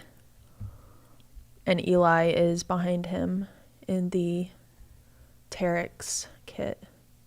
Yeah, and David, he's been in the U-Roy conversation for years now. He does a lot of like Speed Goat, Broken Arrow, the Rut. I think there was a summer where he took wins at all of them. Wow. I think that was just 2022, I want to say. Just really, really strong runner. I think he got a golden ticket at Canyon's 100K back in 2022. So he's also skilled at the 100K distance. That was the year Adam Peterman took the win. So yeah, David, he can kind of do it all. And this is really cool to see him excel on the flat and fast stuff. I saw just last week he was out at, I think, the US Skimo training camp and said he just needed to get JFK done so he could get on with ski season. Yeah. So I'm sure he's a lot of people can relate to those feelings with this like end of season race. Yeah, and Billy asks if Rachel is on course record pace, and that is a yes. She is ahead by, was it 3 or 3.5 minutes? Yeah, 3.5 minutes. Going through Antonium. Yep. And Mary at the time was also on course record pace as well. Yeah. Maybe with her 1 minute stop at the aid station, she might have fallen off of that. But they were both under. Rachel was 3.5 minutes there. And then David and Eli were both about 2 minutes under course record splits. Yeah. And I wonder how Mary is going to be feeling after the CNO, like she was mentioning that she feels like she's in no man's land. I wonder how the pace will be once she's off the CNO, because I mean there's farmlands, but I mean you can see more people in the distance behind you. I wonder how that's going to affect. Yeah, and I mean I feel like those roads, I've run about 5 miles of them before, they can kind of feel long and lonely too. Like I know the CNO feels a little lonely, but those roads almost feel like you're just not quite there. Maybe, I mean, having the presence of a car would be nice compared to the occasional walker or biker on the CNO. I'm not sure. But yeah, I wonder how her pace is going to switch up when she gets to the road portion. Definitely. And then again, we should be expecting our lead men at Taylor's at right around 4 hours elapsed, I would say. Our fastest split ever into Taylor's was Jim Walmsley in 2016. He ran 4:02, but I would say historically guys are running around 4:05 into Taylor's. At David's pace, I wouldn't be surprised if we see him on that Jim Walmsley split of probably like maybe a little bit over that, like 4:03 time frame. So we should be expecting David likely into Taylor's in a little over 1 mile. Yeah, somebody brought up this in the chat. Robin Lesh, I haven't seen her on the live tracking at all. I think she's missing. You think she's... Yeah, I don't even think we saw her at the 2.5 mile split because I saw her on the screen, but I don't think her timer got it. So yeah, I wonder where she is. I'm curious because she was in that sharing 3rd and 4th place with Valerie Arnault at Weaverton early on. So if you are a Robin fan and you're tracking Robin out there, I would not be surprised if she's in that 3rd or 4th place position. We'll try to get some eyes. Yeah, because I remember Joe saying that she came through, but then I haven't seen her on the tracking. But yeah, Robin is a runner out of Durango. It's either her or Valerie in 3rd place is what I'm assuming. Yeah, and this will be Robin's first 50 miler. She runs for Team Vibram, and she was 14th at this year's OCC and kind of changing her training up a little bit to go flatter and faster here. I talked about this earlier, but if you're just joining us, Robin's background's pretty fun. She was a competitive sailor collegiately and then after college, and then is also a mechanical engineer from MIT. So pretty cool background. I'd love to see these balanced humans in the race. Another one that comes to mind is Ryan Sullivan, who works full-time as a physician, is currently running in 4th place. The last time we had timing. Rachel Drake currently going through her anesthesia residency out in Salt Lake City. So I think, I really appreciate those well-balanced people because that cannot be further from what I am. I'm pretty centered on one thing, and I have to be centered. You do it really well. Oh, thanks. They do it really well, and they're like helping people. They're physicians. But somebody asked in the chat, they're asking if the next aid was Taylor's, and that's an ex-Krubel aid station. The next one for David, I think, would be Snyder's, the Christmas-themed aid station at 34.4. Yes. Yeah, that makes sense. And again, on camera here, we've got David Sinclair. He is leading the race here, and he is currently out here on course record pace. Last time we had a split, they were about 2 minutes faster than Hayden Hawk's course record splits. They were not running the fastest splits on this course, though, at that time. So Jim Walmsley had run faster than what they were doing, but he did not hold on quite like Hayden did at the end. So we'll keep an eye on David's time into Taylor's gap here.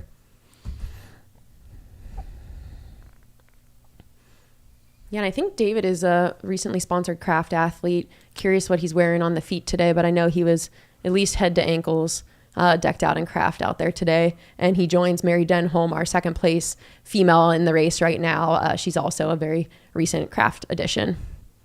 Yeah. They've got some great athletes on their team. So good. Yeah, and just as a reminder, the next aid station David will encounter is mile, at least timing split, will get his mile 38.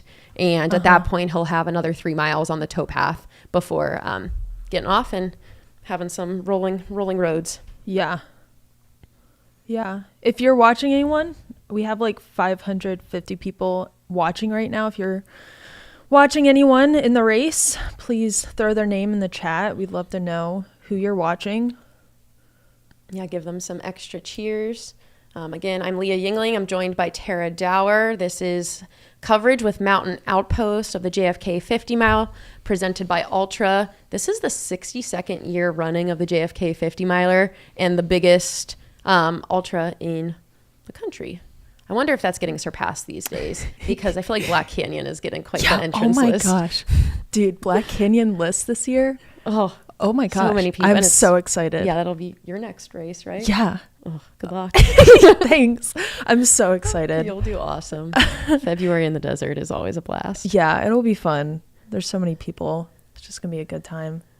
Yeah, looks like David is running sort of on the leaves there. I wonder what's going on there. Maybe he's that tangent hunter again. Maybe he's just looking for the shortest path from point A to point B. Man, he's looking great though.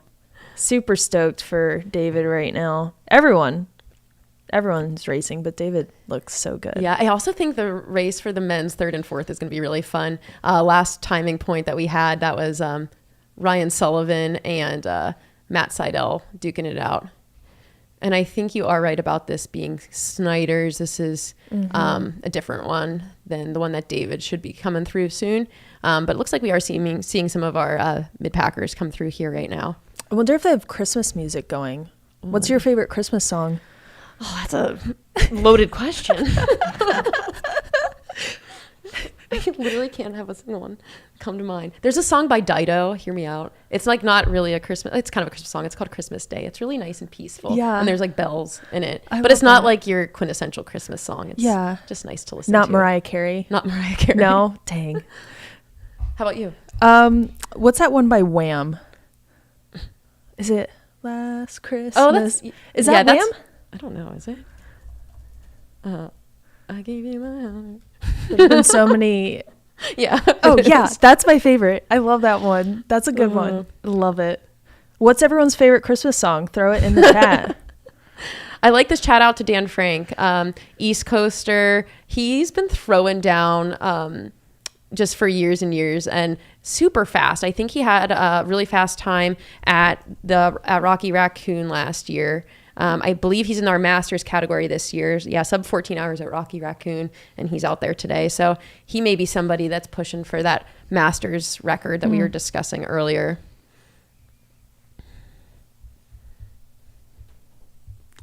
Here we go. We got David Sinclair, currently 4:02 on the clock, coming into, and that's it. That was it. That's incredible. So he is under the fastest split ever on course, which was Jim Walmsley, 4:02.33. David just did that in like 4:02.10 or something. Wow. Jim ended up going on to run a 5:21 that year that he did that split.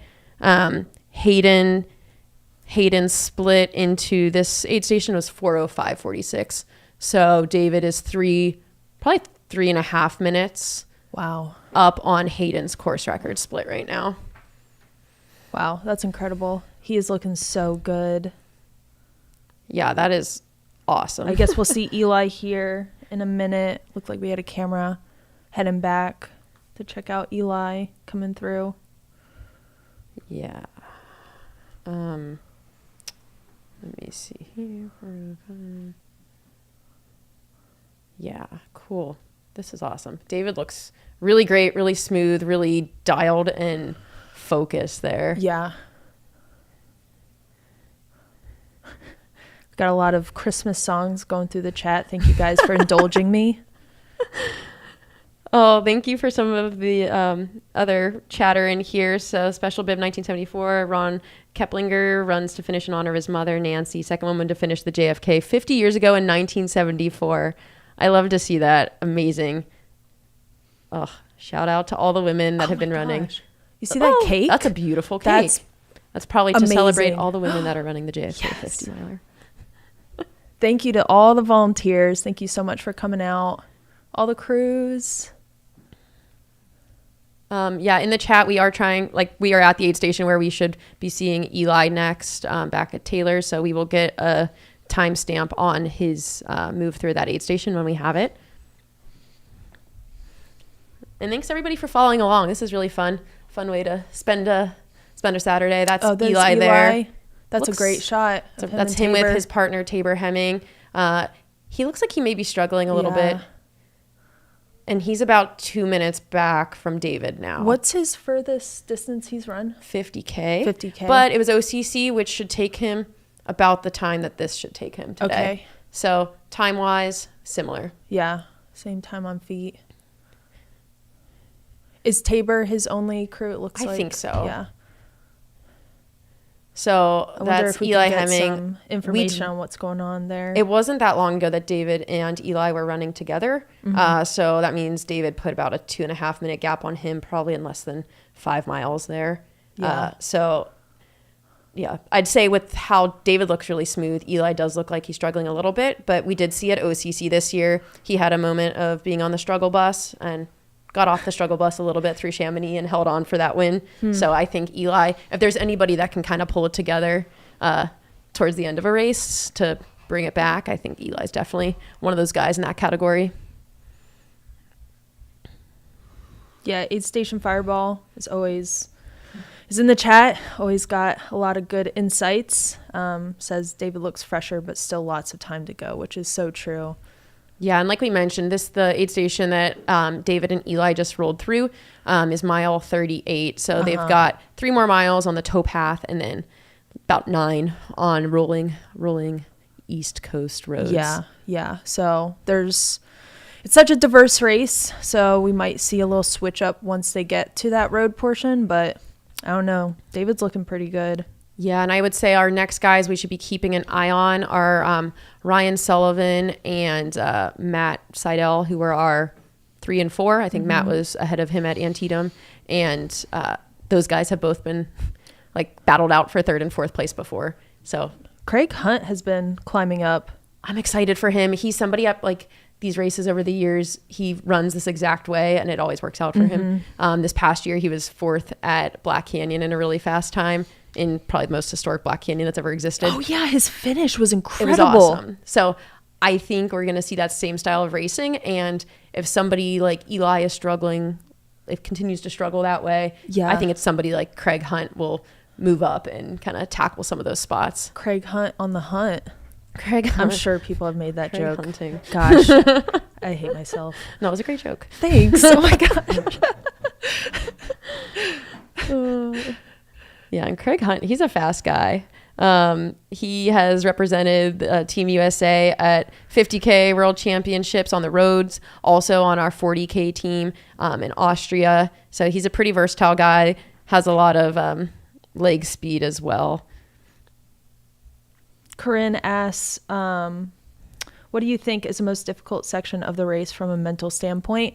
For me personally, I'm just not used to being, quick and consistent on a flat terrain. So for me, it was this 26 miles on the C&O. And it's not boring. It's beautiful, but it is just kind of the same thing. Almost monotonous. Very monotonous. You have to have a lot of mental fortitude.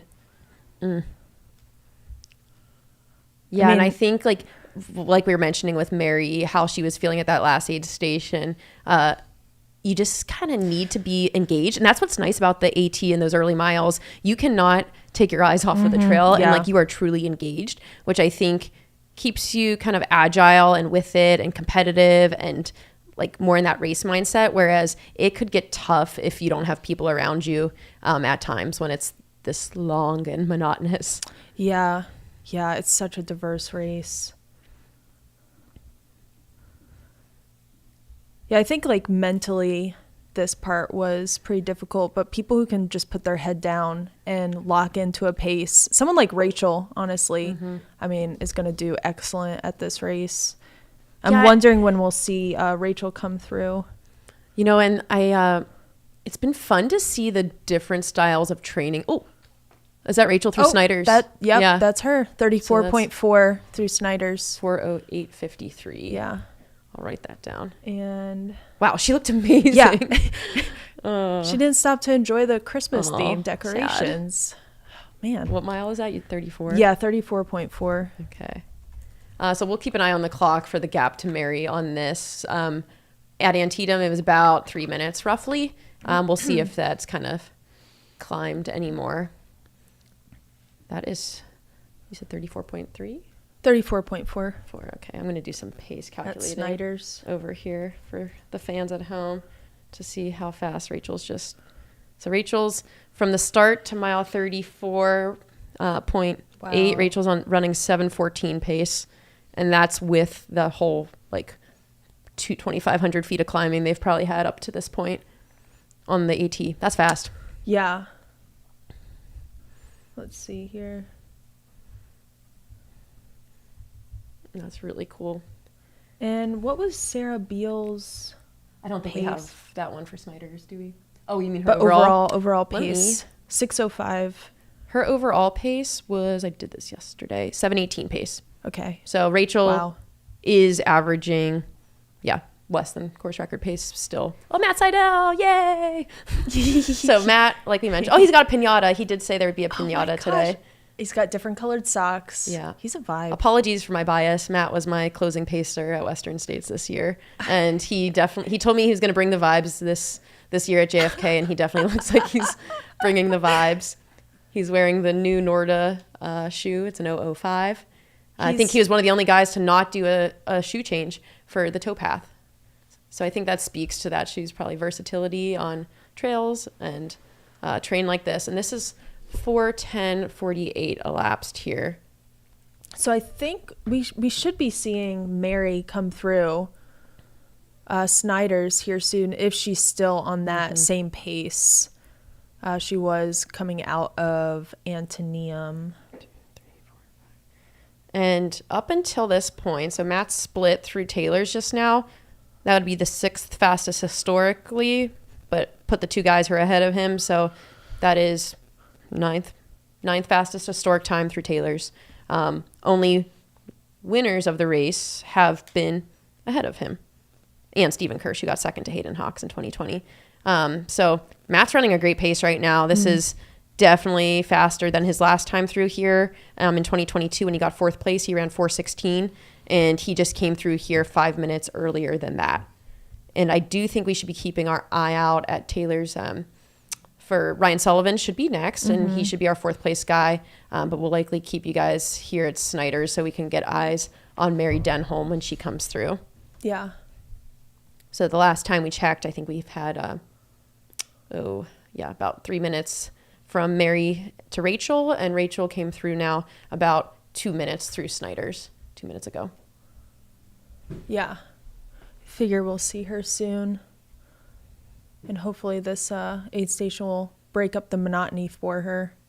It's pretty fun. I'm sure they have Christmas music blaring. Yeah, I'm really interested to see where Craig is. I know, because he very well could have moved up into a 4th place spot, and I would not put it past him. Yeah, he wasn't too far off. Not super far off Trayson. Yeah, and I think Craig's one of his first entrances into the longer distances was back at the Hoka Carbon X event back in 2021 when he ran a pretty fast 100K. Has tended to do a lot of more 50K style stuff, but his race at Black Canyon this past year was just awesome. And if anybody followed that race, that was when I think, 5 minutes separated 3 through 7 in that race. Oh, there we go. That's Ryan Sullivan there, bib number 3. Such strong mustaches this year. All right. So it looks like I think Matt probably has about 3 minutes. 3 minutes on Ryan here. So this is Ryan Sullivan coming through here, 4:13 elapsed. And in his 3rd place finish last year, he came through here in 4:19. So he's about 6 minutes ahead of his 3rd place time last year, but currently running in 4th place. He looks a little bit worked, but he looks good. And I think something that helps you succeed at JFK is having experience. And Ryan's a guy that has come back year after year and improved. And I think we're seeing that right now. Just 4 hours, 15 minutes into this race is he's already running faster than last year's 3rd place finish. While his placement may at the end of the day not improve, his time surely is. I'm just looking at this shot of the CNO, the Grand Old Ditch, and I'm just like, this is what I remember. It's just, it feels sort of like you're on a treadmill. Ooh. Oh, there she is. There's Mary. Okay. That is 4:14. So she is now 6 minutes. Yeah, and she was walking out of that aid station. I wonder what she picked up there to refuel, and I wonder how she's feeling at this moment. Yeah, so Rachel put 3 minutes on that gap, probably in the last 7 miles there. Mary's still running really strong, though. That's 4:16 into that aid station, and I will see what Sarah Beal ran through there. Sarah ran 4. Oh, that's Snyder's. We don't have that split. Yeah, Snyder's, yeah. Well, Taylor's Sarah ran 4:41:17. Mm-hmm. Oh, and I want to give a big shout out to Travis Longcar from Free Trail. He has put together just an amazing, comprehensive list of JFK historic splits. He also covers several other races on the Free Trail site. Oh, is this our third place woman? I think. Let's get. Or is that a guy? Yeah, that's not a Valerie or Robin. That's a guy. That's a dude. We're still cheering for you though. Yeah, good job. 145 maybe.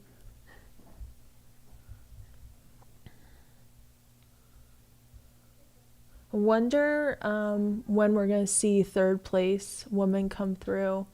Like I said, Valerie is a very consistent. Okay, there's Trace and Knopp. Yep. He is our 5th place guy, so it seems like he's been sitting in 5th place for a while now. He's got a smile. He runs for the North Face, being crewed by his partner Claire Rhodes from Alaska. Looks like he's running really well. He was another guy at Black Canyon this year. He finished just behind Craig Hunt. So he was 2 minutes behind Craig Hunt, but 2 spots behind Craig Hunt at Black Canyon this year. So I'd imagine he and Craig are kind of queuing off of each other, know that each of them is probably pretty similar in effort and pace. Oh, we got Santa. Yeah.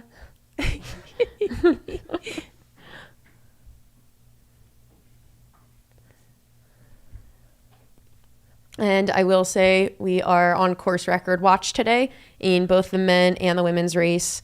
David Sinclair is a few minutes. He's 3.5 minutes up on the course record at mile 38. And then Rachel Drake, last we checked in, was also about 3 minutes, might extend to about 4 minutes on this last stretch. We'll have more solid stats for you guys once Rachel gets to Taylor's aid station. And I love Rachel's approach that you were talking about before. She's just focused on, she's not focused on that course record, but obviously she is, on pace for that. And that's so exciting.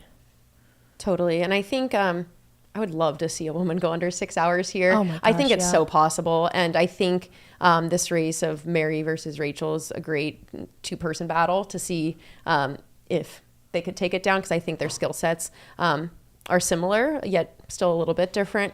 But I think they've both got a lot of leg speed and a lot of competitive fire, which is cool to see that combo. Yeah.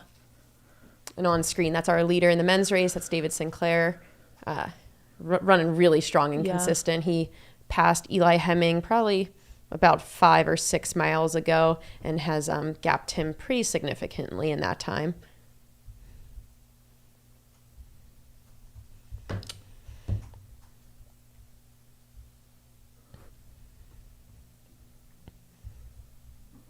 And I do think our lead women then should come through Taylor's, which is what we had the eyes on for the men at about... This guy was hanging out with Mary for a while. That's right. He was drafting off of her. So she's put a lead on him. That's good. Yeah, and I think, so we got our eyes on Snyder's aid station here. This is mile 34. Yeah. Christmas themed. Christmas themed. It's not even Thanksgiving yet. Almost. We're almost there. Yeah, we've got a lot of competition out there this year. I think I'm curious to see how much carnage we see for the men. Like, men's course record is in an hour from right now. I think a lot can still happen, but I think we're seeing people kind of nail these races a little bit more and more as nutrition improves, shoe technology improves.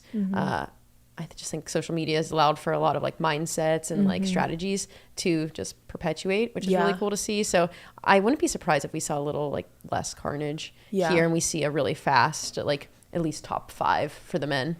Yeah, it's really good. I mean, social media has its drawbacks, but it also has, everyone's sharing information, and you don't have to go out there. I mean, social media has been a thing for so long, but you can just go into it a little more understanding of the course and the conditions and the techniques that it takes to get a course record. Definitely. I wonder what they're listening to. That guy's dancing over there. He is grooving. Probably Last Christmas. Oh my gosh, yes. He knows. He has taste. Got a lot of Dan Frank cheers in the chat. Really fast guy. In the Masters race this year. He's 41 years old. And I will need to pull up our Masters records again, but I think the Masters record's pretty old on the men's side at JFK. I want to say it's from 2005, but I will confirm that. Okay, here we go. All right, this is coming off of dam number 4. Nice. This is David Sinclair going up that road. Ugh. It is such a steep road. I mean, not here, but it's coming up. You'll see. You'll see in a second. So steep. It's so steep. Yeah. I am so stoked. Good for him. There's one thing my husband Mike told me about. I asked him about this transition from the towpath to the roads, and he said something that you can't underestimate is this section right here. Yeah. He said this punches, it gets you. It's really tough and can very easily be underestimated. Yeah. So David has 8.4 miles left to the finish, and he is going up this steep road, and he is going. He is moving up it so fast. Yeah, so good. This is so impressive. Yeah. Yeah, and this is that last section. Like we said, this is such a diverse race. You got the AT technical single track. And again, the C&O, it's flat, it's fast, and then you get on to these farmlands, the road for 8 miles, and you're just, it's beautiful views, but it is some rollers. It is different from what you just ran on the C&O. You use different muscles, and we see David here just grooving up this uphill. This is so impressive right now. I mean, this makes sense. He's somebody that has exceeded at, excelled at Broken Arrow, Speed Goat, the Rut, wins at all of those. He's like a true mountain athlete. So I think when it comes to this grueling road grade, which is probably like the hardest type of terrain you can run on in ultra running. Yeah. Just kidding. But it's just annoying and hard. Yeah. So the timing map, was it back where he crossed? Yeah, it was right before he So that means he is about 5.5 to 6 minutes up on course record pace right now. Wow. Wow, that's crazy to look at the historic splits through there. Adam Peterman, Jim Walmsley, Hayden Hawks, all within 20 seconds of each other through that split. And David is running about 5.5 minutes up on their splits. So those 3 guys that I just mentioned came through Dam 4 in 4:26, 4:26.25, 4:26.42. And David came through there at 4:20.46. Yeah, and he was just grooving up that uphill. He looked great. So we have eyes on that course record for men and women. We did see Rachel come through Snyder's here at 34.4. Was that about like 5, 6, 7 minutes ago? Yes. She came through at 4:08.53. 15 minutes ago. Oh, wow. Yeah. Yeah, and we saw Mary go through as well through Snyder's. Man, I can't get over David. That was so impressive. Yeah, man. Oh, so yeah, I think if he can hold that. Okay, who do we got there? Oh, that's Ferdinand. Ferdinand. So Ferdinand from the Aravapa Racing team. That's awesome. I bet we are getting staged here for lead women coming through. I see Tyler Green and Lewis. Lewis is Rachel Drake's 2-year-old son on the ground. There's Ferdinand. Ferdinand's so impressive. He just ran Javelina 100-mile last month, and that was less than a month ago. He was in the battle for 2nd and 3rd place for most of the day and ended up having a tough, I think, last 20 miles or so. However, he doubled back and ran the New York City Marathon. the weekend after and ran a sub 2:30. Yeah, and he's looking great. He looks awesome. He's like smiling. for doing what he did in the last month. Yeah, he looks good. I think he looks like a road marathoner, like he just came off of New York. He's also a magician. That's my favorite Ferdinand fact. I love that. Also has a really cool startup that is aiming to get like city folks out onto the trails and mountains. So he just started that recently. Because he lives in New York, right? New York City. Yeah, he's a really cool guy. I love that. Yeah, if you're watching anyone in particular, we have like 620 people in the chat or in the who's watching. Put their name in the chat so we can cheer them on. David Sinclair is so good. Oh my gosh, this is so impressive. He looks so confident. So, guys, I swear by this. Okay, so hear me out. Doing a Speed Goat and JFK in the same year, it seems like there's a lot of guys who have won both of these races in the same year and run really fast times. I think Mike is starting to compile the stats on it, but I think Hayden Hawks has done it. Adam Peterman has done it. If David Sinclair holds on here, he's done that. So I think Speed Goat is the key to JFK 50 mile. I'm just going by the facts, but if you win Speed Goat, that means you would probably win JFK. You hear that first here from Leah. Remember that when you're signing up for your races in signing up for Speed Goat next year. Yeah, if you want to win JFK, you need to win Speed Goat too. And we saw, I think, well, it wasn't in the same year, but Jen Lichter has won. I think she's won both. Super fast runner. Yes, I'm going to answer some questions in the chat. Eli did get dropped a bit.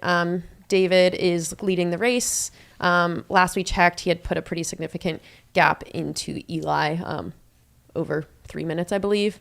And Eli looked a little on the rougher side. Yeah, I mean, David looks really smooth through here. Eli, I mean, he's still looking really fast, but I think David's he looks so confident. I know, it's funny when we say that these people look a little rough. I would love to go attempt to keep up with them for like a 400 meters. Like it would not be possible. I'm like, oh yeah, they look so rough. Meanwhile, they're running like 5:30 pace. Jason says 2024 is the year of the Davids. So true. Hey, that is true. If you're naming your child soon, if you've had a child in the past, if you need to name it, I mean, David. Yeah. And then you could choose between Sinclair and Roach as your middle names. Oh, we got some good drone footage. Oh yeah, look at that. Look at those camera footage. That is beautiful. I mean, I think it's beautiful. The farmlands of Maryland. You see David there being trailed by a couple vehicles, the follow camera on the bike. I'm so glad JFK has a live stream. It's so beautiful. Thank you, Mountain Outpost. Thank you, JFK 50 Mile. This is presented by Altra. I think this is a race that deserves a live stream. It's such a cool environment, cool scenery, plays really nicely with bike follow cams and drone footage, except for we're not allowed on the AT with some of that stuff. Yeah. But so cool that we can highlight the oldest ultramarathon in the United States. Yeah. A lot of history. 1,200 plus people out there on the course today. I think there's really no better 50 miler that caters to people who are trail and ultra curious and trying to make the crossover after dabbling in some roads. Yeah, and this is that was a cool drone footage because you just see David out there dominating. I don't see Eli. That is really cool footage. He's just running straight down the road. He's like, this is like, mine. Get out of my move over cars. I love that. He's doing that same tactic that he did on the CNO, just cutting. Yeah, finding like the fastest route. Just the straight lines.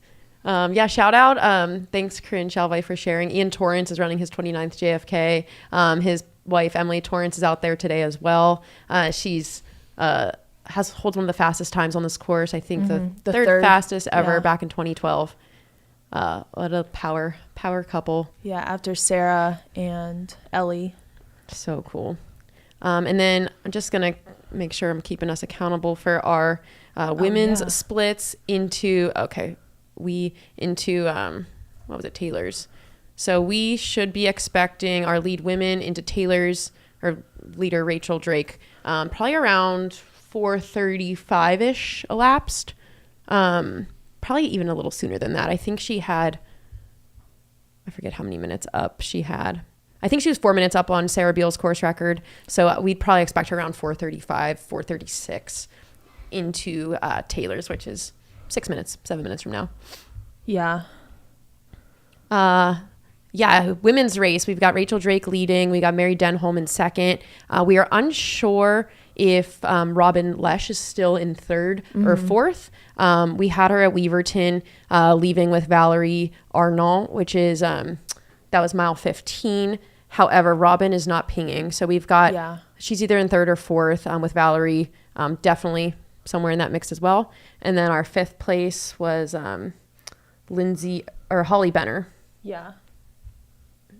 Yeah, Holly. Holly Benner, yeah. She's our Grindstone 100K champion of this past year, coached by Devin Yanko, who is a veteran to this race. So I don't think there's anybody more perfect to be your coach than somebody that's thrown down probably 2 of the fastest times ever out here on the course. Yeah. And then we had a mix of Lindsay Prescott, Britta Clark, and Emily Torrance rounding out the back half of the top 10. Yeah, Lindsay Prescott, pretty cool to see where she's going to end up. She's one that I wasn't expecting to be up there in the mix. So excited for her. But again, we are watching David right now on that 8.4 mile section to the finish. That's awesome. That is Robert Brulette from Ontario. Need to work on my French accent. So he's recently ran Canada's oldest race, I believe. Oh, What he told us. He was the one that was mentally there. Yeah. He's smiling. He smiled through that aid station. He is present. We love a present king. Oh, this is funny. I got some on-course reports that said, did you see David running for like 5 minutes just snacking out of the feed bag? So shout out to the feed. David is just running down the roads, pulling his snacks out of his bag. Yeah.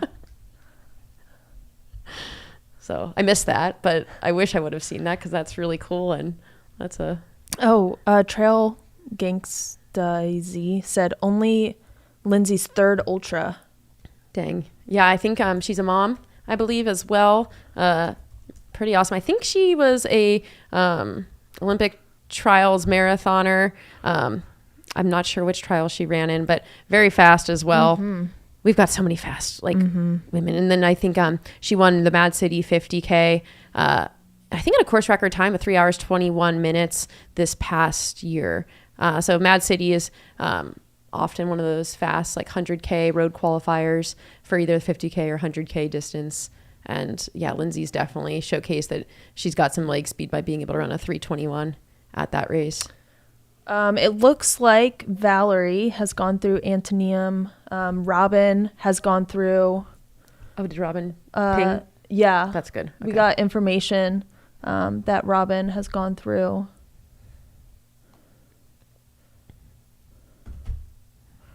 Or not Antonium. Taylor's. Taylor's? Yeah. Probably Snyder's, because I think Rachel still isn't at Taylor's. I believe it's... So I guess Valerie and Robin are working together right now.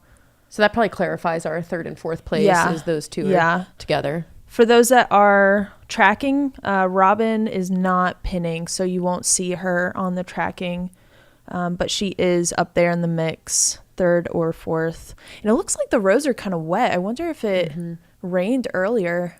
It might have.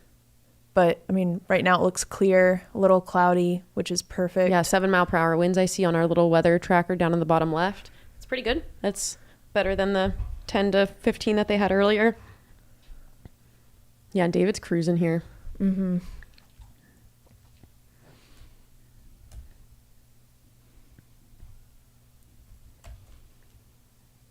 Yeah, and this is just typical Maryland. Got those rollers. Beautiful. I think it's beautiful. What do you think? Oh, it's so nice. Yeah. I think it's so scenic, so beautiful. From coming off the C&O. Totally. Which is not boring. I don't think it's boring. It's just, a little monotonous. This is like a welcomed reprieve. all these farms. I wonder if there's animals, some farm animals that David's seeing. Probably. Maybe like a horse, perhaps, on the right. Yeah, keeps you company. Yeah. You got Brian that said that road stretch is going to be a mental F. Agreed. But, I think David's handling this really well. At Taylor's, he was like 2 minutes up on course record pace. And by the time he got off of that dam 4, I want to say he was about 5.5 minutes up. So I think he's definitely increasingly putting time into this course record right now, which is held by Hayden Hawks. Yeah. He looks so smooth. This is great footage. Yeah. Yeah, you just passed the aid station there. There are, like we've mentioned, 14 aid stations during the 50 miles. And he is cutting the roads. He's trying to take the shortest possible path. And he's just looking so great. At Speed Goat 50K this year, I think it was before he was sponsored by Kraft, he was wearing this really cool rainbow, I think there was lizards on it, this rainbow lizard button-down shirt. And my husband Mike complimented him on it at the finish. And I love David Sinclair outfits and races. You never know what you're going to get. But he had said that it was his mom's shirt and she had passed away last year. And he was wearing it in her honor. And it's really special to him. Yeah. So I thought that was really cool. You never know what you're going to get when David Sinclair shows up to race by his attire. But I thought that was a really cool sentimental story. And yeah, he's just crushing it this year. And it's really, really cool to see. I feel like he comes through with different hairstyles too. I know. Sometimes it's shaved. Yeah. Sometimes it's not. Sometimes he's shirtless. Sometimes he's got a rainbow lizard shirt on. And he's looking so good. Did you say, maybe it was a chat, but somebody said this was his first time wearing super shoes? I think so. And they said he must be a responder because I think there's people are like, oh, there's some people that are responders to super shoes, other people that are not. So David must be a responder. And keeping eyes on the clock here. We should be expecting our lead lady, Rachel Drake, into Taylor's any minute now because she's running about 4 minutes up on course record pace. And Sarah Beal rolled through here 5 minutes from right now. So if Rachel's still about 4 minutes up, we should be seeing her here. Yeah. Very soon. Yeah, I wonder if... Which means that 6 hour barrier is going to be so close because Sarah ran 6:05? Yeah. 6:05 for the course record here. Sarah, was that a 7:18 pace? 7:18 is that what pace, we said? 6:05:42. Yeah. So that's the time that Rachel has to beat out here today. And Rachel was running, when we last tracked her, 7:14s. Yeah. Yep. Yeah. I will say, Sarah went out pretty hot the year she set the course record. She went out pretty hot on the AT. I think Rachel was kind of doing the same thing today and came through. She's been ahead of course record splits since early on. So I think hopefully Rachel can nail it here, but I wouldn't be surprised if that hot pace does start to affect her a little bit come this road section, but we'll keep an eye and see if she keeps putting time into that course record.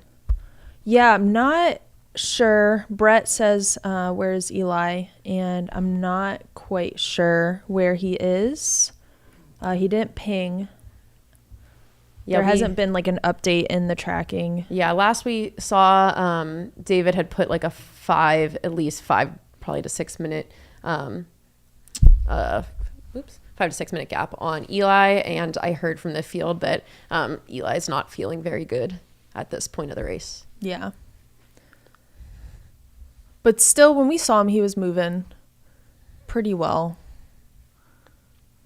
Yeah, and we'll try to give you guys a split. And then also we'll try to get you eyes on our first woman coming through Taylor's, which should be happening any minute now.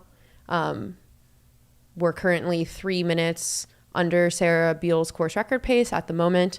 So Rachel should be coming through if she's sticking to the same splits that she's been running into Taylor's. Yeah. And there she is. Yep, Yay. there she is. Perfect. So Rachel Drake currently running 3 minutes under course record pace at Taylor's Gap, which is mile 38. Rachel's got 12 miles to the finish here. A new Osprey vest. Yeah, she's looking good. Yep. Yeah, so she's been keeping this vest, doing vest exchanges this whole time. She looks like she's working hard right now, definitely. Her pace looks like it's... Oh, there's a smile. It looks like it's getting a little harder to hold, but I mean, gosh, she just looks so smooth and relaxed. Yeah, so that was, she came through around 4:38 and change. Yeah, so Sarah in 2022 came through at 4:41:17. And again, that is David Sinclair on the screen. He is on that 8.4 mile road section to the finish. He was just going through typical Maryland back roads. So scenic, so beautiful. I think those are some pumpkins over to the right. Oh, that's cool. Yeah, that's so cool. Love that. Oh, I love it here. Looking for farm animals. All right, we got Mary Denholm there with the bike cam. So Mary is our second place female right now. She is likely, I'd guess, a mile out from Taylor's, if that gap. So last time we had a gap from Rachel to Mary, I do think it was it six? It was three and a half minutes at Antietam. Yeah. So it's been a minute since we got a split here, but I wouldn't be surprised if that has extended just a little bit. Yeah. Mary was experiencing, we heard, some I don't know if it was like any issues. I think it was just monotonous CNO running. She said she felt like she was in no man's land, which I can relate to. CNO, quite monotonous.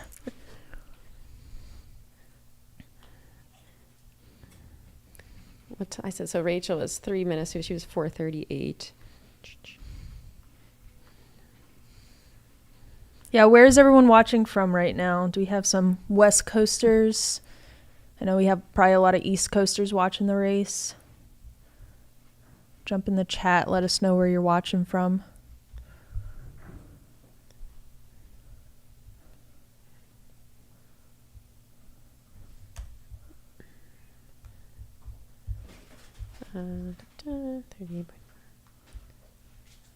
Huh. Okay. Interesting. Eli didn't pin for Taylor's, but we saw him go through them. Him. But it's weird that he didn't ping for that. Yeah, that is weird. I'm gonna do some math for us here. Yeah, again, we have David there in front, just cruising, looking so good. And he is on course record pace at the moment. Yeah, and just a reminder, I'm trying to see here. Okay, so for women, so Sarah Beal has the fastest marathon split on the towpath. She's run a 3:01 marathon, which is about 6:50 pace. And before today, Hayden, I want to say it was Adam Peterman, had the fastest split for the marathon on the towpath on the men's side. I think we likely saw that time go down today by David Sinclair. Yeah, so fastest men's time for marathon on the towpath was 2:37 in the past by Adam Peterman. And let's see if we've got. So David was Weaverton. Do we have his? We do have his Taylor's. 4:36. We got Robbie from Northern Italy. We got Brian from Bucks County, Pennsylvania.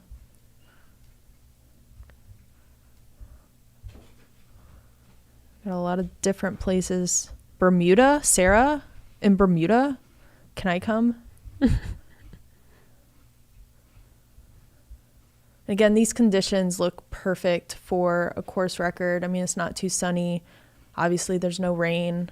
I wonder how the wind is on this portion. I know. I'm sure that it's like blocked sort of by the trees. Yeah, let's try to watch some of the flags that are blowing. If there are any. Yeah, so right now we're 4:43 elapsed. We're on men's course record watch. That time is 5:18 by Hayden Hawk, set in 2020.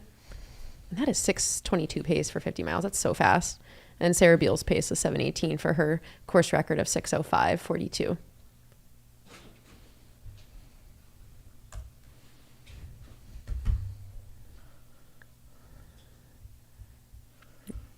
So we have David's gap. I see in the timing we had 7 minutes behind David at Dam 4.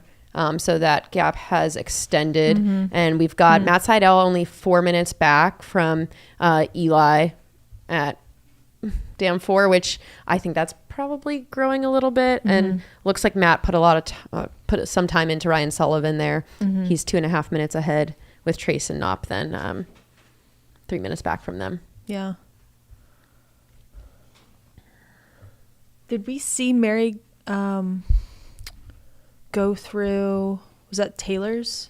I'm not sure. I don't think we saw that yet. We had the bike cam following her. So it looks like David ran I'm going to do probably kind of bad math, 236:40 marathon on the towpath, which is faster than anybody has done that before. So wow, really cool. He is ripping. So that's like 5:57 pace, probably 5:57, 5:58 pace for his marathon on the towpath, which is wild. Yeah, he just passed that aid station there on his left on that corner, and he is just moving. CR is 5:18 and change. 5:18:40. Yes, Katie Asmith. We've had 2 great field correspondents out there today. We got Joe Jefferson, who is coming to us live from Antietam, and then Andy Mason, who, if you've been following JFK for any amount of years, you know he's got some great history in here and always here's Mary providing us through. updates. Mary at 4. Yeah, let's see. She's been stopping at all the Krubel aid stations, so let's see how long she takes here. That's 4:46 so she came through. 8 minutes back from Rachel. Okay. And like Tara mentioned, Mary has been taking these more stationary stops at these aid stations and a little bit like not as fast through. She looks focused though. Yeah, so that's she does. 4:46 here. And that was a quick one. That was probably her quickest one. Yeah. It looks like she's back in it. Probably a little more inspired, knowing that she's about to get off of the C&O Canal and hit those roads in just a bit. And she is, she's about 5 minutes back from Sarah Beal's course record pace here. So I'd say Mary's probably on like 6:10, like 6 hours, 10 minutes, 6 hours, 15 minutes, somewhere in that range. Pace right now, but she looks smooth. Yeah, she does. She looks good. And then after Mary, we should expect either Robin or Valerie coming through for that 3rd place. We're back on David here, who is the leader of the men's race. And for those just tuning in, our women's race is being led by Rachel Drake, who is 3 to 4 minutes. She's under the course record pace right now by about 4 minutes. Mary Denholm in second, 8 minutes back. We have Robin Lesh and Valerie Arnault, who are 3rd and 4th. If you're following Robin, she is not pinging on the tracker today, but her and Valerie are together, or at least in close proximity, and we'll be able to get IDs on them when they come through Taylor's. I do think they're a little ways out from being directly competitive with Mary for second. Yeah. That gap was pretty large earlier. And then our 5th place was Holly Benner. Yeah. She's from Pennsylvania. Yeah. So we got Valerie. I don't think she is sponsored, but we do have Robin, who is sponsored by Vibram. She's from Durango. And this is her longest distance she's run. So I'm sure we'll see them soon and see where they're placed. This is also Eli Hemmings, his longest distance that he's run. And he is currently in 2nd place behind David. And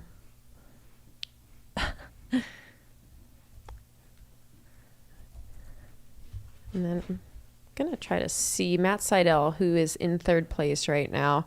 He's been a prior 4th place finisher here. He ran 4:41 into Dam 4 when he finished in 4th place. And this year he ran 4:31. So Matt Seidel is 10 minutes up on his prior splits here when he ran a really fast time. So I think his finish time that year was 5:41. So we've got our top 3 running under about 5 hours, 30-minute pace right now, which will be a very fast top 3 if those can hold. And we have Ryan Sullivan only 2.5 minutes back from Matt Seidel in 4th. So there's David just on that long stretch of road. It looks flat. It's not. It's not flat. It's 8.4 miles of rollers. Of not flat. Beautiful landscaping, though. Look at those trees. Good landscaping. Green grass. Very yeah. green. We saw some pumpkins earlier. Looking for farm animals. Currently looking for farm animals. If you see any, please shout them out. Would love to know what kind of wildlife we have in the area. But again, David just crushing it. Looks like, he had a whole crowd around him. He had the cars and he had the bikes, and it looks like he's just on his own journey at the moment. Definitely. Look at that. That's cool. A beautiful shot. Oh. East Coast represent. It's nice here. Yeah. You can just run down the middle of the road.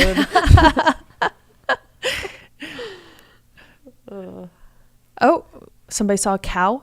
Oh, nice. Good. Keep it coming. Love to see it. Let's see here. Yeah, somebody put in the chat, PUDs, pointless ups and downs. Yes, that's like the motto for Appalachian Trail. It's just, why am I going up and over this again? There's literally no reason. The trail is over there. I could take a straight path there and not go over a mountain, but you've decided to bring me over this mountain. Just for some context on our women's race for 3rd and 4th, Valerie Arsenal, I've been saying her name wrong all day, I think. Arsenal. She was last year's 3rd place finisher, and she's our highest returner this year. When she came through Taylor's Gap last year, it was at 5:06 elapsed. So I think she's running a little bit faster than that pace this year. So I'd imagine we'll see Valerie come through Taylor's in probably the next 10 minutes or so. And she will be our, I think she's our 3rd place, but we'll be able to confirm that once she comes through. Yeah. And she's from Quebec. French Canadian. Most recently ran the Canadian Mountain Running Championships and placed top 15 in both the vertical kilometer and their classic up-down race. Yeah, she seems very versatile. Doing a race like JFK so successfely. Definitely. 3. That was 3? Does that mean 3 miles to go? Yeah, 3 miles to go for David here. Good eye. That was good. Okay, so that's 4:52, let's say, when he passed 3. He's definitely running sub-7 pace, probably 6 something, 6. What do these guys average? So when Hayden won, he was running 6:22 pace average for the 50 miles. Wow. So let's say he's running 6:20 pace right now. That's 19 minutes. So he will finish at 5:11 if he were to run 6:20 pace, pretty much. 3 miles left. He's probably... That'd be cool. That would be a 7-minute... That would probably make some sense, like a 7-minute course record. Yeah. So excited. Again, this is our leader of the race. He is 3 miles out, less than 3 miles at this point. Still just looking as fresh as the beginning of the race. Look how far away everything looks. Yeah. Like, that just looks that is, the thing with the CNO and these roads, it's like everything feels so far away. Yeah, and this profile, I'm just looking at the course profile, and it is... He actually does have a downhill starting at mile 49. Oh, here we go. This is Valerie coming through. Wow, she's crushing it. Yeah, looking good. It looks like she might have fell at some point. She's got dirt on her crap. knee. So she is 4:53 through here. She is crushing her race from last year. Yeah. She is stopping at the aid station here. 4:53. Taking in some liquids. So that is Valerie, our 3rd place woman. That is 4. She was through at 4:53. She's running 13 minutes ahead of her split into here last year when she ran 6:35. Yeah. So let's say she just holds that. She'll pretty much finish like at 6:20, which would be amazing. Wow. If we could get our podium all under 6:20. She looks great. She looks so good. When did Mary come through? What time was that? Let me see if I can grab a split on that. I know that was a while ago, but I wonder. Yeah, Valerie looks great. I just wonder. She looks really smooth. Yeah. And Valerie is consistent and she knows how to race. She races incredibly smart. So I wouldn't be surprised if she really pushed it towards the end. I don't think I've got those ones. I did say there was she was 7 minutes behind Rachel or something. Mm-hmm. Oh, here we go. 4:46. And okay. So Valerie's about 8 minutes back. Okay. That might be comfortable. Yeah. Unless And that was the same for Rachel and Mary too. Yes. So we got 8 and 8. Yeah, so we've between that's first, second, third.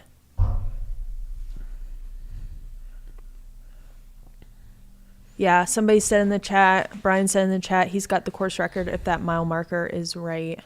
Yeah. It's very likely that he's going to go under course record pace. He would have to run 8-minute pace. Yeah. He looks bigger. Great. It doesn't look like he's going to slow down.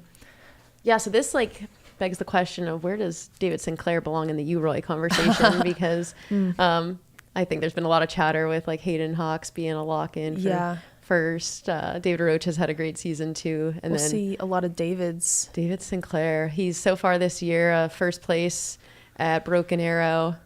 Course record and I think course record at Broken Arrow, but they've kind of been different courses over the years. First place course record at Speed Goat. Now first place, very likely course record here at JFK. That is some historic racing.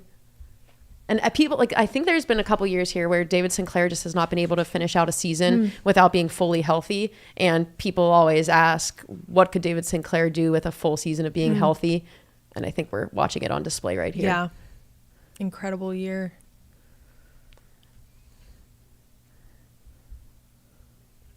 Yeah, then we've got a couple questions in the chat. If people, do they all change their shoes? We saw a lot of people changing their shoes at Weaverton Cliffs, the aid station right off of the AT. And I think it's hard not to for a lot of these athletes with the advantages that you get with a road super shoe these days. The one person we did not see change was Matt Seidel, but I think we saw nearly everybody in the top 10, for the men at least, change their shoes. Yeah. And as you see, more of the town appearing, more buildings, that means he's getting closer to where the race ends at the high school. Is it high school? I think it's a high school.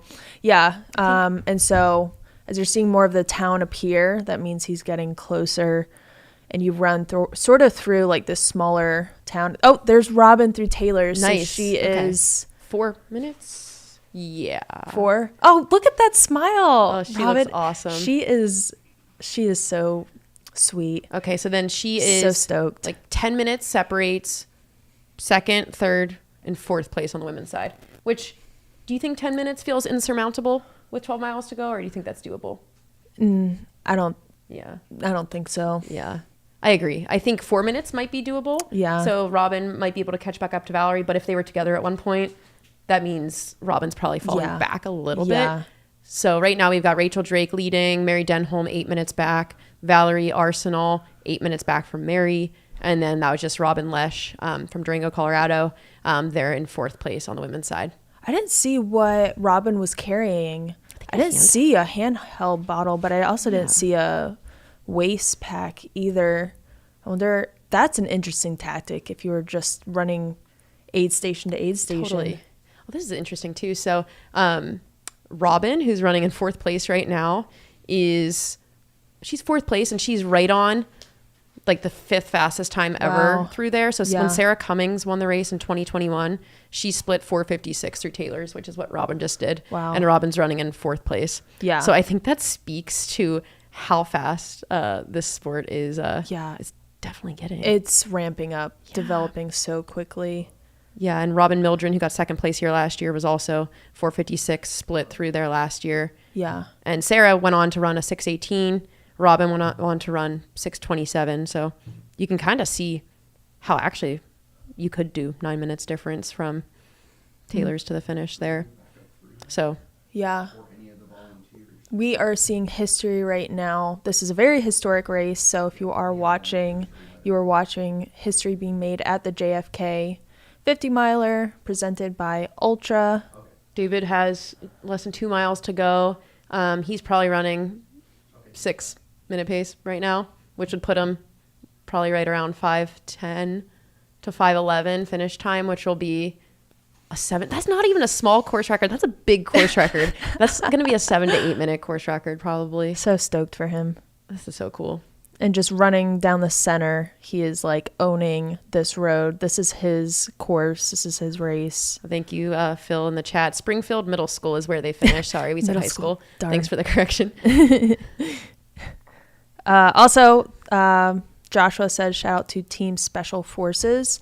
There is a huge military presence at this race, and they have the military challenge, or it's like the team challenge, and they get the Kennedy Cup, whichever team has the shortest amount of time.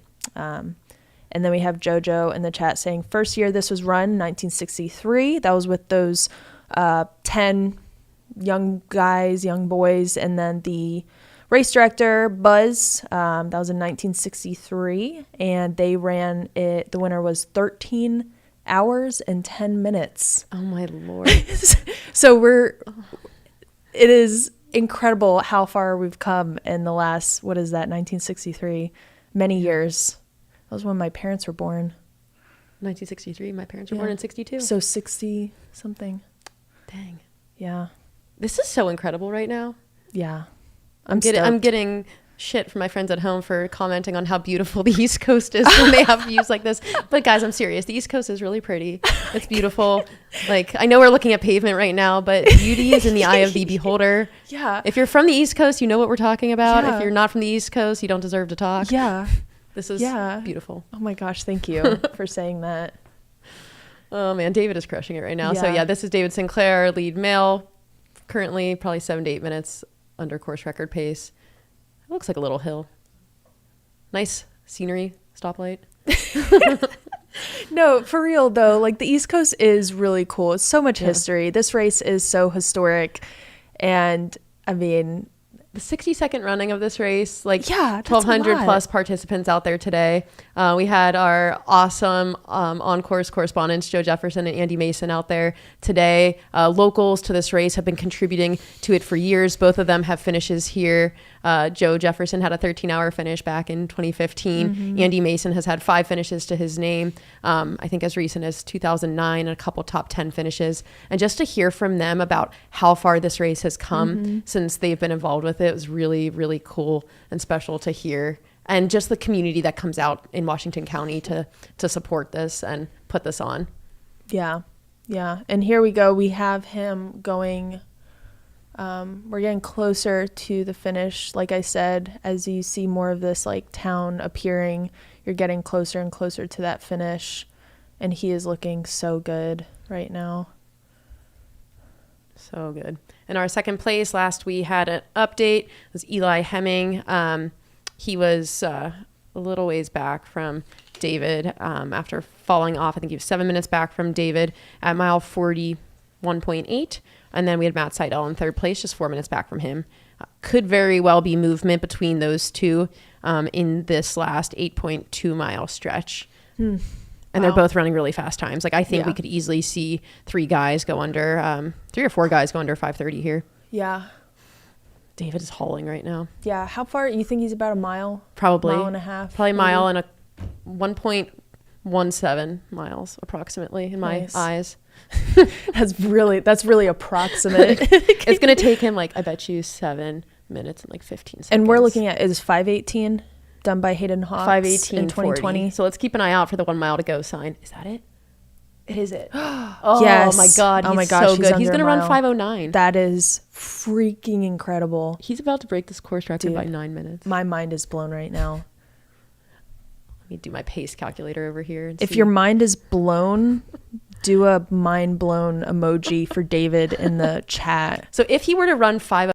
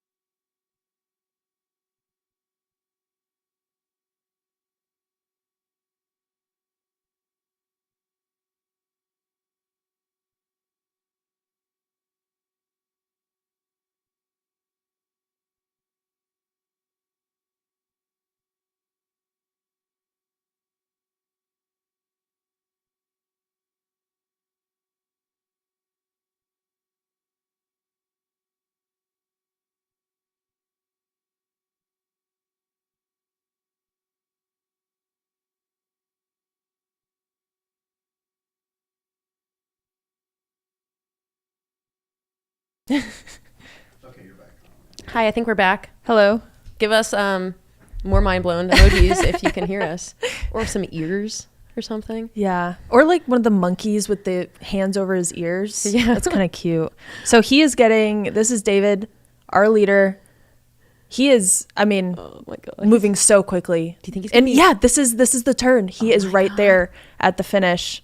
Have I just been doing bad math this whole time? Is he about to run like 5:07? Dude. Is this the turn? Yeah, this is it. I don't know. Don't listen to me, actually. He's moving really fast, and he's going to go under course record. We know that. Unless he's going to break it by, I think, over 10 minutes, which yeah. he needs to finish in the next 2 minutes and 40 seconds to break it by over 10 minutes. I can't imagine how stoked he is right now. Oh, so cool. Yeah, I think he might be taking a left, and then that's the finish. Again, I might just be not getting that right. I should be wearing my heart rate monitor this morning. Yeah, my heart is beating. I know. Oh, no. Wrong again. Don't listen to me. But I still think he's close. Yeah. He's right there. And we saw the mile marker. Yeah. He is probably, thanks for asking, he's probably in the 5s right now. 5 something. Yeah. Let's see if there's a speed limit sign coming up. We'll try to let you know what his speed says. He's got a slight uphill here before he descends into the finish. Yeah. Just another one of those. Oh, that's cool. Here we go. Oh my gosh, look at that shot with the mountain. There is David cresting that small little hill. But it probably feels like a mountain. Yeah, yeah. It probably feels like the mountain behind him. Yeah. It would to me. That's better. Yep. And he is running. He is grooving and moving. Go, David. Look at this. This is a nice downhill. Yeah. See, that biker's not even working right now. So that means yeah. David's also not working right now. It's the transitive property. Yeah. Oh, this is awesome. So this is David Sinclair, our men's leader, about to be our men's course record holder at the JFK 50 miler. By nearly 10 minutes. By nearly, if not more than 10 minutes. So previous course record is Hayden Hawks. And there is a school zone sign, so we know we are close to the middle school. Hey, that's some good perception. It's a speed limit. Can you guys imagine? Yeah, there it is, the arch in the distance. Yeah, he's looking down at his watch. He's like, dang, I'm going to get the course record. I'm going to get this course record by 10 full minutes. Just looking still so good. Oh, so cool. Go, David. So, yeah, he was the first guy, I think, to go sub 5 hours at Speed Goat. And now he's quite close to sub 5 hours. Can you imagine? My 6, gosh. probably 09 pace or something. Yeah, wow, look at him. Our champion, men's winner, David Sinclair. So cool. Coming through so smooth. Let's get the final time on the clock. 5:08, 21, 22.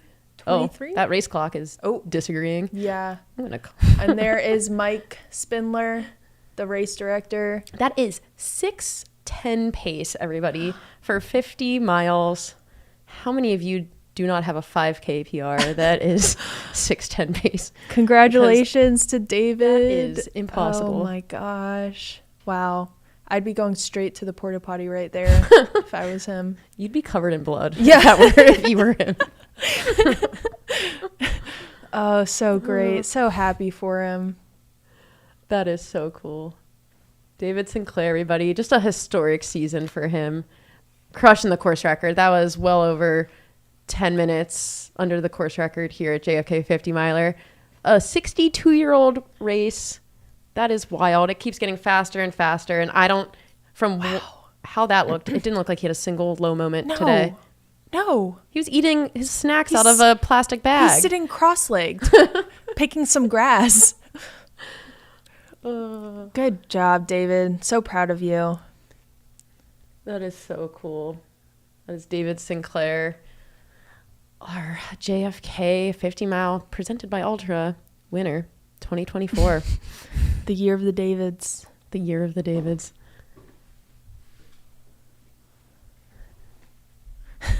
Chris says my brains are outside of my head. Same. I want to know what that last mile was. David, can you upload that to Strava? Stat. Yeah, David Sinclair is a multi-sport athlete. Also was at the U.S. Skimo camp last week. We have audio? That'd be cool. Focus on the time, especially with the snow yesterday. I thought it might be slow going. It's pretty windy, like a lot of headwind out there. But at like mile 27, Eli told me we're 5 minutes up on my course record, and we were still moving well and feeling good. So at that point, I started to think about my course record. And, with like 8 miles to go, I just did a little math in my head and figured that if I could avoid a blowout, like walking anything in, I would probably have a good shot at the course record. So I kind of put my head down and hammered from there. And yeah, I got it pretty handily in the end, which was a huge surprise given all the accomplished ultra runners who have done this. There's so much history. So many great ultra runners have proved themselves here. So definitely an honor to be able to pick that first record. What did you think of the overall course and how it played out? Like, where does it kind of rank, or how much did you enjoy it? I felt incredibly good today, so I think I enjoyed myself like almost every step of the way. Had a little adrenaline there that last 8 miles when it started to get hard. So yeah, the energy of the fans, so many people out there the whole time. I felt good. It was a great race. Well, it says I did 51 miles, 6:01 per mile I averaged. Which is pretty cool. I think it's faster than like the first time I ran a road marathon, I managed 6 minute pace, so pretty cool that like 10 years later, I can do it for 50 miles. There's Joe. Yes. Yeah, I can see it. Congratulations, man. That's a colorful way of describing David's feeling right now. What do you need to do? Fix it. He said he Hey, needs happy birthday, Wow. Oh, so great. And there is David, our Make sure you guys men's dismiss it when you winner. guys. Thanks. I gotta go write a bonus check now. Yeah. How many times have you run it? Oh my gosh. I heard him say that his first road marathon, he barely hit 6 minute pace. And, 2 wins, all right. wow, I think he ran this faster, he said. Wow. I think I heard his watch clocked 51 miles. Wow. So Just a fun. maybe his tangents mile. weren't that good. All right, we've got our eyes on that road stretch. Ooh, there's a runner. This should be F1. Oh, nice. Okay. So This it might should be Rachel. This should be Rachel on a portion of the road stretch. Our lead woman. Is that her? I think it. Well, she's wearing a blue pack. Let's see what we see under these trees. Yeah, that's her. Somebody. Yeah, that's Rachel Drake. We see there leading that little 2-person duo. Yeah. She's on the road. Again, this road stretch is 8.2 miles. So she's anywhere on that 8.2 mile stretch right now. Currently 5:13 on the clock. She's probably about on 6 hour pace at the moment. So has 47 minutes to get to the finish. We'll see. And as you can see, there are those rolling hills. They're going up right now. They'll go down. It is not flat, for those that are wondering. But Rachel is just making it look so easy right now. Yeah, and when Sarah Beal ran her course record, that was like 7:18 pace overall. And I think Rachel's probably somewhere in that like 7:10 average to 7:15 average. Yeah. Right now. So we'll see kind of what she ends up at.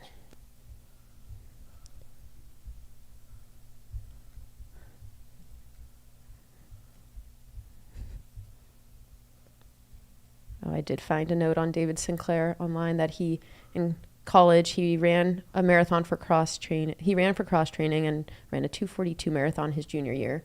So David bested that college marathon by 5 minutes on the CNO today, but he does have a marathon best of 2:16:18. Just a marathon best. What the heck?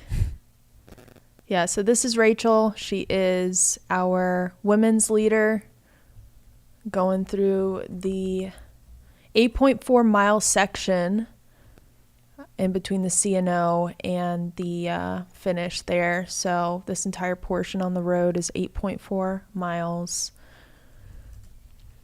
And it looks like she is partnering up with somebody who's also running the race. Getting a good glance of the Maryland countryside. It's beautiful. Beautiful Maryland countryside. Come at me. Yeah. Come at me if you don't think it's beautiful. It's so nice. Yeah. If you like the East Coast, what emoji should we do? Oh. Like a first place medal. Yeah. That's if you emoji. one of those snow-capped mountains. Oh, yeah. Either one of those. If you like the East Coast, the Beast Coast. And I better see a lot of those in the freaking chat. But again, we have this great drone footage of Rachel running that last stretch. That last, we've said this many times during this live stream, but there's so many different disciplines with this race. You got the single track, technical single track on the AT. Then you've got the CNO that's flat, even though it's a slight uphill. And then you hit this road portion that's, just over 8 miles, and it is rolling. So she's on this last discipline. She looks great there. Yeah. Really smooth. Yeah.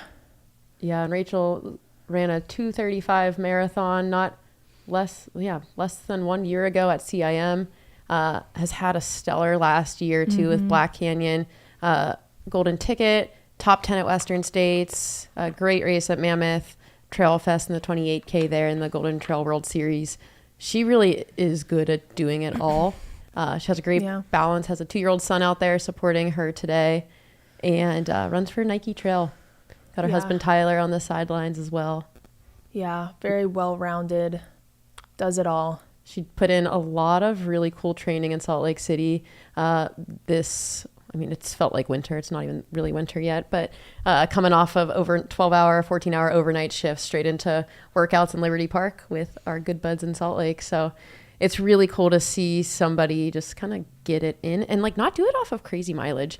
I think Rachel did have one really big training week in this build-up, but has been largely doing 8 to 9 hour training weeks. And I think she's somebody that is obviously very talented, but somebody that shows that you really don't need to go too wild with your training when you've got a competitive fire and you can put in the work. Yeah, for sure. Yeah, somebody asked in the chat, where is Eli?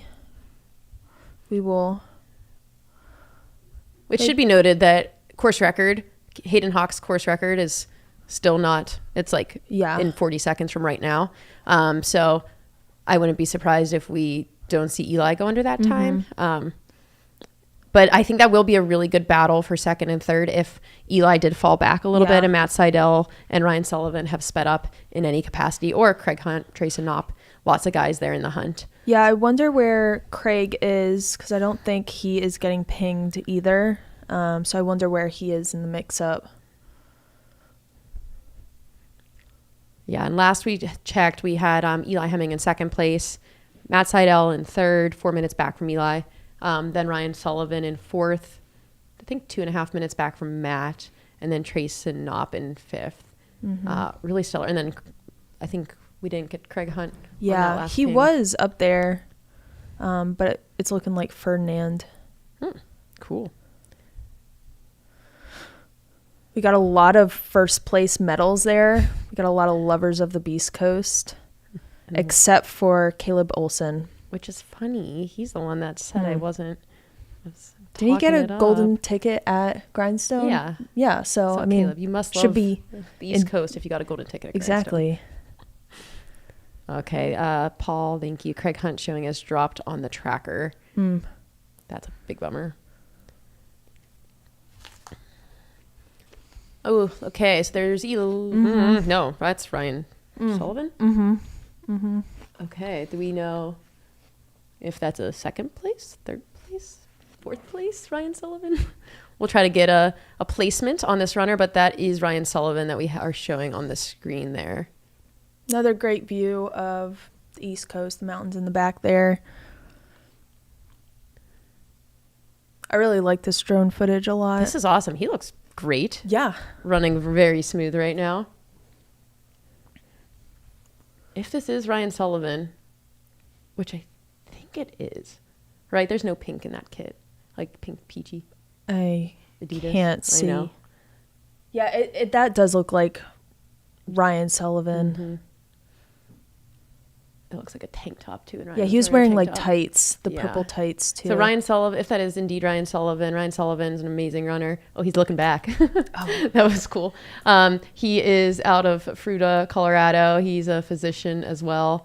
Has just been working his way up time-wise at this race over the years. Last year was 3rd place. Just nails this race when he does it. So really excited to see him come back at it, and I'm curious how much of a PR this will be for him this year.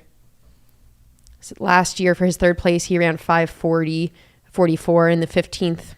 I think that was the probably 15th-ish fastest time ever. So we'll keep an eye on the clock for him. And there is Rachel, our women's leader, teaming up with another runner there. That's awesome. Yeah. Yeah, Rachel looks really smooth on this section. This looks pretty flat, maybe slightly downhill. Yeah. Temperature, we've got 47 degrees Fahrenheit. Oh, there it is, 47. Let's see what the wind is. I think it died down. Yeah, so the course record was set by Sarah Beal, and that was 6:05 in 2022. And so Rachel Drake is in contention for that course record. It'd be exciting to see her go under 6 hours. Definitely. I think that is, she said she wasn't driven by time coming into this, but I'd imagine if you're getting close to the finish and you can glance at your watch and you see that 6 hours is close, that probably pushes you into a final fast gear. And I'd imagine the way David was moving on that last section, I think Rachel's going to be pretty similar with kind of gutting out a little bit more out of herself. Yeah. Okay. Yeah, that's Ryan Sullivan. So we will, this is amazing. Wow. He's about to have a giant PR here. Yeah. So he ran 5:40.44 here last year. Let's see if we see that like 1 mile to go sign or if he's before that. He's looking behind him though. I wonder if he passed Eli. I know. And he's looking behind him to see where Eli is. This is crazy. He looks so good. He's so smooth. Yeah. I'm pumped for him. I think he's a swap athlete. He just been putting in the work and seeing results and getting just faster and faster and faster. Yeah, so this is cool. He was 5th place at JFK. Oh man. Yeah, so okay. He was 5th place at JFK in 2022, running 5:47. Oh. And then 3rd place in 2023, running 5:40. Oh. Oh yeah. So dude, he's on a. He's just improving. Improving and improving. I love that. Okay, so this could be very well like a 10-minute. Yeah. To 15. No, 10-minute probably. What bib was Eli? He's not number 10. Eli is. Okay, that's how I was. Okay. 14. And so if you're tuning in with us, we did have our men's winner come through. It was a course record. It was, what was it? 5:08 29? Something very close to that. Yeah, so we already had our men's winner come through. 5:08 26.9 according to that is 6:09 pace. That's not even 6:10 pace. Oh, 6:09 pace. Dude, what a crusher. Oh yeah. Oh, he is turning. Yep, he's turning on to this like slight uphill, and as soon as he crests this, he's going to do a slight downhill into the finish. This is huge. Again, I might be lying. I hope I'm not lying again. Okay, I'm pretty sure this is it. 1, 2, 3. If he finishes under 5:27.07, he will run the 5th fastest time in history. Stephen Kirsch currently holds that time. So the only people that will have been faster than Ryan Sullivan here will have been David Sinclair today, Hayden Hawks, Adam Peterman, Jim Walmsley. That Wow. is That a great list to have company with. I was lying. Okay. Have you just been lying this whole time? Yeah, Tara? I know. I'm sorry, guys. I'm sorry. I mean, he is close. He's very close. He is so close. He is right there. This is a good overhead. Yeah. Oh, I want to see if he's under 5:27:07. He's going fast. He is going fast. He's moving and grooving. Oh, yeah. He's going up that slight uphill. Maybe. Oof. And then That looks he's like a going hard up hill. downhill. There Oh. he is. Okay, so he's probably got a few minutes here. Oh, so good. I think this will be under 5:30 though. Yeah, what was his PR before? What did you say that was? 5:40 something. Let Wow. me bring that back. He ran 5:40:44. So that'd be very cool if he could run 5:30:44 and have a 10-minute PR here. Yeah. This is huge. Yeah, that'd be in line. Like he improved by 7 minutes on his first return, 10-ish minutes on this return. Oh, wow. really, really cool to see. I wonder if he was expecting that a second place was plausible. Yeah. I mean, what's going through your head at this point? I mean, he ran such a smart race. Such a smart race. Like, and he was in 4th place at the dam. Yeah. He was in 4th place, 6 minutes back from Eli, and 2 minutes back from 2.5 minutes back from Matt. He ran a really great race. And he has that experience under him. He's run it twice before. Yes. This is his third time here. And here he comes, our second place male, into the finisher chute, coming up here soon. Oh my goodness. So cool. So this is Ryan Sullivan from Fruita, Colorado. We've got on screen his third attempt here at the JFK 50 miler. He's had a 5th place finish in 2022, a 3rd place finish in 2023, and now he's coming in 2nd place in a huge PR. Yeah, I mean, he was only nearly 10 minutes behind course record. Oh my goodness. People are just getting faster and faster. 13-minute course record for Ryan Sullivan. 2nd place, 5:27:40 something. Oh, in the stash. He is looking great. Good for him. So proud. So happy for him. So cool. Oh, such a good race he ran. Very smart. Like we said, he was 4th at the dam. 4th at the dam with 12 miles to go. Yeah. 4th at the dam. That is so cool. He that worked is his way up. 6th fastest time in history with Hayden Hawks, David Sinclair, Hayden Hawks, Adam Peterman, Jim Walmsley, Stephen Kirsch, only the ones besting him. And he was pretty close to that Stephen Kirsch time. Yeah. So that is 6:30. What is that pace? Oh, math is hard. The speed stash. That's 6:30 pace average-ish, I think, over.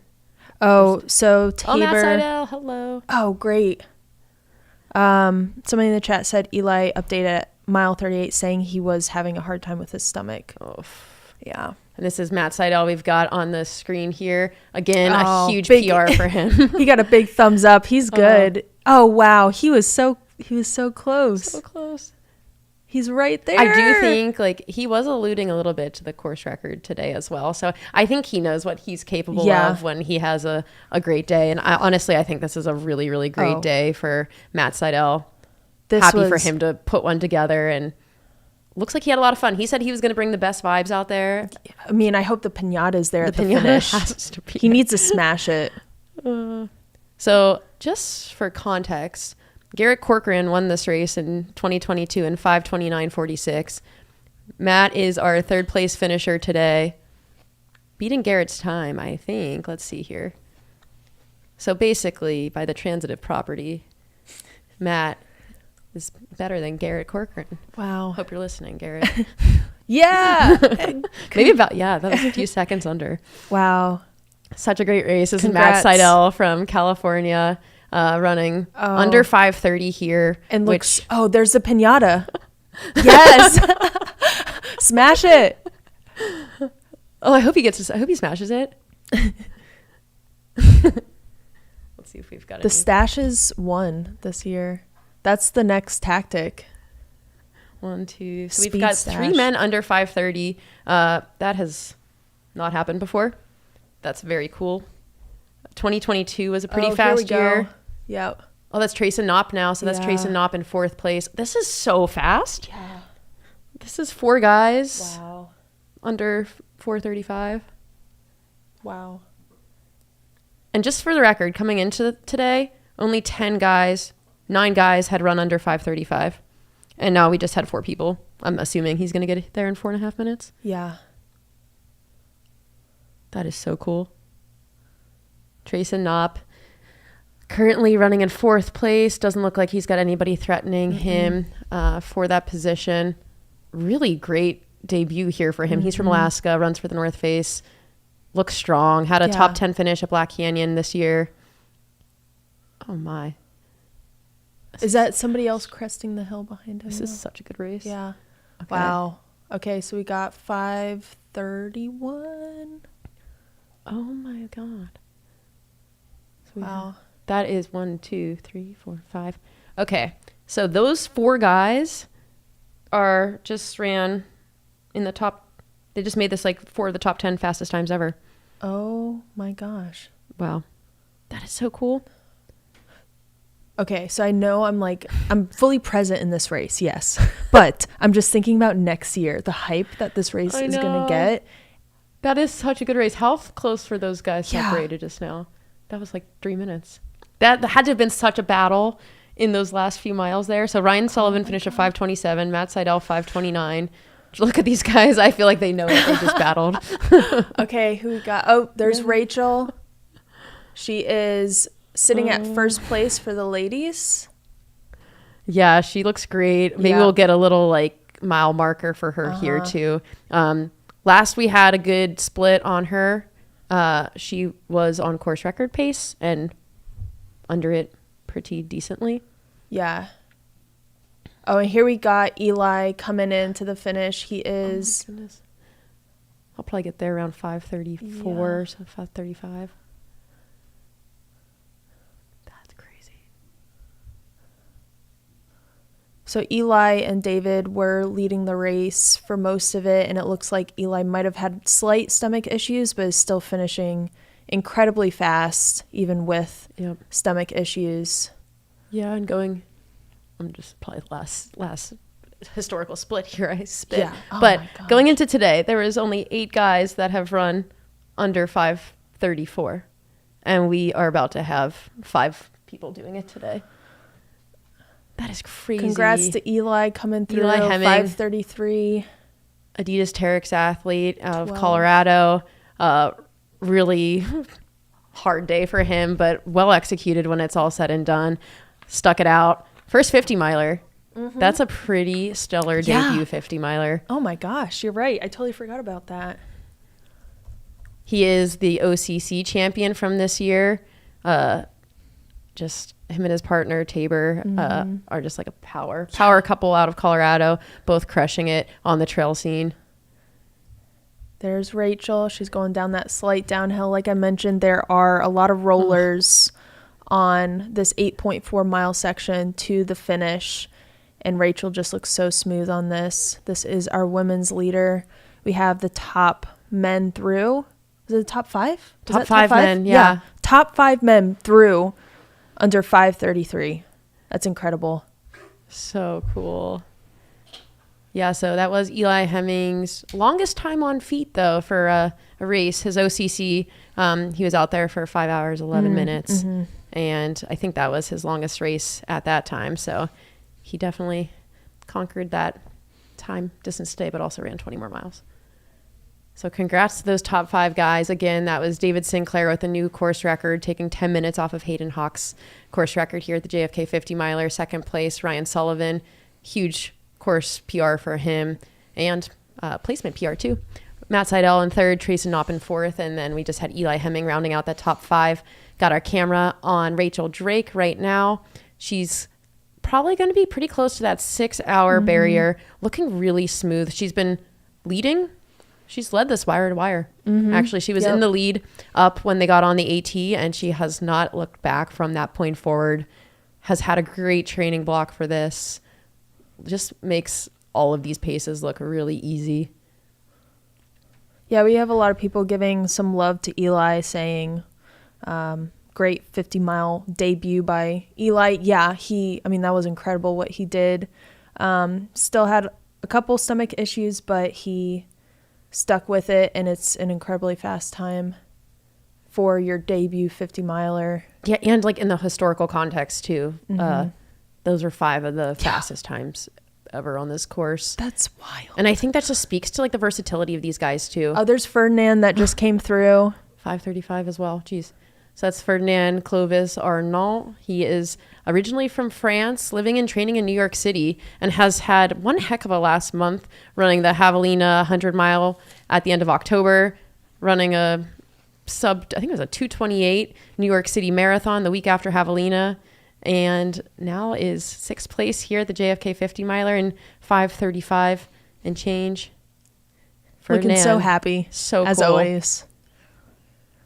And he races for the Aravapa racing team. We have eyes on Rachel right now. Wonder if we have an update on... Yeah, what I like about JFK too is like what we're seeing on display is all of these runners are very good at both trail and road.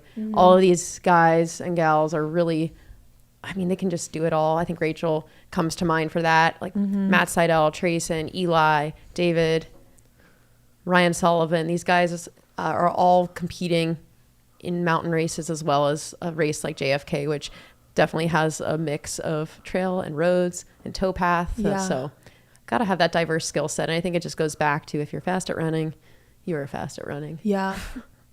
At this point in the race for me, my legs were burning. Especially up this little hill here. Oh, 3. She's at 3. So let's do some math.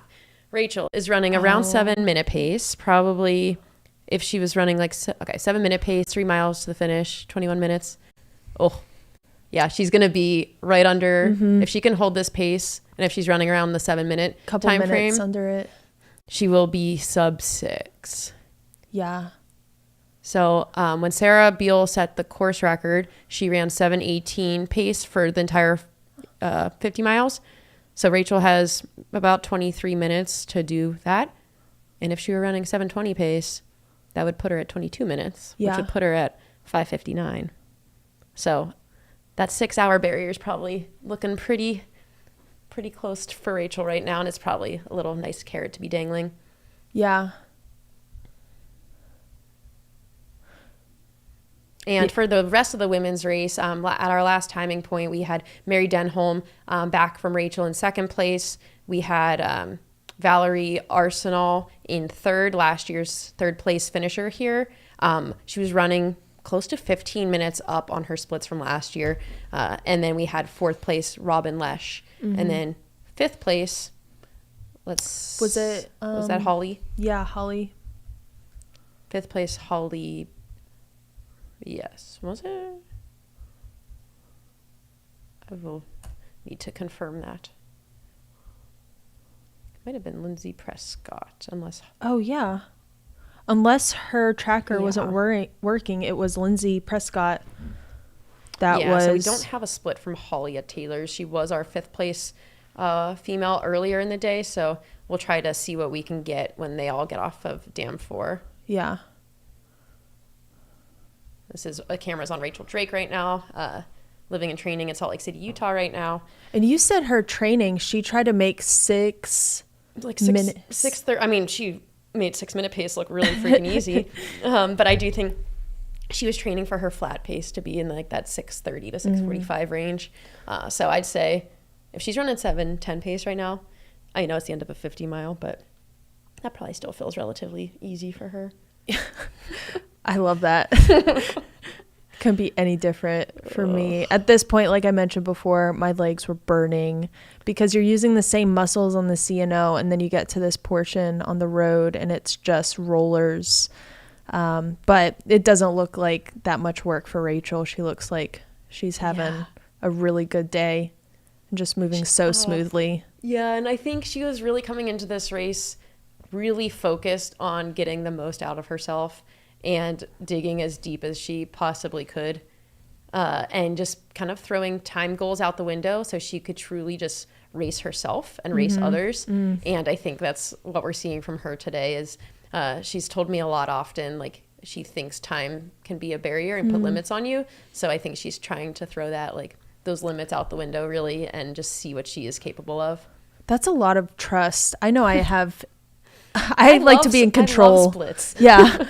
I like to be in control. I like to have, I don't know, like you said, the carrot, but you know, there's something to say about what she's doing right now. And that might inspire me to do the feeling. And I go off some sort of feeling for my next race. So cool. And I think we'll probably see something similar to David. We saw David Sinclair take 10 minutes off the course record here. If Rachel slips under that 6-hour barrier, that will be taking 5+ minutes off of Sarah Beal's course record, which was a phenomenal time set here back in 2022. And Sarah's somebody that it took her a couple times to get it perfectly right here. Yeah. And before Sarah, it was Ellie, right? Ellie in 2012. Yeah. And then so it took Ellie's course record stood for 10 years before Sarah took it down in 2022. And like, I just loved Sarah's persistence with it. I actually don't think 2012 is on there. Sarah's persistence with coming back and trying to nail things. And honestly, it's really cool to see both Rachel and David, I mean, so far, nail it on their first attempts here. Yeah, so like we have talked about several times today, this is a very historic race, the oldest continuous held ultra in the U.S., started in 1963. And in 1963, the first year they ran it, I think the winner was like 13 hours and 10 minutes. So, I mean, do the math there. Come a long way. But that was also run, it was like 10 high school age boys and then Buzz Sawyer. Very historic race here.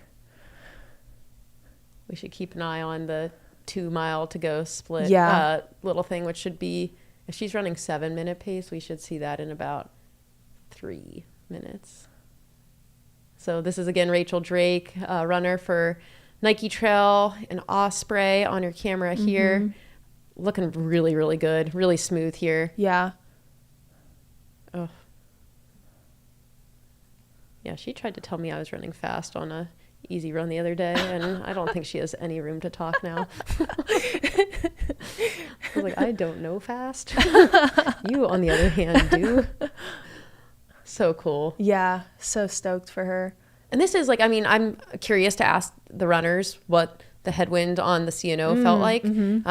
But if that 10 to 15 mile per hour headwind was indeed true, this is despite all of that. These guys are throwing down these extremely fast times. I think it's the shoes, it's the competition, it's the nutrition. People are just nailing it. Because like you even saw with Eli, he started to struggle around 35, and he held on for one of the fastest times ever, running an extremely impressive debut 50 miler. So I think these runners aren't just extremely part of the carnage group in these races. They're kind of holding it together too. Yeah, I wonder what that headwind felt like, especially with David running behind Eli for most of that CNO portion. So I wonder like how that affected. I mean, David still just alone had a great result. Went under the course record by nearly 10 minutes. It was 10 minutes and change. And here we have Rachel Drake, for those tuning in, our women's leader. And we are suspecting she is getting near the 2 mile mark. That might be it. That might be it. Okay. To our left, 2 miles to go. Oh my gosh. Rachel. So she's 7-minute pace would be 5:58. She looked at her watch. She wants to get it. She wants to get under 6 hours. That's so cool. So this will probably be, I bet, under 5:58, honestly, maybe 5:57. That is amazing. I'm so impressed. 2 miles to go. This is Rachel Drake, our women's leader. Oh, thank you, Kelly, in the chat. You said I had that headwind on my very short run this morning, and it was terrible. So there we have it, folks. Headwind is terrible, and these runners are still doing what they're doing. We have another guy coming through.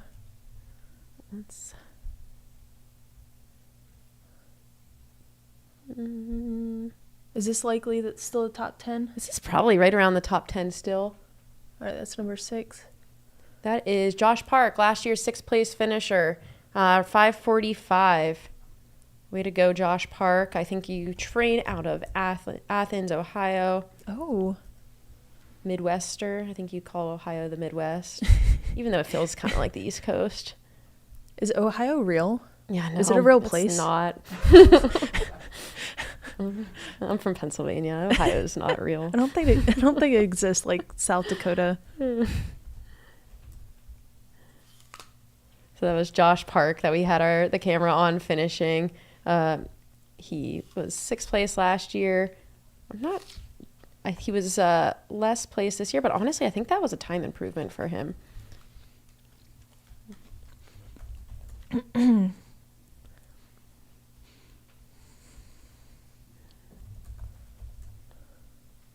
Yeah, if everyone could put in the chat where they're from. We have 654 people watching. Wow. And we have a lot of people from all over competing in the race, but also watching. I know we had some people from Germany watching. Oh, yeah. Josh Park's 6th place last year was a 6:02. Like 6:02:31, and he just finished around 5:45. So that's a huge another PR. That was like 17-minute PR, and he finished, I think, at least a place lower. So he was at least 7th place. Oh, there. So he was 7th. I think he was 7th if we didn't miss anybody. Yeah. I'll try to get confirmation. We got some people. Yeah, Josh Park, 7th place, 5:45:12, 17-minute PR and 1 place lower. Wow. That is wild. Oh my gosh. And Rachel could make her way into the top 10 overall. So at the last checkpoint, she was 11th, but we did see her running. Is this the 10th place men right in front of her? Probably. Yeah, the guy she's been Rachel. working with. Who is that right in front of her? Is Let's that see. Andrew? Could be Eric. Oh, Eric. But she also passed somebody back on the road we saw too. Yeah. So unless he passed, like he kind of pulled I wonder away. if she knows she's coming for the top 10. She just wants to race everybody. Rachel. I'm just going to take you down. Let's keep an eye on this. So we've got our 8th, 9th, and 10th men at the last checkpoint were Ryan Clifford, Steve Mance, and Eric Kennedy. And Rachel is closing in on this guy right here. This might be that Robert Brulette from Ontario. Oh, yeah, it is. He's wearing all black, He's right? the guy who was mentally sound at Taylor's, was it? Antoneum. Telling us all the facts about Canadian racing. Good job to both of them. Oh, so cool. So they probably have 10 minutes to go to finish, probably from this point right here for these guys, which is not that far, but I bet you it feels very far for them at this moment in time. Mm-hmm. I always tell myself in these moments, I'm like, 10 minutes, you've run 10 minutes a billion times. But dude, it feels so far at that point. Like a mile and a half doesn't seem doable, but once you get to a mile, it's like, oh, yeah. I can do that. I can't imagine how that felt on the AT though for you. You know, the last mile of like the days, the long days was kind of this weird feeling of like, it's like a drug almost. It's like, this feels amazing right now. Euphoric. Yeah, it really did. That's a perfect word. Maybe that's what Rachel's feeling right now. Yeah, It's just euphoria in this last mile. Her stride. She's, I feel like she's going faster. I think she is. Those arms are pumping. She's going to make it under 6 hours. I'm calling it. Oh, definitely. Let's keep an eye out for that wood. 1 mile. Oh my gosh. That 1 mile to go mark is probably pretty soon. Probably in the next 2 minutes, I'd imagine. 3 minutes.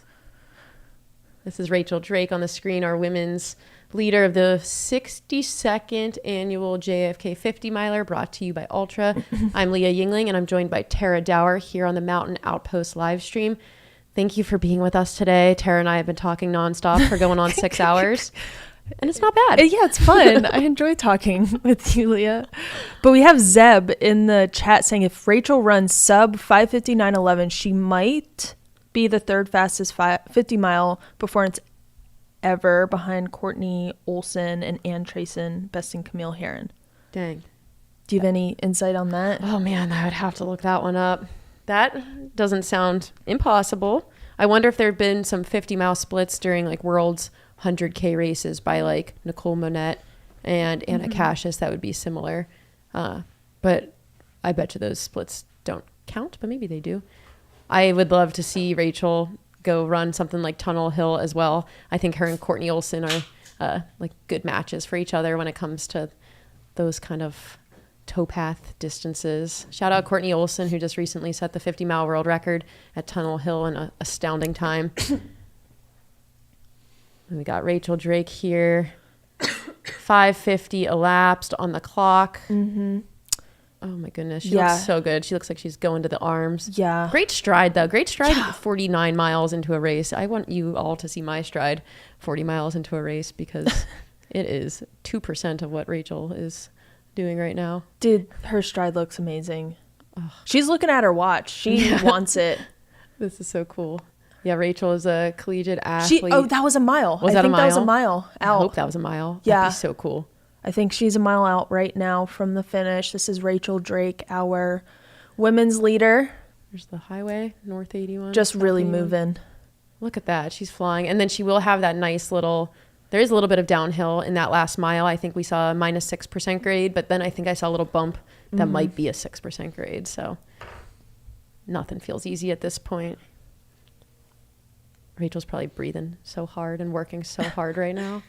I wish we had, they do this in triathlon, but they have the heart rate monitors connected so you can see their heart rate. Oh, that'd be so That would cool. be so cool to see in ultras. We need that. That'd be so neat. I know Rachel wears one of those, I think the Coros arm strap too. She's looking at her watch. She's like, how close can I get?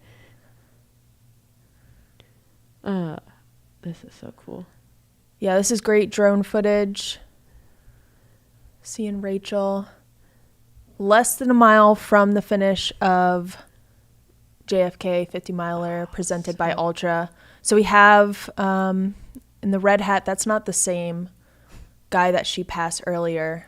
Let's see if Rachel is he racing? He's got nothing on him. Go Rachel. Go get him. Is that a racer or is that just somebody live streaming? I have no idea. He looks great. He is really he looks pushing. Too good. Yeah. What the hey? He's looking so good. Rachel is looking incredible. I mean, she is on her way. How cool. Under 6 hours. Under 6 hours. First woman ever to go under 6 hours if she pulls this off, which I have a good feeling she will do. Oh, good. All these guys. Yeah. Okay. Let's go, Rachel. Come on, Rachel. I love a good race. This is so cool. That's probably super encouraging, though, to see people and to like... Yeah, go chase them. You're like dangling in front I know of you. for me, that's like exciting. So I wonder how it feels for her. We got a little follow footage there. This is cool. Rachel's coming into Williamsport. She will finish at the Springfield Middle School. This is East Coast racing. Low frills. Like, not a lot of spectators, but a lot of energy and a lot of fun. Wow, under 6 hours for JFK 50 miler. Oh my gosh. First time a woman has gone under 6 hours. So cool. Rachel Drake on our screen in the blue pack, white shirt. She is our lead woman, the JFK 50 miler. She's got her husband Tyler crewing her out there today and her 2-year-old son Lewis all the way from Salt Lake City made the trip. Just an impeccable race, leading this wire to wire. Yeah. Putting in a good hard effort on the AT early on to have a 3-minute lead by, I think, mile 9. Yeah, she's led the entire time. And she hasn't looked back. She's looked smooth. She looked really dialed and controlled today with her transitions. Oh, here she goes. This is cool. So this is that one turn. Oh, she's so close. Wow. So I would imagine she is nearly a half mile out, maybe less. This is our women's about to be champion. Yeah. Rachel Drake. So cool. Salt Lake City. She's about to pass. Do we know she's top 10 at this point? Let's see here. So she has to be. This has to be close. It's got to be close. We've had 7 recorded male finishers so far.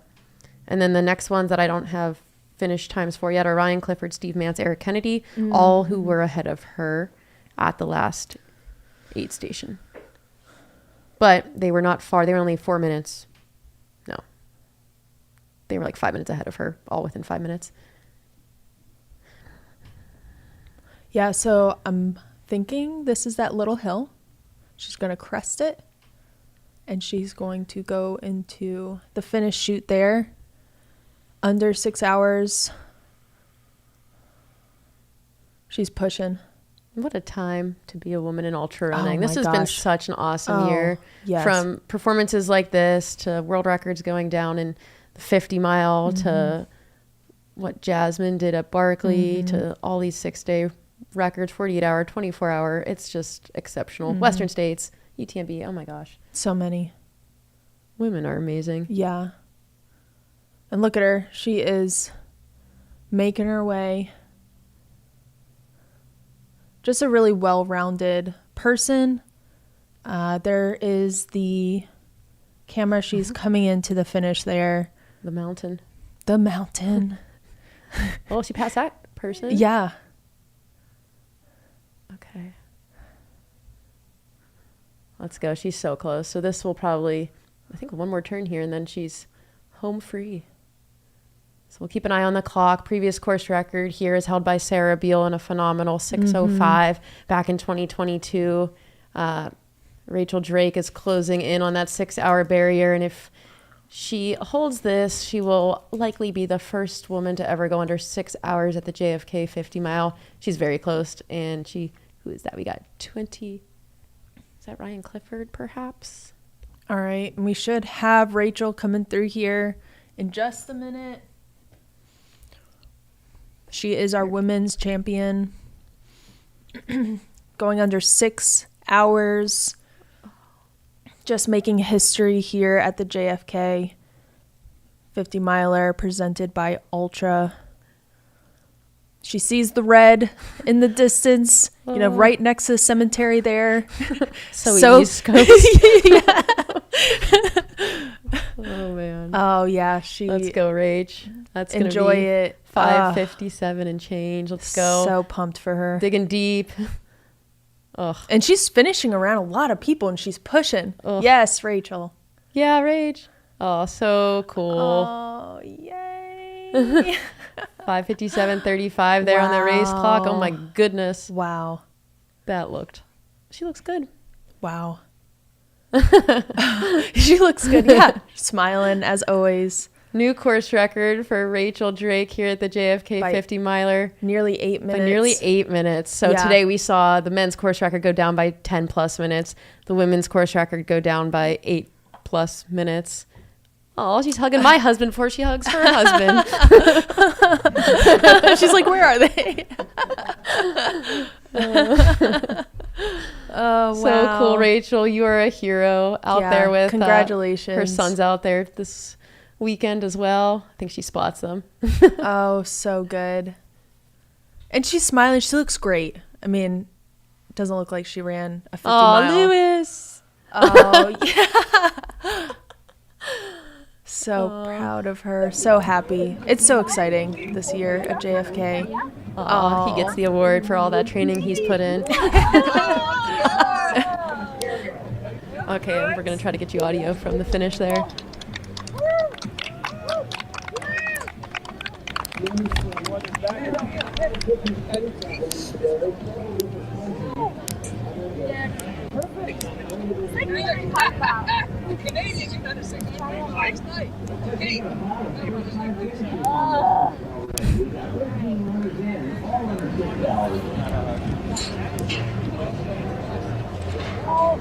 There's her husband, Tyler Green.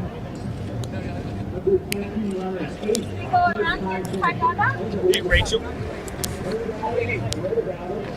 Race promoter. He's our race promoter. We get a picture with her. Oh. Right here. Let's go right here with the Altra in the back. Lewis, get in here, Lewis. And she did get top 10. Yes, she did. Let's see. Your mommy got the record. You got the medal. Hey, Mike. Yep. 10. Yes. Well, yeah, it looks like it. I can tell. Places 8 to 13 just finished. From 5:56 to 5:58, we had 5 finishers. 6. Wow.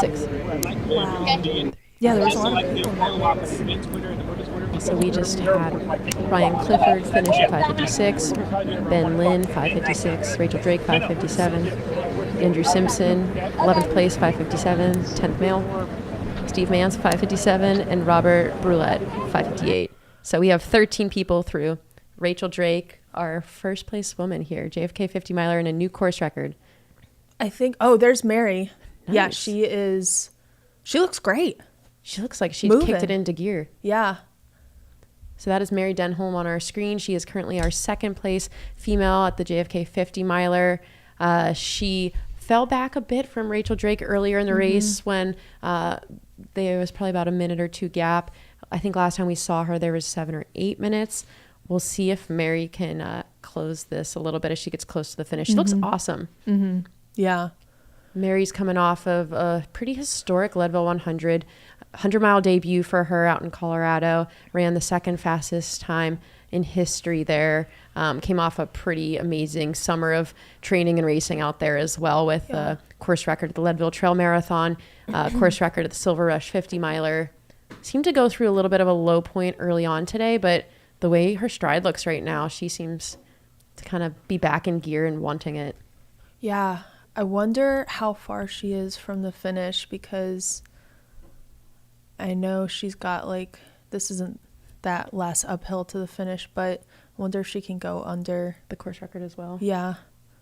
And I'm not sure where she is on the course. I know she's getting close because there's all that. I know. The town, as you get closer, you see more of the town. So I know she's close. This is so cool. If we see some school signs, we'll know we're close. We know we're close.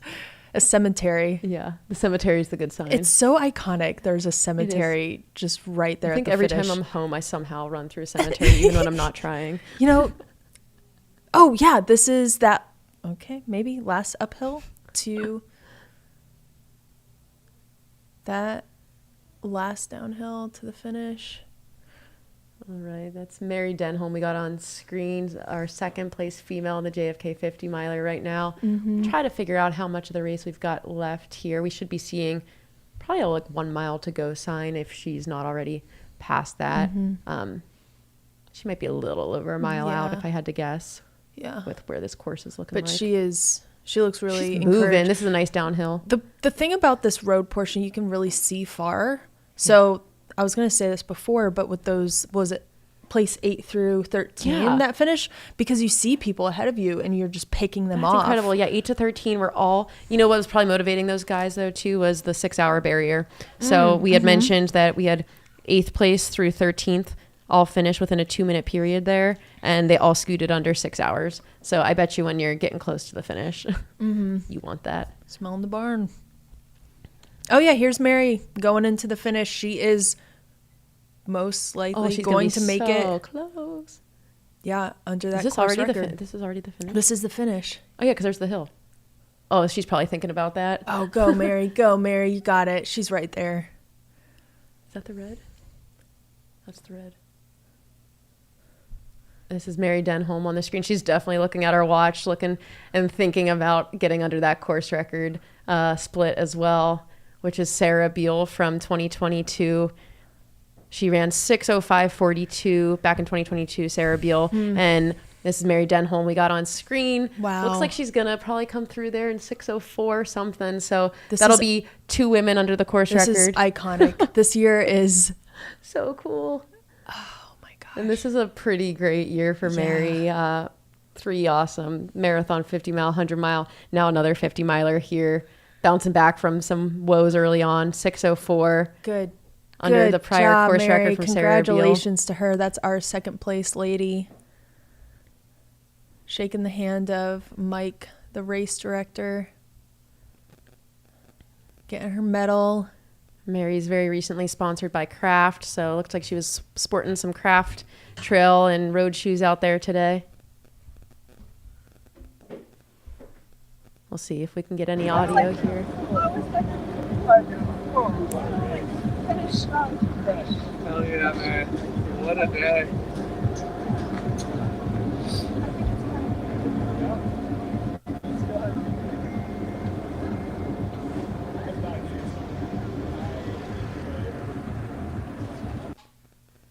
Oh, here's Valerie. Oh my God. Goodness gracious. No way.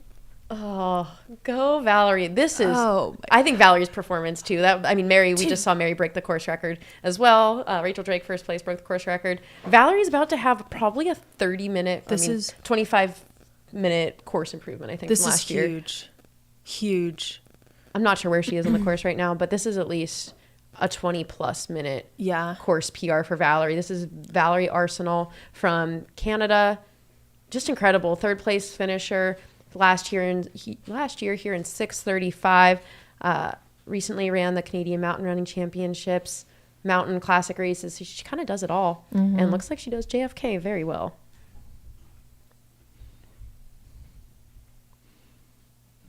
Yeah. So for those that are just tuning in, we had Rachel Drake come through under 6 hours, and we just had Mary Denholm through under the previous course record time. What was it, like 6:04? 6:04, yeah. 6:04. That was Eric Kennedy that we just saw across the finish line there, bib number 27. Now we've got Valerie Arsenal on your screen here. This is definitely the fastest top 3 women at JFK ever. In terms of podium times, I don't think we've had 3 people under like 6:30 in the same race. Don't quote me on that, but roughly that concept. I have a concept. And that's just, women are just crushing it this year. This is, Valerie Arsenal on your screen. Third place female. She looks so strong, too. Currently 6:06 on the race clock.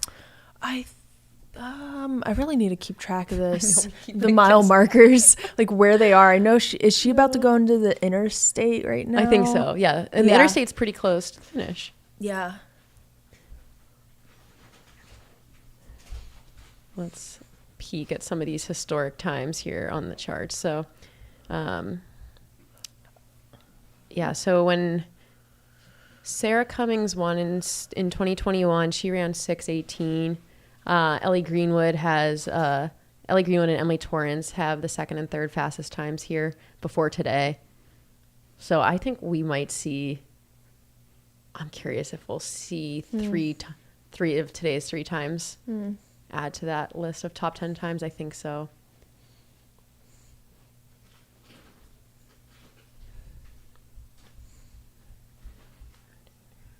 Again, we had top 2 women come through under previous course record set by Sarah Beal in 2022.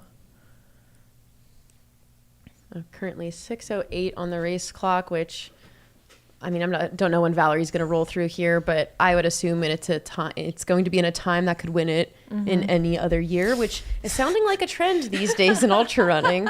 It's a time that could win any other year, but we're in the age of the golden era of ultra running right now. Age of shoe advancements, age of competition, age of nutrition, age of records just being completely destroyed. So today we saw David Sinclair take down the men's course record by 10 minutes. We had Ryan Sullivan with an impeccable second place finish, big course PR for him, and Matt Seidel in third place. And then on the women's side so far, we've had Rachel Drake, Mary Denholm, both of them scooting under the prior course record. And then we are awaiting Valerie Arsenal here at the finish in what is sure to be an absolutely incredible time as well. Wow. Somebody said, I need my brain back, please. And I could not agree more. So we are going to have footage of the awards ceremony. Yes, we are going to have footage of the award ceremony. Yeah, so if you are interested in seeing that, we'll have that later. Once we have our top 10 women through, they will do that. Oh, and I'd like to thank, who do we got here first before I go thanking people? That's a fast finish. Holy moly.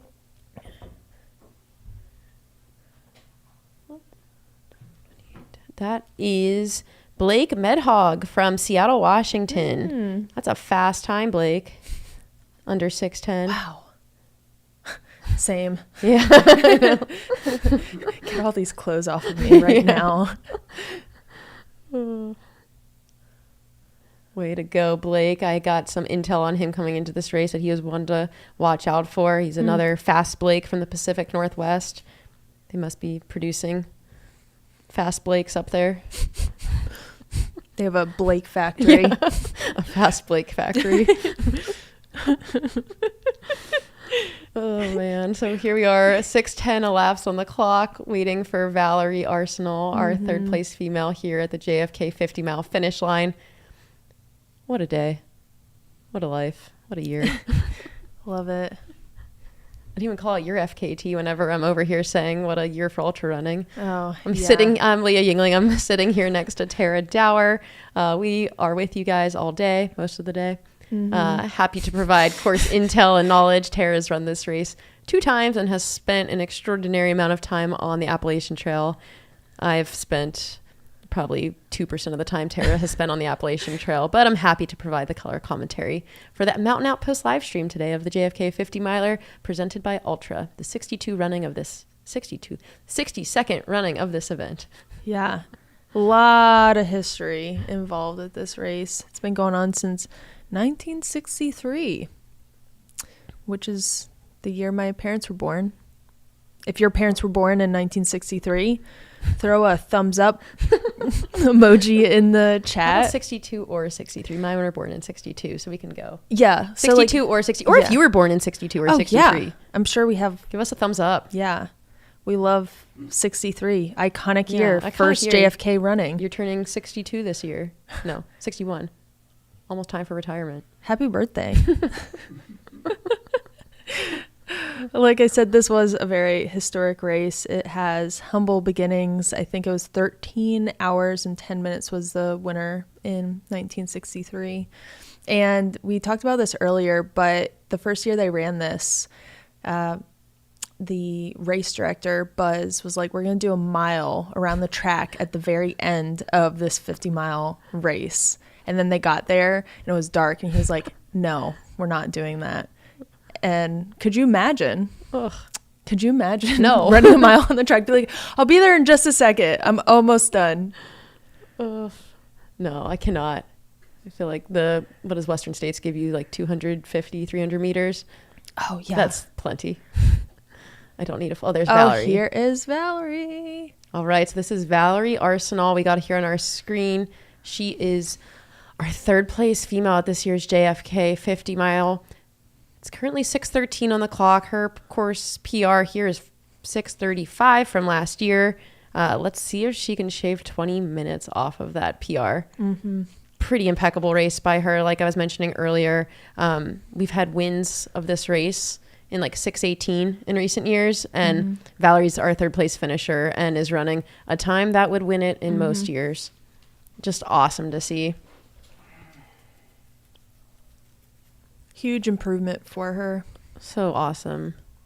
And she ran this really well, dialed, controlled. So cool.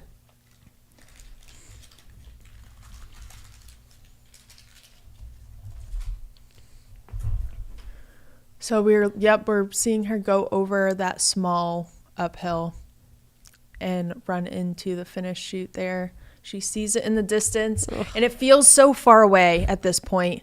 Feels so far away. All you want is to just sit down. Just stop running. Yeah. Just you don't know which way to go, towards the cemetery or towards the finish chute. Always the cemetery.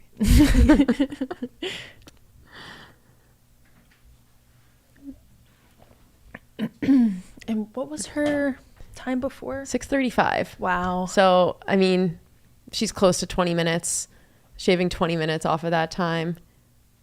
This is our third place woman coming in with a huge PR.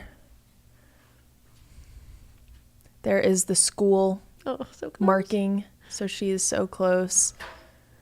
She got third here last year. Yeah, repeat third place. It's like who we were talking about, Josh Park earlier. He got 7th place this year, but like close to 20-minute PR, and Valerie's third place again here and probably close to a 20-minute PR as well. Oh, yeah, that's awesome. Yeah. 6:50. This is going to be 6:15 and something. Gosh. What's the pace on that? Fast. Let's see. Let's see if we got 7:30. Oh my gosh. 7 minutes 30 seconds. So that means our top 3 women have all run under 7:30 average on this course, despite the 3,300-ish feet of elevation gain, the technicality of the Appalachian Trail, the rolling hills of the Maryland farmland out here. Yeah, these are some of the most versatile athletes. 2024 JFK 50 miler. Here she comes, Valerie. Third place woman. Again. Big PR. Way to go, Valerie. Huge PR. That's such a fast time here. Congrats to her. Oh, close to a 10-minute PR. 20-minute PR. I think 19 minutes here for Valerie. Third place, 6:16. Congrats to Valerie. That's so fast. So solid. I'm going to try to find our top times here ever. I think this one would slate into probably the 5th or 6th fastest. Yeah, and to our left there is the school, and they're able to go in there and take showers. There's massage tables. There's like PTs in there. There's food. Yeah, so coming into today, 6:16 would have been the 3rd fastest time in race history, only trumped by Sarah Beal 6:05 and Ellie Greenwood 6:12. Wow. There have now been 3 women that went under the 6:16 today. So we now have Rachel Drake with the fastest time in history, Mary Denholm 2nd, then Sarah Beal has the 3rd fastest time in history, who held the course record until today. Then Ellie Greenwood with her 6:12 is the 4th fastest time in history, and then Valerie Arsenal just threw down the 5th fastest time in JFK history, and that landed her in 3rd place. Yeah. Way to go, Valerie. Yeah. Incredible running. That's so fast. So if you're tuning in, we just had our 3rd place woman come through. So we have our women's podium, and that is Rachel Drake, under 6 hours. It was 5:57, 5:58. It was 5:57. And then it was Mary Denholm and Valerie Arsenal. Yeah. 5:57.32 for Rachel. And let me try to refresh. Mary was 6:04, so Rachel had Mary by about 7 minutes. And then we just had Valerie come in around 6:16, so about 12 minutes back from Mary. So 20 minutes separated our top 3 women there. And I expect we'll see Robin here very soon. Hopefully we can get a follow camera on her and see how she's doing. Robin, longest distance she's ever run as well. Eli and her. So cool. Yeah, this is neat. David Sinclair, we talked about earlier, also set a massive course record today, taking down a Hayden Hawks CR by about 10 minutes. David ran 5:08.26, which is 6:09 pace for the distance.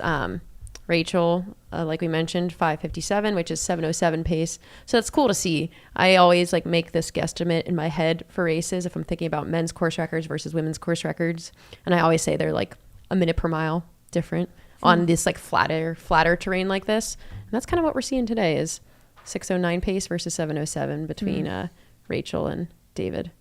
So fast. And then we said Valerie just there with our 3rd place finish is 7:30 pace. So that's 7:30 pace over the terrain that they have encountered.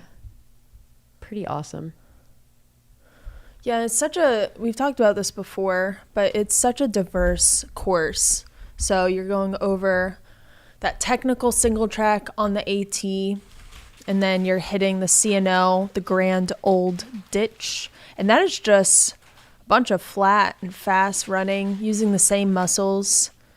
And then you hit this road portion going through the Maryland countryside. It's 8.4 miles. And it's rollers. There's a lot of rollers. So it's a very diverse course. And I think we have a couple more people coming in here. You can see them in the distance. They crest that hill and then they run into the finish. The school is on your right here, cemetery on the left. Yeah, we have a couple people coming through. It looks, I think that might be Robin. Back there, I think that is Robin. There, I see a hand being raised by the person. Oh, that is Robin. Yay. That's Robin Lesh. She's our 4th place female again. So fast. I should just record myself saying so fast and just put it on repeat this year. This is Robin Lesh out of Durango, Colorado. Oh, wow. First 50 mile for her. So wow. Also incredible. She runs for Vibram. Spent some time in New Zealand.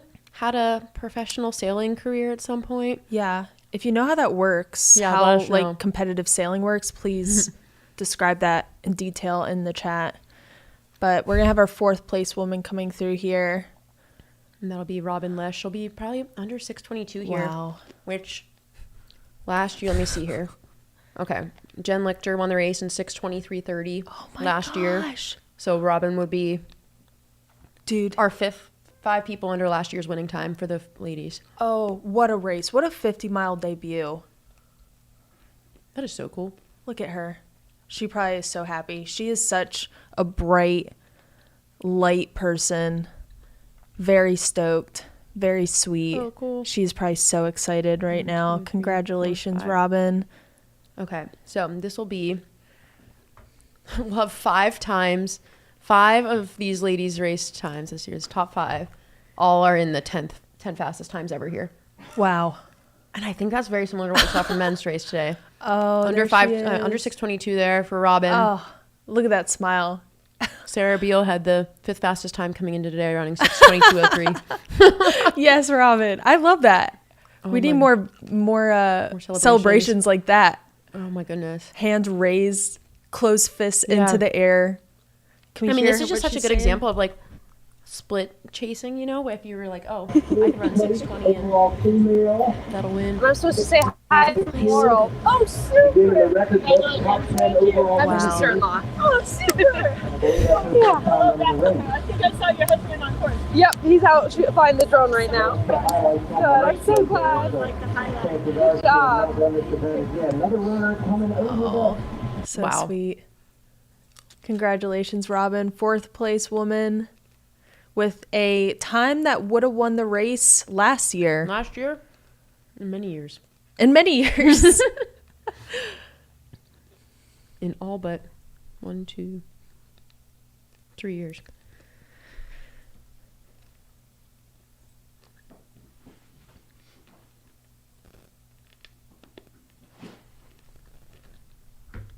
We're so happy everybody's out there joining us today. Okay.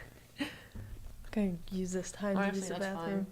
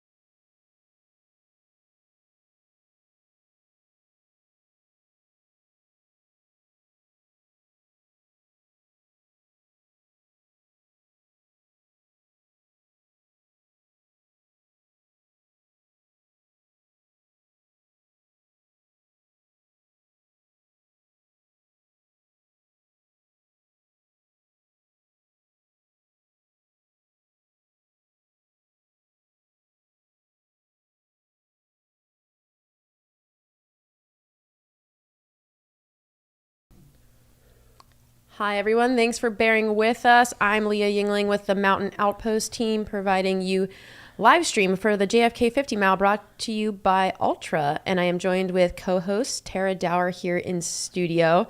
We are 6.5 hours into the JFK 50 mile here, and still getting some finishers through the finish line here. Not still, we're going to be here for 6.5 hours giving you more coverage of the finishers. We will likely be heading to some interviews out there in the field sometime soon, followed by the award ceremony. But we've had a very historic day here at the JFK 50 mile, and we're so happy you're joining us. Yeah, what were some of the top moments in your opinion? There's so many. Yeah, okay. I mean, all the men going under. All the men were wild, the women were wild. We just had, who was that finishing? Michael Stevens there with 173, celebrating his finish. I think some of the coolest moments were just seeing what would have otherwise been times that could win this race. Mm-hmm. Just be second and third place, fourth place finish, fifth place finish times. Like, just seeing how impressive the women and men keep being in the sport right now, and like how much people are pushing each other to fast times too. Yeah. And I love the aspect of like working together. Mm-hmm. I think we saw that with Eli and David through the towpath. And then David did break away and just decimate. What was it 10 minutes that he? Yeah, over 10 minutes. Yeah, David Sinclair broke the men's course record here at JFK, running 6:09 pace overall. Mm-hmm. Took 10 minutes off of Hayden's course record here in what I believe the race director had quoted. I don't want to get the quote wrong, but I was just reading on my socials that Mike Spindler, RD of JFK 50 miler, said, "I think that's the most impressive 50 miles ever run by a human being." Oh, I love that. So that's so cool to hear the race director of JFK. Mike is super stoked. He loves this race. I mean, why wouldn't you? It's such a historic race. I mean, this year in particular, we just see so many historic performances. I mean, we're really seeing history take place. If you are watching still, some of y'all are still watching for somebody coming through, please put their name in the chat so we can cheer them on. Yes, please. We love to tell people stories. We don't know everything in the studio. In fact, we don't know a lot at all. I'm just, going off Leah. I'm constantly asking her questions. But I've got the queen of the Appalachian Trail in here, so I ask her all those questions. But yeah, we are more than happy to cheer on your runner. If you're following someone, you want us to highlight them, please drop their name in the chat and we will cheer them on. Yeah, and our camera right now, we've got about a 1/10 of a mile feed into the JFK finish line here in Williamsport. Forget what city I'm in. The race starts in Boonsboro. Are we in Boonsboro right now? No. No, where are we? We are Hagerstown? Hagersville? I think we're outside Williamsport. So we're not far. No, we Tara could and I run are to the finish. We could run to the finish. I was going to ask you what you're doing for a run today. We are running to the finish. Okay, I think, we're in Maryland. Okay, Williamsport, Maryland. I think we're very close to the West Virginia border as well. These states are all so close out here. Oh, we got Nick Art. Family from Indiana's watching for him to crawl to the finish. Oh, no, I hope you're not crawling to the finish, That'd Nick. be pretty epic. I want to see someone crawl this race. That's Bib 17 finishing right there. Oh, that's Nick Arndt. Oh. Okay, he's not crawling to the finish. That was he a looked great. Sprint. He is moving. And then we got Eric. He's following Britta Clark from the Boston area. Boston. Britta was in the mix of the 6th through 10th women early on. We've had 5 women come through so far, and I believe like Lindsay Prescott and Britta Clark were our 6 and 7 last time we had an update on them. So Britta is running great out there today. I think she was as high as like 5th place early on. Yeah, iconic performances here at JFK. I know that feeling coming into the finish chute too. You're so close, but it feels so far away. Oh. And after just 50 miles of just very diverse course, you're just so ready to be done. I bet. Ready for that hot shower, that food sounds good. In the cafeteria of this middle school you have to your right. Oh, that's so East Coast too, you know, like middle school cafeteria finish line. Oh. They have massage tables in the gymnasium. Nice. Yeah. Incredible. Just vibes. You run past cemeteries and farms. We run past Pumpkin patches. The highway. Yeah, Pumpkin the interstate. patches. And then we're finishing at a middle school. That's JFK. Did we see the 40 or the Masters? Oh, that's a good question. Course record? Let's take a peek at the men who have finished so far. Way to go. This is guys finishing fast. 50. Bib 50. Bib number 6:36. That Very is Adam fast. Lowe from Martinsburg, West Virginia. Not too far from here. Let's take a peek. Yeah, we were keeping our eyes on the Masters records here today. So I'm going to peek at our ages of our peeps that have finished. 40 years old, Steve Mance, 5:57:43. Oh. That might be close. Wait, was that with Rachel? That was one with of those Rachel, guys finishing with Rachel. That's JFK. Oh my gosh. Anne says, cheering on my coach and Women of Distance podcast host, Lauren Kramer. I got to spend 30 miles with Lauren on the Appalachian Trail going through Maryland, going through these sections that we just did. Cool. And she was a great pacer, overnight pacer, or we start at 3:30 a.m. Great pacer. Great podcast. I was on her podcast. So if you want a new podcast to listen to, Women of Distance, Lauren is a goat of this area. So cool. Shout out to Lauren. And I did get some intel on our Masters record. The Masters record from 2005 on the men's side still stands today. So that is 5:51 from Howard Nippert in 2005. So that's been holding for 20 years now. And he lives to see another year. Our women's course record, let's peek at that. I don't think any of our women were 40 or older, but I actually don't know that for a fact. Nope.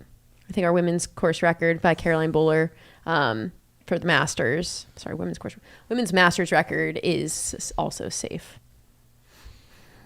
But we've had several people who are going for some massive consecutive finishes or finishes in this race. I think somebody has had like 26 finishes, 30 finishes. A lot of people doing awesome things out there. Let's see if I can quote it correctly. Oh, yeah. Carolyn Showalter of Mogginsville has finished JFK 36 times. And that's a record for women that she's looking to extend to 37 today. So if she had just run JFK, that's 36 times 50. Math. 18. Like 180. Right? No, that's 1,800? Wait, 36 times 50. Well, yeah, 1,800. Oh, wow. That's a lot of miles on this course. That's a lot of miles on this course. That's a lot. That's almost the distance of the Appalachian Trail that she's done. That's impressive. Yeah. Just on the JFK course. Yeah. Congratulations to her. My goodness. She knows this course inside and out. A lot of time on the CNO towpath. Oh, my goodness. Who do we got here? We got Bib 75. Coming through, looking smooth. That is Montana Klingsporn from Cape Coral, Florida. Or Cape Coral.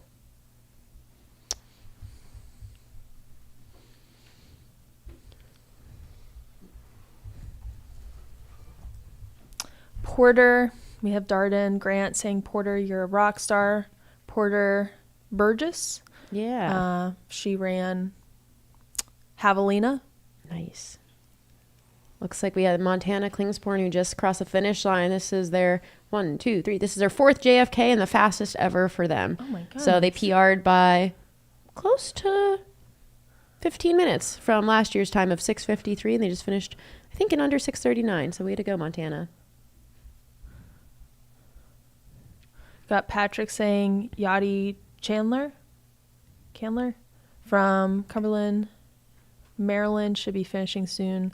Has been running for Goodness gracious. It's been a while, guys. It's nearly been 7 hours at this. Give me a break. Only has been running a few years and keeps improving. I think his ceiling is high. We have another finisher here. Oh, we have a couple people. A lot of people. 3. 1, 2, 3. They're all looking back. Oh, I wonder if they're like battling it out with each other right now. I feel like I would probably get kind of competitive with whoever's around me. Oh, there's another one up there. Yeah. This is a prime time for finishers, I think. Yeah. It's such a good time too. What is that pace? Let's see.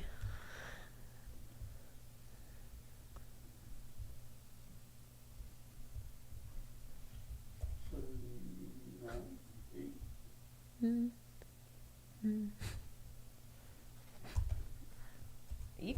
think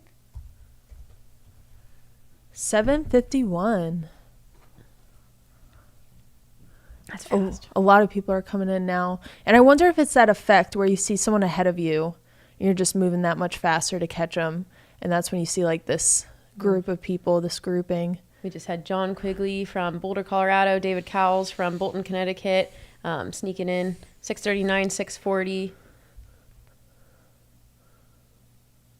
I think That this is is Cody Powers from Royal Oak, Michigan. I think that's Michigan. I think this is a great way, if you're not from Maryland, a great way to like see a lot of Maryland. The trails, the Potomac River on the CNO, and then these farmlands. Definitely. So iconic for Maryland.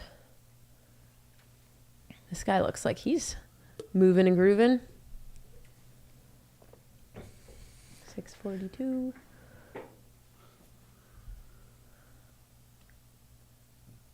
Oh, that might be. That's Cody Powers.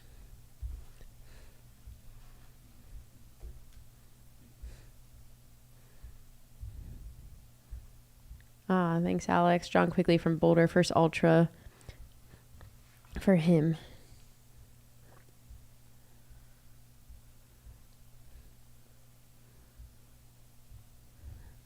And for those of you joining us at home, this is JFK 50 miler brought to you by Mountain Outpost. I'm Leah Yingling, joined here by Tara Dower. We're about 6 hours, 42 minutes into the race, watching our stream of finishers. Oh, that's awesome.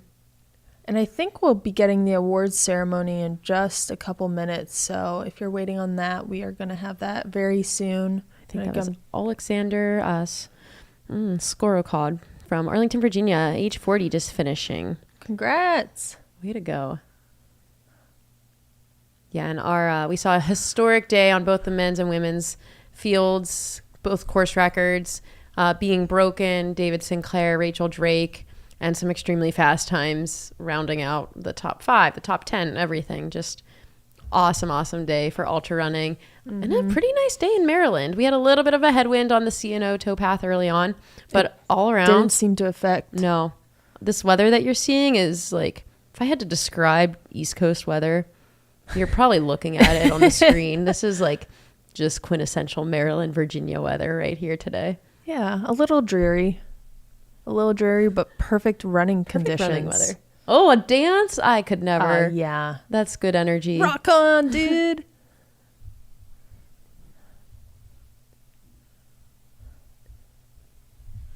All right. That is Linford Fritz from Alexandria, Virginia, dancing his way across that finish line. 6:44.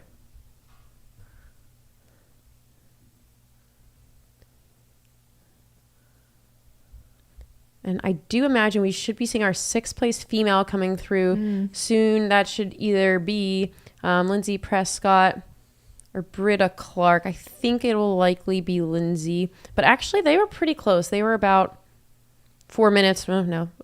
Oh, I lied. I'm not sure what their splits were. I see. Oh, okay.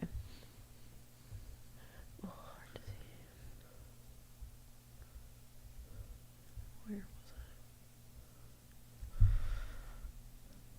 I? Okay. 5:37. Okay, yeah, we should be seeing, Lindsay or Britta here coming in soon. Yeah. And they should be 6th and 7th for the ladies. Running anywhere around 6:45 is so impressive here at JFK. My buddy here, Tara Dower, who I'm sitting next to, I think has run around this time twice. Oh, yeah. Yeah. This was about the time I finished at in the first year. Yeah, you were pretty consistent your 2 years. And you had a rough ankle the second year. Yeah. It was like the second year, I was like really hoping to get top 3 and then the ankle and then Valerie. Valerie came up behind me, hunting me. Speaking of Hunt, Craig Hunt did look like he dropped out of the race. Yes, that was one of our dropouts today, which was sad to see. But honestly, not a ton of other DNFs, honestly. Oh, that's nice. Cool.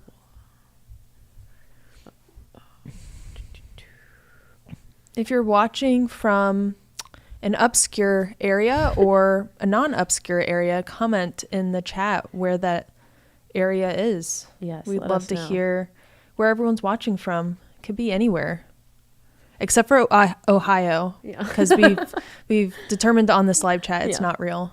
It looks like we had Britta Clark finish there. Oh, really? In 6:44. Yeah, I must have missed that one. 6:44.25. Is she 5th? So that's 5th then, right? That's our top 5 ladies. Did I miss somebody? I know. I don't think so. I don't think so either. Okay, so we've had top 5 ladies and then Britta. Yeah, top 5 ladies come in. Lindsay. Oh, this is Lindsay here. Okay, this is Lindsay Prescott here. Yeah, that was she really was rocking close. and rolling. So this will be 6 women right around 6:47. That's awesome. Yeah, with this time I got 5th. Wow. So that just goes to show you. Yeah, these are fast times. Yeah, it's fast. There was a year where, there's many years probably where this time could have got you 2nd or 3rd. Yeah.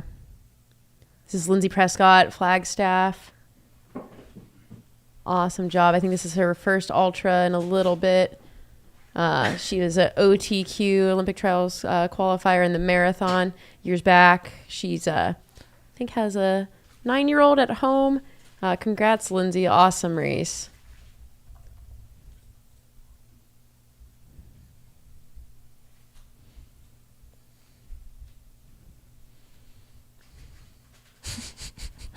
Mark Young watching from the Unreal area of Northwest Ohio.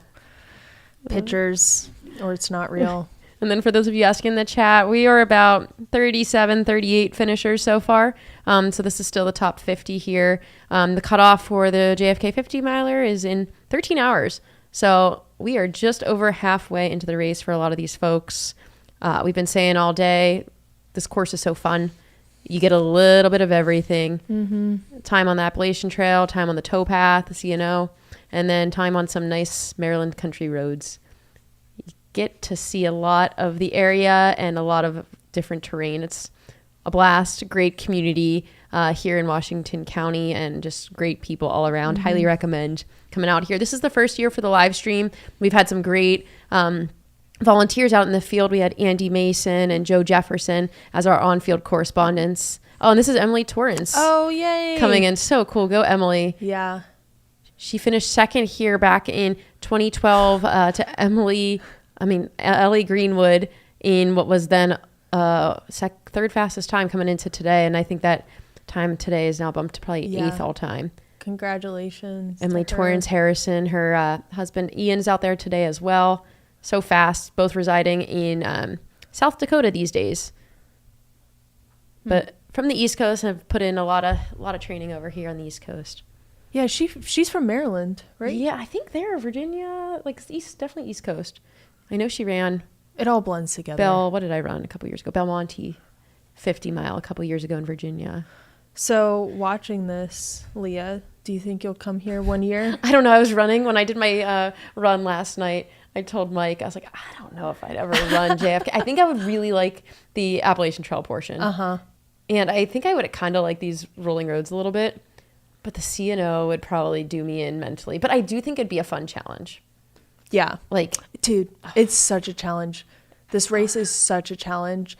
I need to go back and just nail it one year, because Yeah. every year it's just been like, oh man, There's so you probably hard. just finished feeling like there was something that could have went a little bit better, Yeah. because there's those 3 sections that feel so distinctly different, and you probably want to have a day where all 3 of those are excellent. But Sort more of often like than not, there's one section that's not so perfect. Yeah, yeah.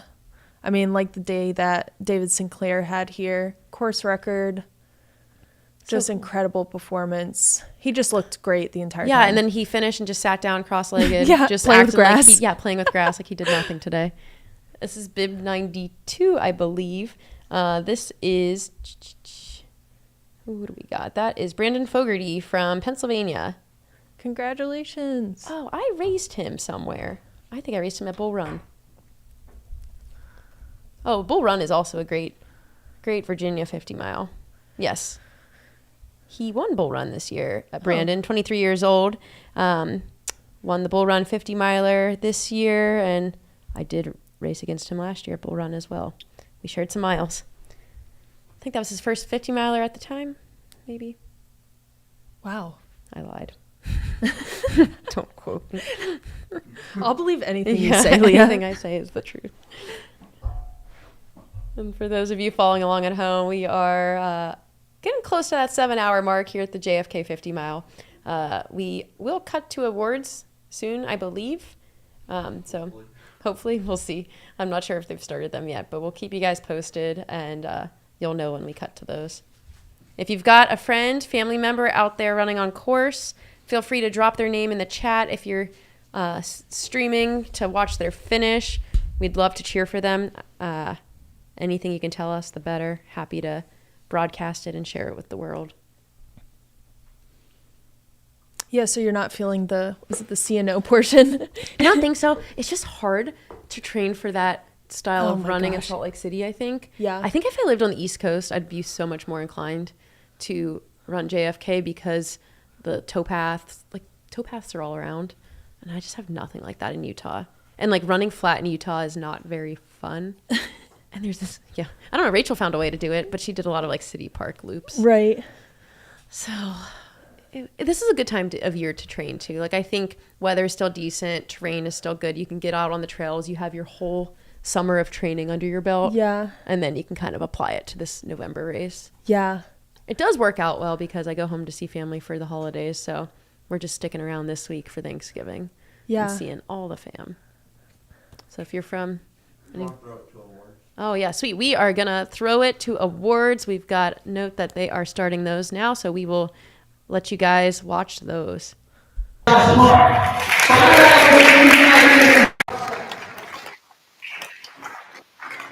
6th place, Ferdinand Clovis at Rome, 32 years of age, New York, 5:35:37.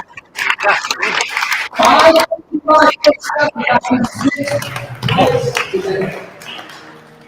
In 5th place, the man who led the race up to the 37th mile. At 36 miles, he was still leading, and he held on gamely to finish in the top 5. 29 years of age, Eli Hemming, out of Crummy Glen, Colorado, 5 hours, 33 minutes, and 9 seconds. Amongst the athletes he knocks back on the all-time list is the legendary Max King, who was 6th in the Olympic trials in the steeplechase and set a JFK record 12 years ago this month at 5:34:59. That would have got Max 6th place today. In 4th place, just 26 years of age, got a great future ahead of him. Trayson Kopp out of Arkansas, 5:31:15.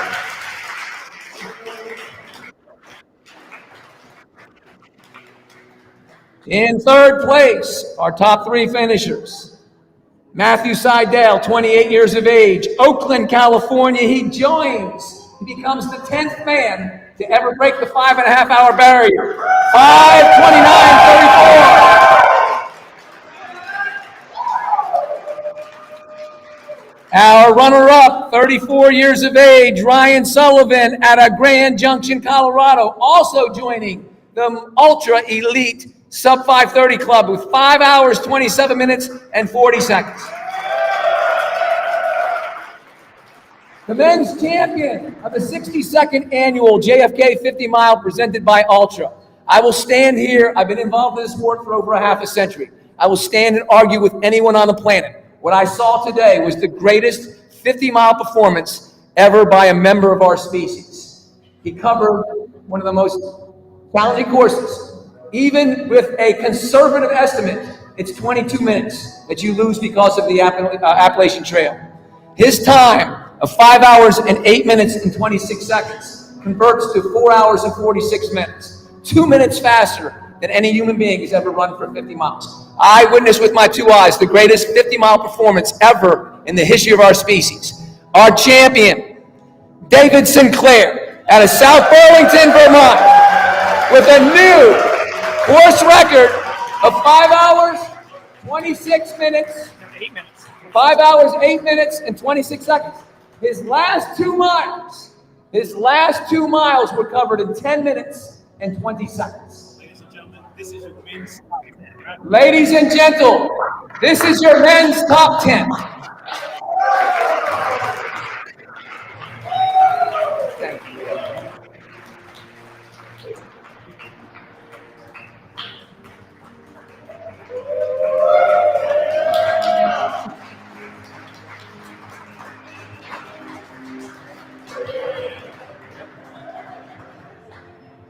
Where's the perception win? Okay. Slide out, write some checks with it. Is that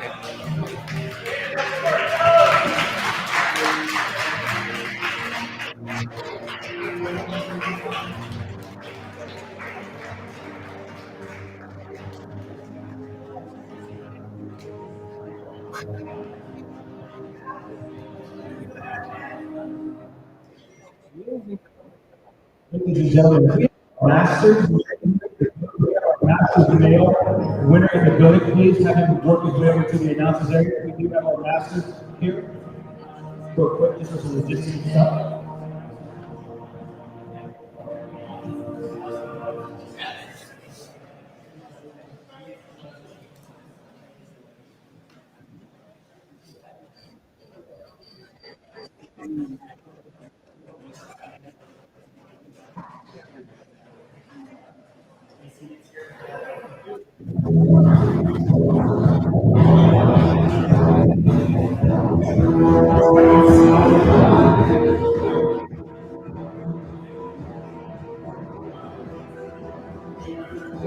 Our audio,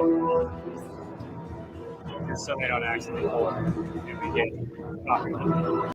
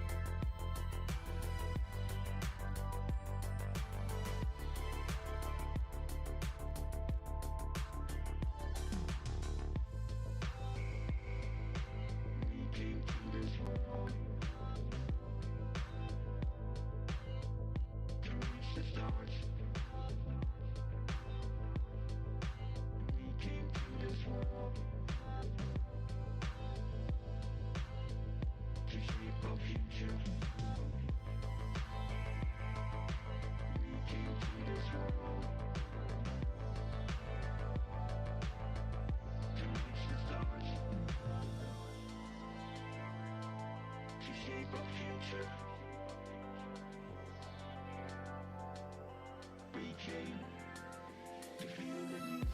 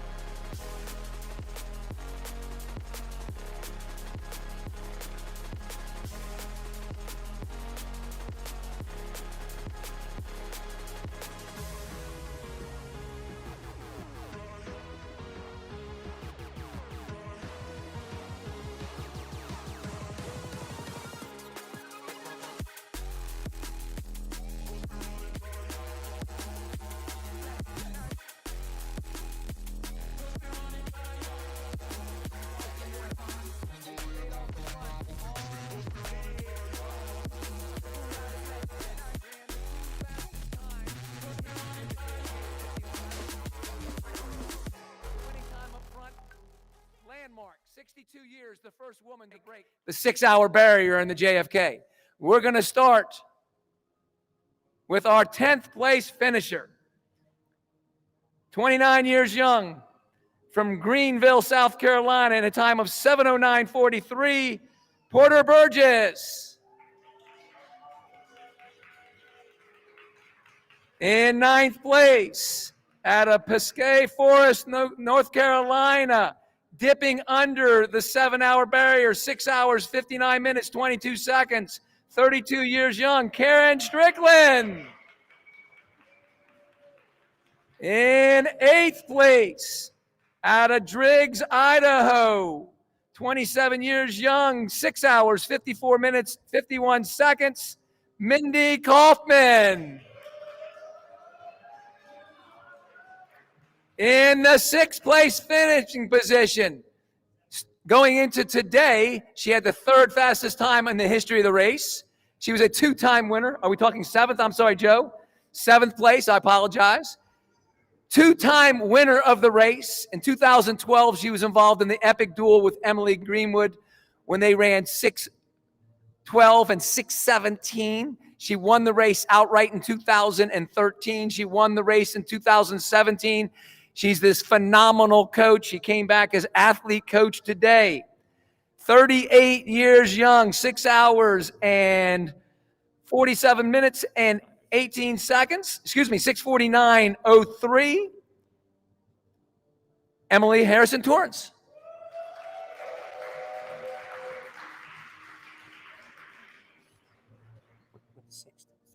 Sixth place out of Flagstaff, Arizona. 35 years of age, 6:47:18, Lindsay Prescott.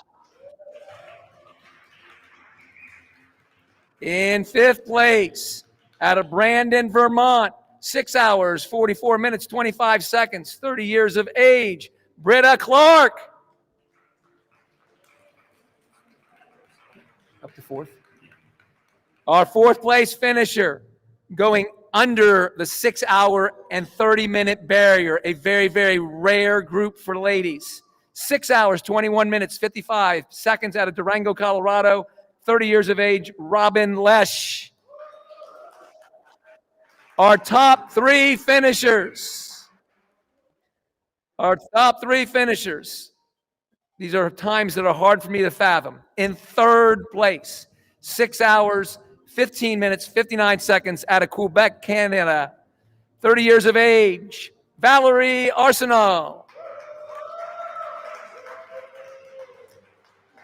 The top 2 times today are the top 2 times in the 62-year history of the JFK 50 mile. Beating the old course record of 6:05:42 today in a time of 6:04:15 out of Erie, Colorado. 37 years young, Mary Denholm.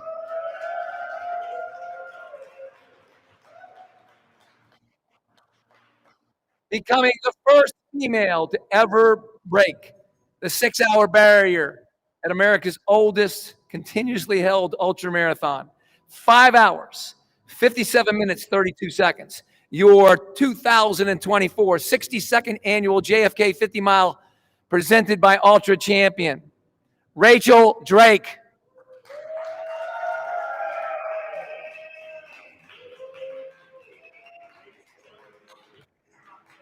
And ladies and gentlemen, this is your ladies' top 10.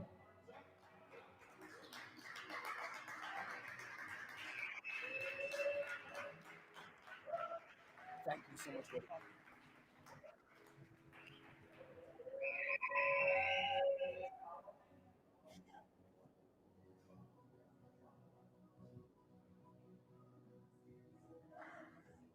Ladies, if you were one of the top 4 finishers,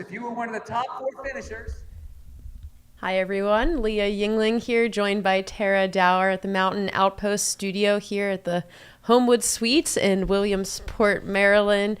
We are bringing you coverage for the JFK 50 miler presented by Altra. We are 8 hours into the race right now. We just got to see the top 10 women's race and podium finishers for this year. Just an incredible day, incredible race. And dude, it was wild. What a year. I loved it. Historic. So historic. We saw course records go down on both the men and women's side. 2 women going under the prior course record here at the JFK 50 miler in the 62nd running of the event. Pretty mind-blowing. We weren't able to provide you coverage, I guess vocal coverage of our 10th place ladies finisher, but we do have all of the results here, and we'd like to just highlight the top 10 in each of the races one more time for you guys all following at home. In 10th place for the women, we had Porter Burgess from Greenville, South Carolina, Karen Strickland in 9th from North Carolina, Mindy Kaufman in 8th from Driggs, Idaho, Emily Harrison Torrance in 7th from South Dakota, Lindsay Prescott from Flagstaff, Arizona, Britta Clark from Vermont, Robin Lesh, Durango, Colorado, Valerie Arsenal from Quebec, Mary Denholm from Erie, Colorado, and Rachel Drake. And that's our ladies' top 10. Really excited to get to highlight the race today here with Tara, who's the expert of all experts when it comes to the Appalachian Trail knowledge. When it comes to JFK knowledge, she's had 2 great finishes here herself in the past. So thanks, Leah. You were great. Tara, thanks for spending Thank you so much. 8+ hours with me today. This is my first time and just super excited to be here, especially with the best, Leah Yingling. So happy to be here with the best. Yeah, Tara's a complete natural here in the studio.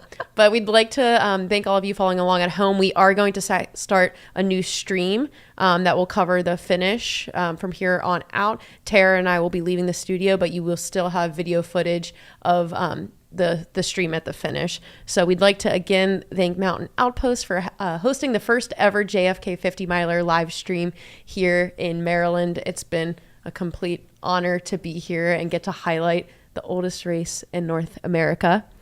Before we head out, I would like to share that the start of the Sonoran Cup Series will be Mountain Outpost's next event. So put that on your calendar. It's December 7th, and that will be covering the McDowell Mountain Frenzy 25K in Arizona. So keep your eye out for that. Again, thank you for everybody following along at home. It's been so much fun today. Yeah, thank you guys for entertaining us on the live chat. Really appreciate that. But yeah, so follow Mountain Outpost at their next event and hop on over to the next stream when we put it up for you guys so you can get your runners for the next 5 hours, well under that 13-hour cutoff.